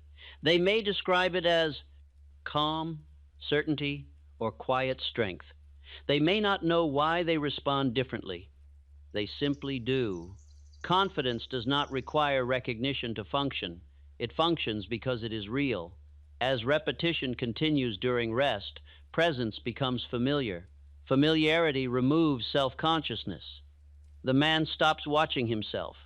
Self-watching interferes with authority. Authority appears when attention turns outward calmly. The confident man does not occupy space anxiously.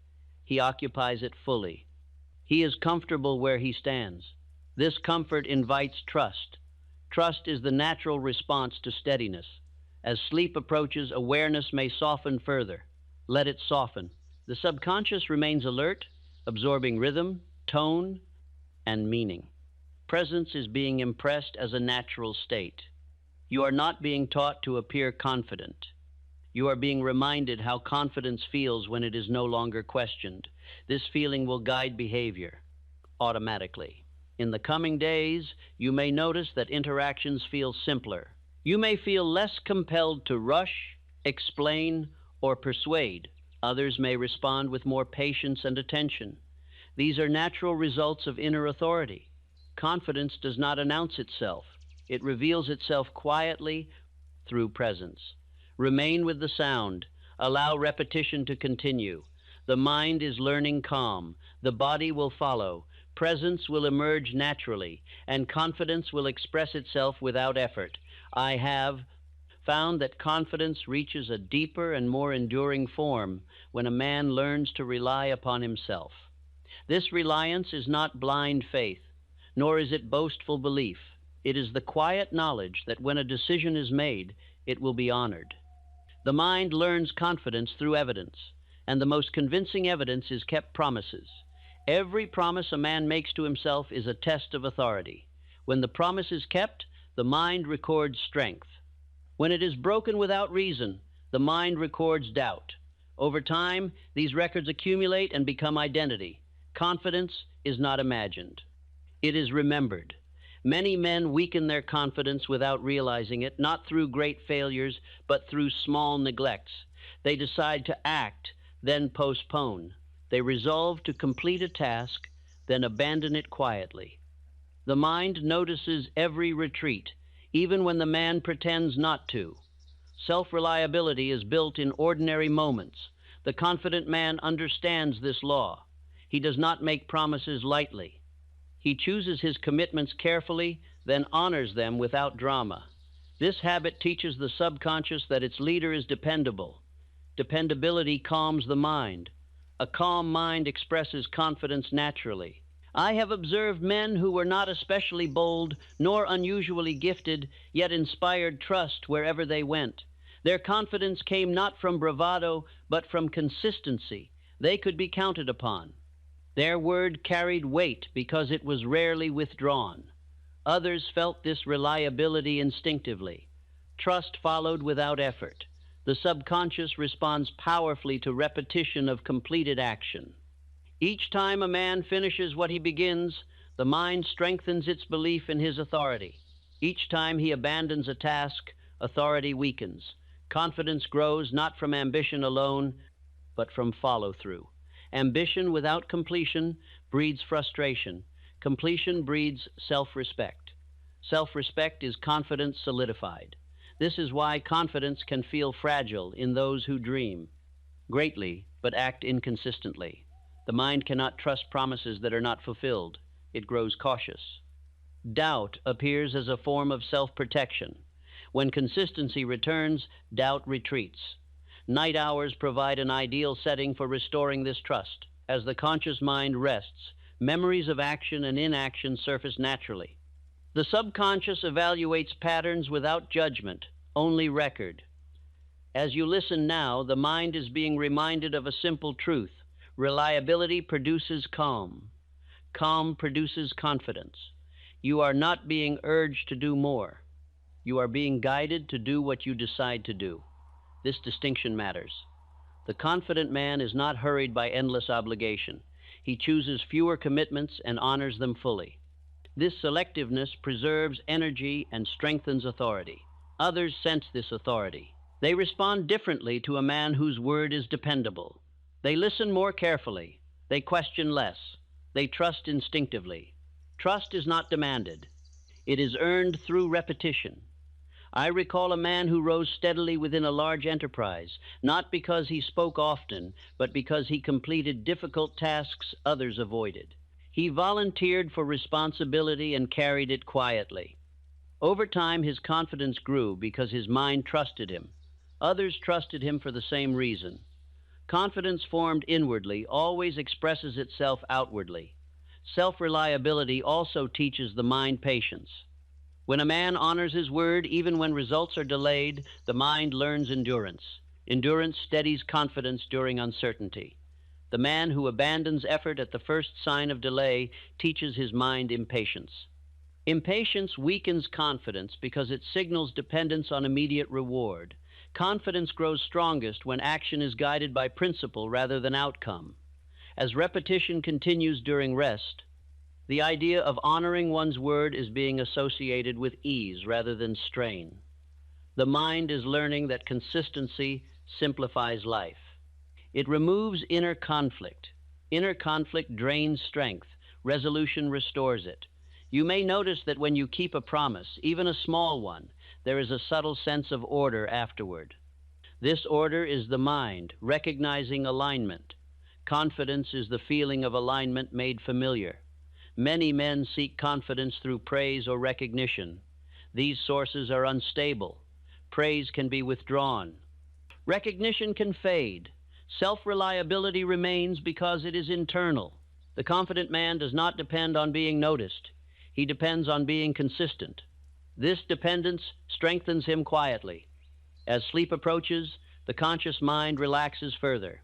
The deeper mind remains alert, recording impressions. The idea that I do what I decide is being reinforced without effort. This idea will express itself later through steadier action. You may find that you begin completing tasks without debate. You may notice less negotiation with yourself. These changes signal that self-trust is being restored. Confidence returns when the mind no longer doubts its own authority. Authority is earned through repetition of honored decisions, repetition during calm fixes. Habit. Habit fixes character. Character expresses confidence naturally. Others will notice before you do. They may comment that you seem more reliable, more grounded, more certain. You need not explain. Explanation weakens authority. Let consistency speak. Confidence does not require announcement. It is recognized by results. As you drift toward sleep, let this understanding settle without effort. You are not being asked to change overnight. You are being guided toward a pattern of reliability that builds confidence gradually and permanently. Each day will offer small opportunities to honor your word. Each completed action will strengthen belief. Each strengthened belief will calm the mind. Confidence will grow quietly from this calm. Remain with the sound. Allow repetition to continue. The mind is learning reliability as its natural state, and reliability always produces confidence that does not shake. I have observed that confidence reaches its most stable form when it no longer requires attention. At this stage, confidence is not summoned, practiced, or defended. It operates quietly, much like breathing, directing action without conscious supervision. This is the point where belief has passed from thought into identity. The subconscious mind governs identity. It decides what feels natural and what feels foreign. When confidence is installed here, doubt becomes unnatural. It may still appear briefly, but it no longer feels convincing. The mind recognizes it as unfamiliar and releases it without effort. This change does not occur through excitement or strain. It occurs through calm repetition. The subconscious learns through rhythm, tone, and consistency. What is presented gently, again and again, becomes accepted as truth. I have known men who once struggled to feel confident in simple situations, yet later moved through those same situations without thought. Their confidence was not something they remembered to use. It had become their normal state. Normality is the final seal of belief. When confidence becomes normal, it no longer rises and falls with circumstance. It remains present in success and in delay, in approval and in criticism. The mind no longer asks, "Am I confident?" It proceeds as though the matter were already settled. This settlement is what gives confidence its unshakable quality. The subconscious does not argue with what it has accepted. It obeys. When confidence is accepted as identity, behavior aligns automatically. Tone steadies. Decisions simplify. Recovery from uncertainty becomes quick and natural. This is why confidence installed during rest endures. The conscious mind cannot interfere. Old habits lose their authority. New patterns form quietly. As you listen now, there is no demand to change anything. Demands awaken resistance. What is happening here is exposure. Exposure, repeated calmly, teaches the mind familiarity. Familiarity removes doubt.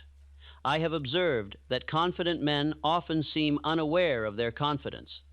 They are not monitoring themselves. They are not evaluating their performance. They are simply present. This presence is the outward sign that confidence has become identity. Self-observation weakens confidence. Self-trust strengthens it. When the mind trusts itself, it stops watching itself. The night hours are especially powerful for establishing this trust. The body rests. The will loosens. The mind becomes receptive. Suggestions pass inward without challenge. Identity adjusts gently. This is why you may drift in and out of awareness. Conscious attention is not required. The deeper mind remains alert, absorbing impressions and reinforcing stability. Repetition is occurring now without effort. The idea that you are steady is being impressed. The idea that you are capable is being normalized. The idea that you recover easily is being accepted. These ideas do not feel dramatic. They feel quiet. This quietness is the sign of permanence. I have seen men mistake excitement for confidence. Excitement fades quickly. Confidence remains because it is not dependent on emotion. It is dependent on belief settled beneath awareness. Belief settled beneath awareness directs conduct without noise. The confident man does not feel compelled to assert himself. He does not feel diminished by waiting. He does not feel threatened by delay. His identity is not attached to immediate outcome. This detachment is not indifference. It is security. Security allows patience. Patience preserves confidence under pressure. As this part continues, the subconscious is learning that confidence does not require defense. It does not need constant reassurance. It stands on its own foundation. You may notice a growing sense of ease. This ease is not laziness. It is alignment. Alignment removes friction. Friction drains energy. Confidence thrives where friction is absent. The mind is now associating calm with strength, strength with safety, safety with identity. This chain is being forged quietly. Others will sense this change in you without knowing why. They may respond with more respect, more patience, or more openness. This is not because you demand it, but because your presence signals steadiness. Steadiness invites cooperation. Cooperation reinforces confidence further. This cycle becomes self-sustaining once identity is established. I have observed that men who reach this stage no longer speak often of confidence. They speak of work, of responsibility, of direction. Confidence has moved beneath the surface. It no longer requires language. Language belongs to thought. Identity belongs to belief. Belief now governs thought. As sleep approaches more deeply, the conscious mind releases control. The subconscious remains engaged. It records impressions continuously. Even silence reinforces what has already been accepted. Silence is not absence, it is confirmation. The absence of inner argument confirms that belief has settled. Confidence no longer competes with doubt. It has replaced it. You may notice that fear feels less convincing, even when it appears. It no longer commands immediate attention. It feels like a suggestion rather than a threat. This shift is significant. When fear loses authority, confidence does not need to fight it. It simply proceeds. This is the mark of identity-level confidence. You are not becoming confident. You are remembering confidence as your natural state. The mind recognizes what belongs. What belongs remains. What does not belong fades. As you rest, allow this understanding to settle without effort. There is nothing to complete, nothing to fix. The installation is occurring quietly, steadily, thoroughly. Tomorrow, confidence will express itself in ordinary ways. You may notice steadier decisions, easier movement, less self-questioning. These are not dramatic changes. They are signs of normality returning. Confidence feels ordinary when it is complete. Ordinary does not mean weak. It means stable. Stability is the foundation of all lasting strength. Remain with the sound. Let. Repetition continue. The subconscious is sealing confidence as identity. It will remain. Quiet, steady, unshakable. I have learned that confidence, once installed, must be protected from a subtle enemy. This enemy does not arrive loudly. It does not announce itself as fear or doubt. It arrives quietly, disguised as ease, comfort, and the slow surrender of intention. I have named this condition drift, and it is the greatest destroyer of confidence ever known. Drift does not demand failure. It invites neglect. A man does not wake one morning lacking confidence. He allows small decisions to go unmade. He tolerates disorder. He postpones effort. The mind, observing this pattern, withdraws trust quietly and without warning. Confidence requires attention, but not strain. Attention preserves order. Order preserves authority. The confident man remains deliberate even when nothing urgent demands his action. He does not allow days to pass without intention. He chooses how he begins his day, how he spends his hours, and how he concludes his efforts. These choices need not be severe. They must only be conscious. I have observed that men often lose confidence during periods of comfort rather than difficulty. Difficulty awakens effort. Comfort invites forgetfulness. The mind, left unattended, returns to habit. If habit is careless, confidence erodes. This erosion feels like restlessness. Restlessness is confidence thinning. Drift rarely feels dangerous at first. It feels like relief. The man tells himself he will decide later. He allows his standards to soften. The mind accepts this softening as instruction. Instruction repeated becomes identity. The confident man understands this law and guards his standards quietly. He does not live rigidly, but he lives deliberately. He chooses rest rather than falling into it. He chooses effort rather than waiting for pressure. Choice preserves confidence. Waiting surrenders it. I have seen men of great promise lose their edge, not through hardship, but through ease. Their confidence faded because they stopped choosing. They lived by reaction rather than intention. Over time, the mind lost its sense of command. Command is confidence expressed inwardly. The night hours reveal drift clearly. When the mind is quiet, unfinished matters surface. Postponed decisions speak. Neglected duties reappear. These impressions shape belief. As you listen now, the subconscious is being reminded that attention preserves strength.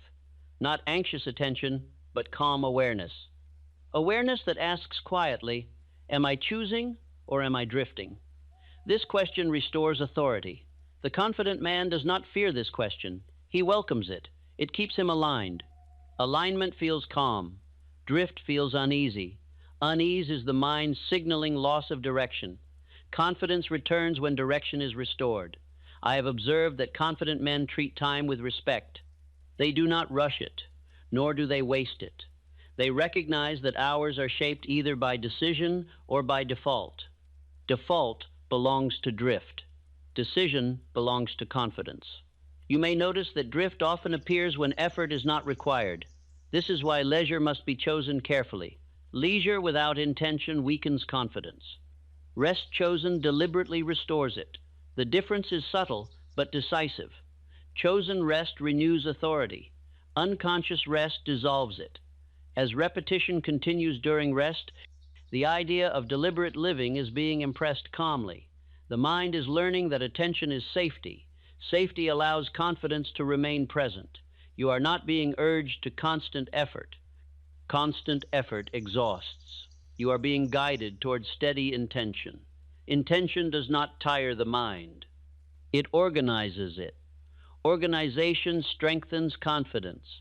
I have known men who regained lost confidence simply by restoring simple structure to their days. They rose when they decided to rise. They completed modest tasks. They honored small commitments. The mind responded quickly, restoring trust. Confidence returns when reliability returns. Drift dissolves when choice resumes. As you drift toward sleep, allow this understanding to settle without urgency. There is nothing to defend, only to remember. Confidence remains when the mind stays awake to itself. Awake does not mean tense, it means present. Presence prevents drift. The subconscious is learning now that ease does not require surrender. Comfort does not require abandonment of standards. Confidence can coexist with rest when rest is chosen. This lesson protects confidence long after effort fades. You may find in the coming days that you notice moments of drift more quickly. This noticing is not criticism. It is authority returning. When authority returns, confidence follows naturally. The confident man does not condemn himself for drifting. He corrects calmly. Correction strengthens authority. Condemnation weakens it. This calm correction is being practiced now. Beneath awareness, drift loses power when it is recognized early. Recognition restores choice. Choice restores confidence. As sleep approaches more deeply, repetition continues quietly. The mind is absorbing the idea that deliberate living is natural, that awareness preserves strength, that confidence thrives where intention remains. Nothing further is required. Just remain with the sound. Let the deeper mind record steadiness as its standard. Confidence is no longer fragile. It is being guarded quietly. And what is guarded with calm attention remains unshaken. I have discovered that confidence reaches a depth no disturbance can reach when a man connects it to purpose. Confidence that exists for its own sake remains shallow. Confidence that grows from usefulness becomes firm.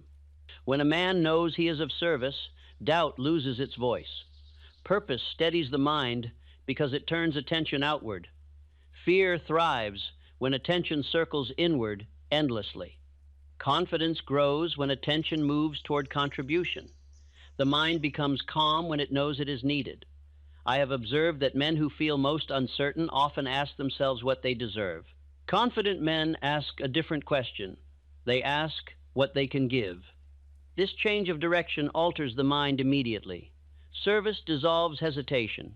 Usefulness anchors confidence. When a man knows his efforts matter beyond himself, his confidence ceases to depend on approval. Approval becomes pleasant rather than necessary. Criticism loses its power to wound. The subconscious recognizes usefulness as safety. Safety invites steadiness. Steadiness is confidence refined. I have known men who entered difficult circumstances with calm assurance, simply because they felt responsible for something beyond their own comfort. Their confidence was not personal, it was functional. They were needed, and that need organized their thought. This organization quieted fear. Fear thrives in idle minds. Purpose occupies the mind fully. When the mind is occupied meaningfully, doubt has no space to linger. As you listen now, the idea of usefulness is being impressed without effort. You are not being told to achieve more. You are being reminded that contribution, however modest, stabilizes identity. Identity stabilizes confidence. The confident man does not measure himself by comparison. Comparison distracts from purpose. He measures himself by whether he fulfills what he has chosen to do. Fulfillment produces satisfaction. Satisfaction quiets restlessness.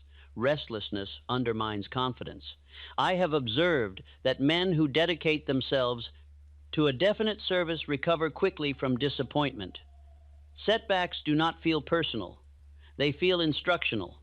The mind remains oriented forward rather than inward. Orientation determines feeling. Feeling follows direction. Confidence follows purpose. Purpose does not require grand design. It requires sincerity. A man may serve through work, through care, through leadership, or through example. The form matters less than the commitment. Commitment steadies thought. Steady thought produces confidence. I recall a man whose confidence was unshaken, even during financial strain. He focused on improving his service rather than lamenting circumstance. This focus restored opportunity naturally. Opportunity follows usefulness as surely as night follows day. The mind learns confidence by seeing itself produce value. Value does not require applause. It requires effort directed beyond self. As sleep approaches, the subconscious is learning that confidence grows when attention is placed on contribution. The idea that I am useful is being normalized. This idea dissolves doubt without confrontation. Doubt questions worth. Usefulness answers it. The confident man does not need to convince himself of worth. He experiences it through action.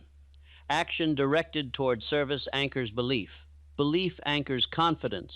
Others sense this orientation. They respond differently to men who carry purpose quietly. They feel reassured. They feel supported. They feel less threatened. Purpose softens interaction. Softness invites trust. Trust reinforces confidence further. This cycle strengthens itself once established. As repetition continues during rest, the mind associates confidence with usefulness rather than display. Display becomes unnecessary. Confidence feels grounded rather than inflated. This grounding prevents arrogance. Arrogance is false confidence, attempting to protect itself.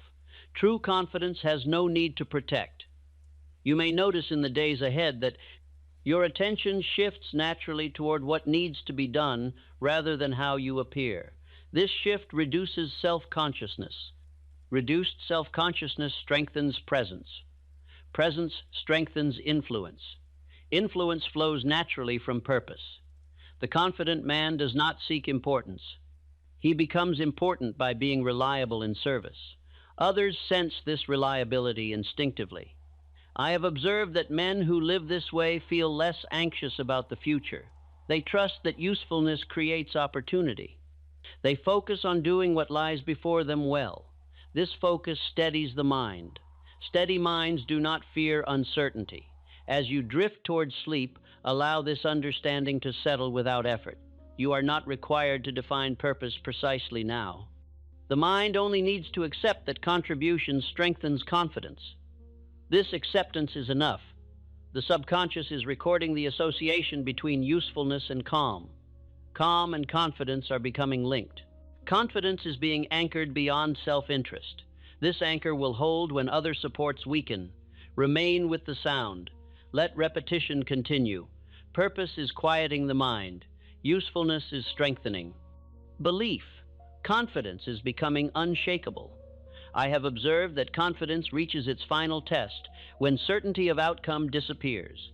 Many men feel assured only while results seem predictable. When the future grows indistinct, their confidence weakens. This reveals not lack of ability, but misplaced trust.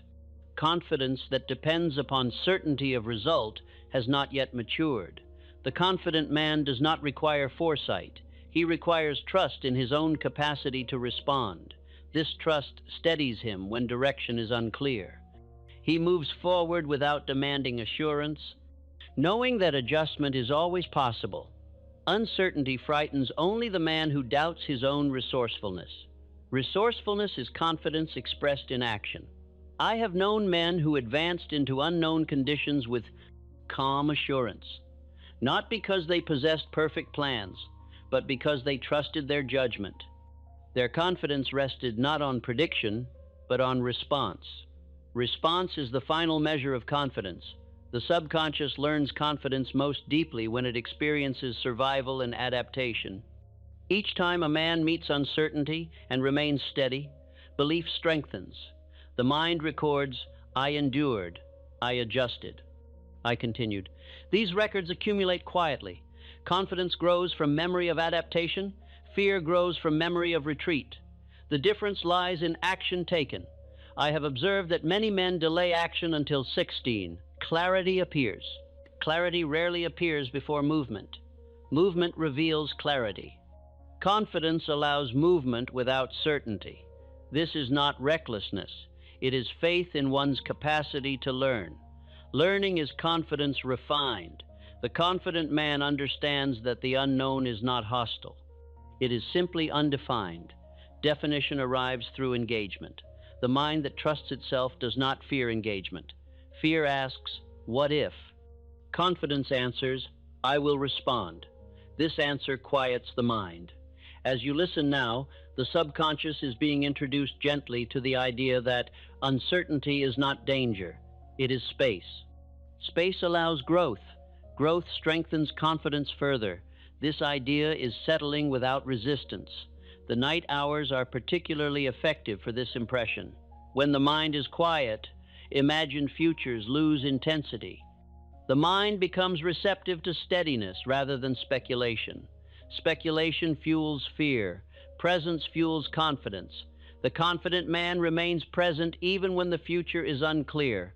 He attends to what lies before him without anxiety. This attention prevents the mind from racing ahead into imagined difficulty. Racing weakens confidence. Steady attention restores it. I have observed men who maintained confidence through great change because they remained anchored in principle rather than circumstance. Principles do not shift when conditions do. Confidence rooted in principle remains intact. Circumstances change. Principle endures. The subconscious recognizes endurance as safety. Safety allows calm. Calm preserves confidence. You may notice that as confidence matures, impatience fades. The need for immediate certainty lessens. Waiting becomes possible without distress. This waiting is not hesitation. It is readiness. Readiness is confidence at rest. The confident man waits without anxiety because he trusts his response when the moment arrives. He does not rehearse every possibility. He does not attempt to control what cannot yet be shaped. Control exhausts the mind. Trust steadies it. As repetition continues during rest, the mind is learning that trust in response is sufficient. The idea that I will handle what comes is being normalized. This idea does not excite the mind. It calms it. Calm is the sign that belief is settling. I have known men who faced loss, transition, and reversal without losing themselves. They felt disappointment, yet remained intact. Their confidence did not depend on preservation of circumstance. It depended on preservation of self-command. Self-command survives change. Change tests confidence only when identity is tied to outcome. Identity tied to principle remains free. As sleep approaches, the conscious mind releases control further. The deeper mind remains alert, recording impressions. The association between uncertainty and steadiness is being strengthened quietly. You are not being urged to welcome uncertainty actively. You are being prepared to meet it without fear. This preparation is sufficient. In the days ahead, you may notice that unexpected events disturb you less. You may recover more quickly from surprise. These changes signal that confidence is no longer dependent on predictability. Confidence has shifted from outcome to capacity. Capacity endures. The confident man does not deny difficulty. He accepts responsibility for response. This acceptance restores authority immediately. Authority calms the mind. Calm guides action. Action reveals opportunity. Opportunity strengthens confidence further. This cycle becomes self-sustaining once trust in response is established. As you drift towards sleep, let this understanding rest without effort. The future does not require your control. It requires your presence. Presence guided by confidence is enough. The subconscious is learning that the unknown does not threaten identity. Identity remains intact regardless of circumstance. This lesson dissolves fear quietly. Remain with the sound. Allow repetition to continue. Confidence is learning to stand without guarantees, and confidence that stands without guarantees cannot be shaken. I have come to understand that confidence reaches its highest form when it is no longer discussed, examined, or tested. At this stage, confidence becomes silence within the mind, a silence not of emptiness, but of agreement. The inner debate has ended. The question of worth no longer arises. This silence is not dullness. It is clarity. The confident man does not feel compelled to measure himself. Measurement belongs to uncertainty. When confidence is complete, the mind ceases comparison. It no longer looks outward for confirmation. It rests inwardly, knowing itself capable. Knowing removes effort. Effort signals doubt. I have observed that men who reach this stage of confidence move through life with an ease that cannot be imitated. Their ease is not carelessness. It is freedom from inner resistance. They do not strain against themselves. They proceed. Proceeding without strain is confidence perfected. Such men do not announce belief. They do not speak often of strength. Their confidence is evident in how they wait, how they listen, and how they respond when response is required. Silence becomes one of their strongest expressions. Silence speaks clearly when confidence is present. I have known men who stood quietly in moments of tension while others hurried to fill space. Their calm altered the direction of events without argument. Confidence, when complete, guides circumstance without effort. This guidance does not come from control. It comes from steadiness. Steadiness influences more deeply than force ever could. At this stage, confidence no longer depends on habit alone. Habit has already done its work. Confidence has become character. Character acts automatically, even when habit is interrupted by fatigue or change. This is permanence. The subconscious no longer questions authority. It obeys. It supports action without hesitation. It releases doubt quickly, without struggle. Doubt appears briefly and passes, like a thought without attachment. Attachment is what gives doubt its strength. Confidence dissolves attachment. I have observed that confident men at this stage feel little need to explain themselves. Explanation often serves as defense. Defense implies threat. Confidence feels no threat. Feeling no threat restores calm. Calm restores clarity. Clarity guides action. This sequence no longer requires conscious attention. It unfolds naturally, as breathing does. As you listen now, there is nothing further to install. What has been repeated has already settled. The subconscious recognizes familiarity and accepts it fully. Confidence has become the standard. Standards guide behavior automatically. Behavior aligned with standard feels natural. Natural confidence does not fluctuate. You may notice that your inner life feels quieter. This quiet is not absence, it is order. Order feels like peace. Peace feels like strength when it is chosen rather than imposed. Peace imposed weakens. Peace chosen strengthens. The confident man carries peace into difficulty without losing alertness. He is calm, not complacent. Calm sharpens perception. Perception guides correct action. Correct action reinforces confidence further. This reinforcement now occurs without effort. I have seen men who lost everything external and yet remained confident because their confidence was no longer tied to possession, position, or praise. It was tied to self-command. Self-command cannot be taken. This is the final security. At this stage, confidence does not fear solitude. It does not depend on company.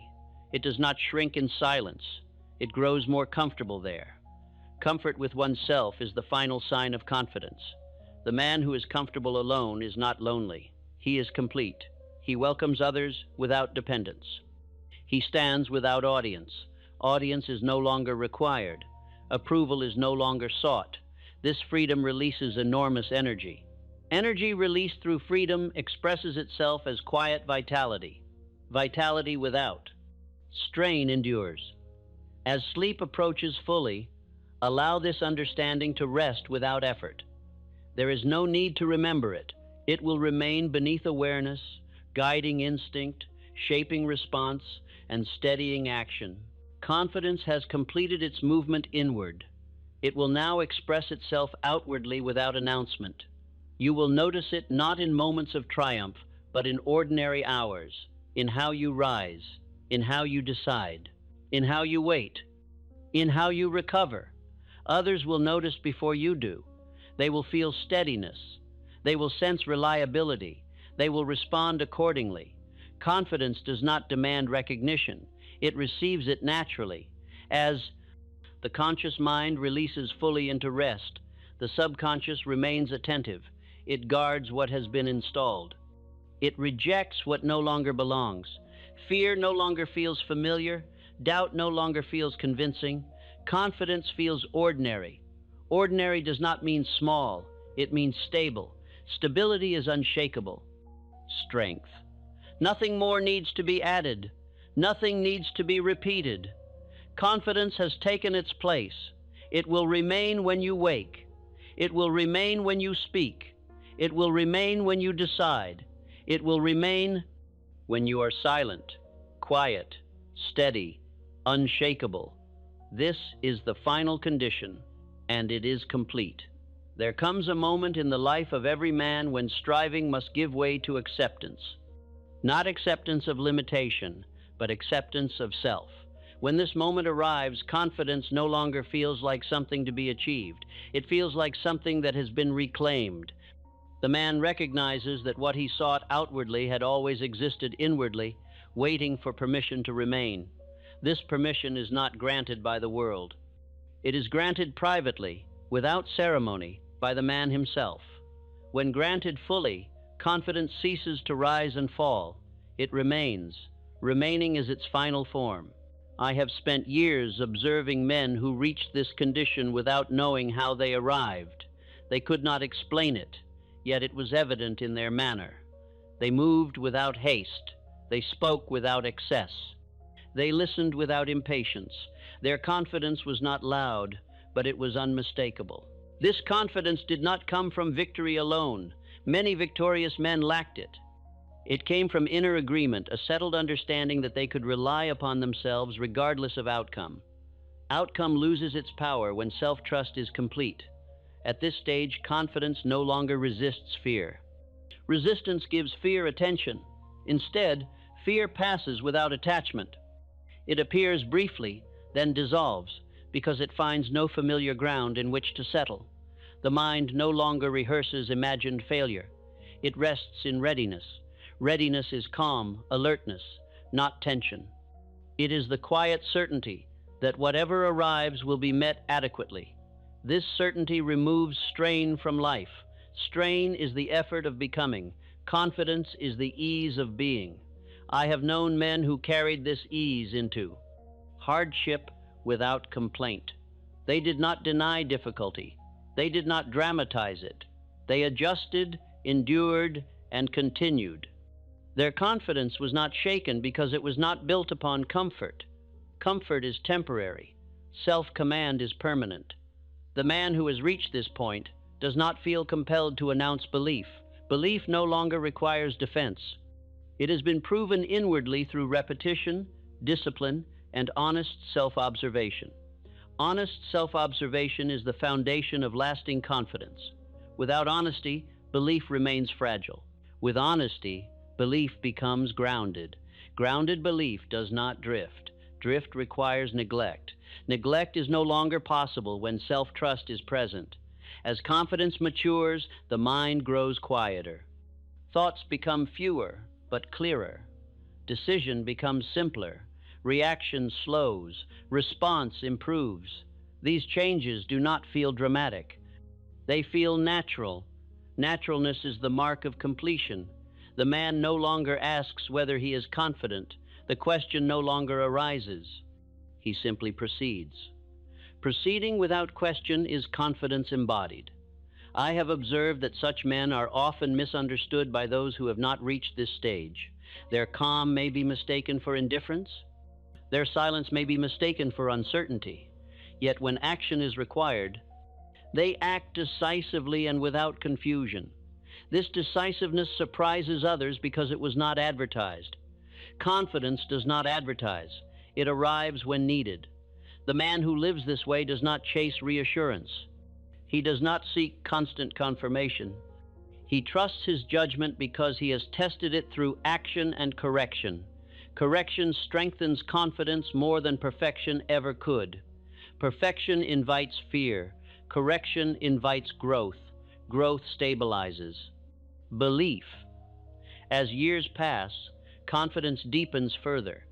It becomes less expressive outwardly and more influential inwardly. The man becomes comfortable with ambiguity. He no longer rushes to close questions prematurely. He allows understanding to form fully before acting. This patience is not hesitation. It is maturity. Maturity does not weaken confidence. It refines it. I have seen men grow more confident with age, not because they became stronger in body, but because they became settled in mind.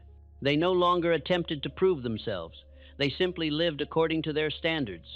Standards, once chosen and honored, free the mind from doubt. The mind no longer asks, "Am I enough?" It knows the answer through experience. Experience is the final teacher of confidence. No words can replace it. Words can guide. Experience confirms.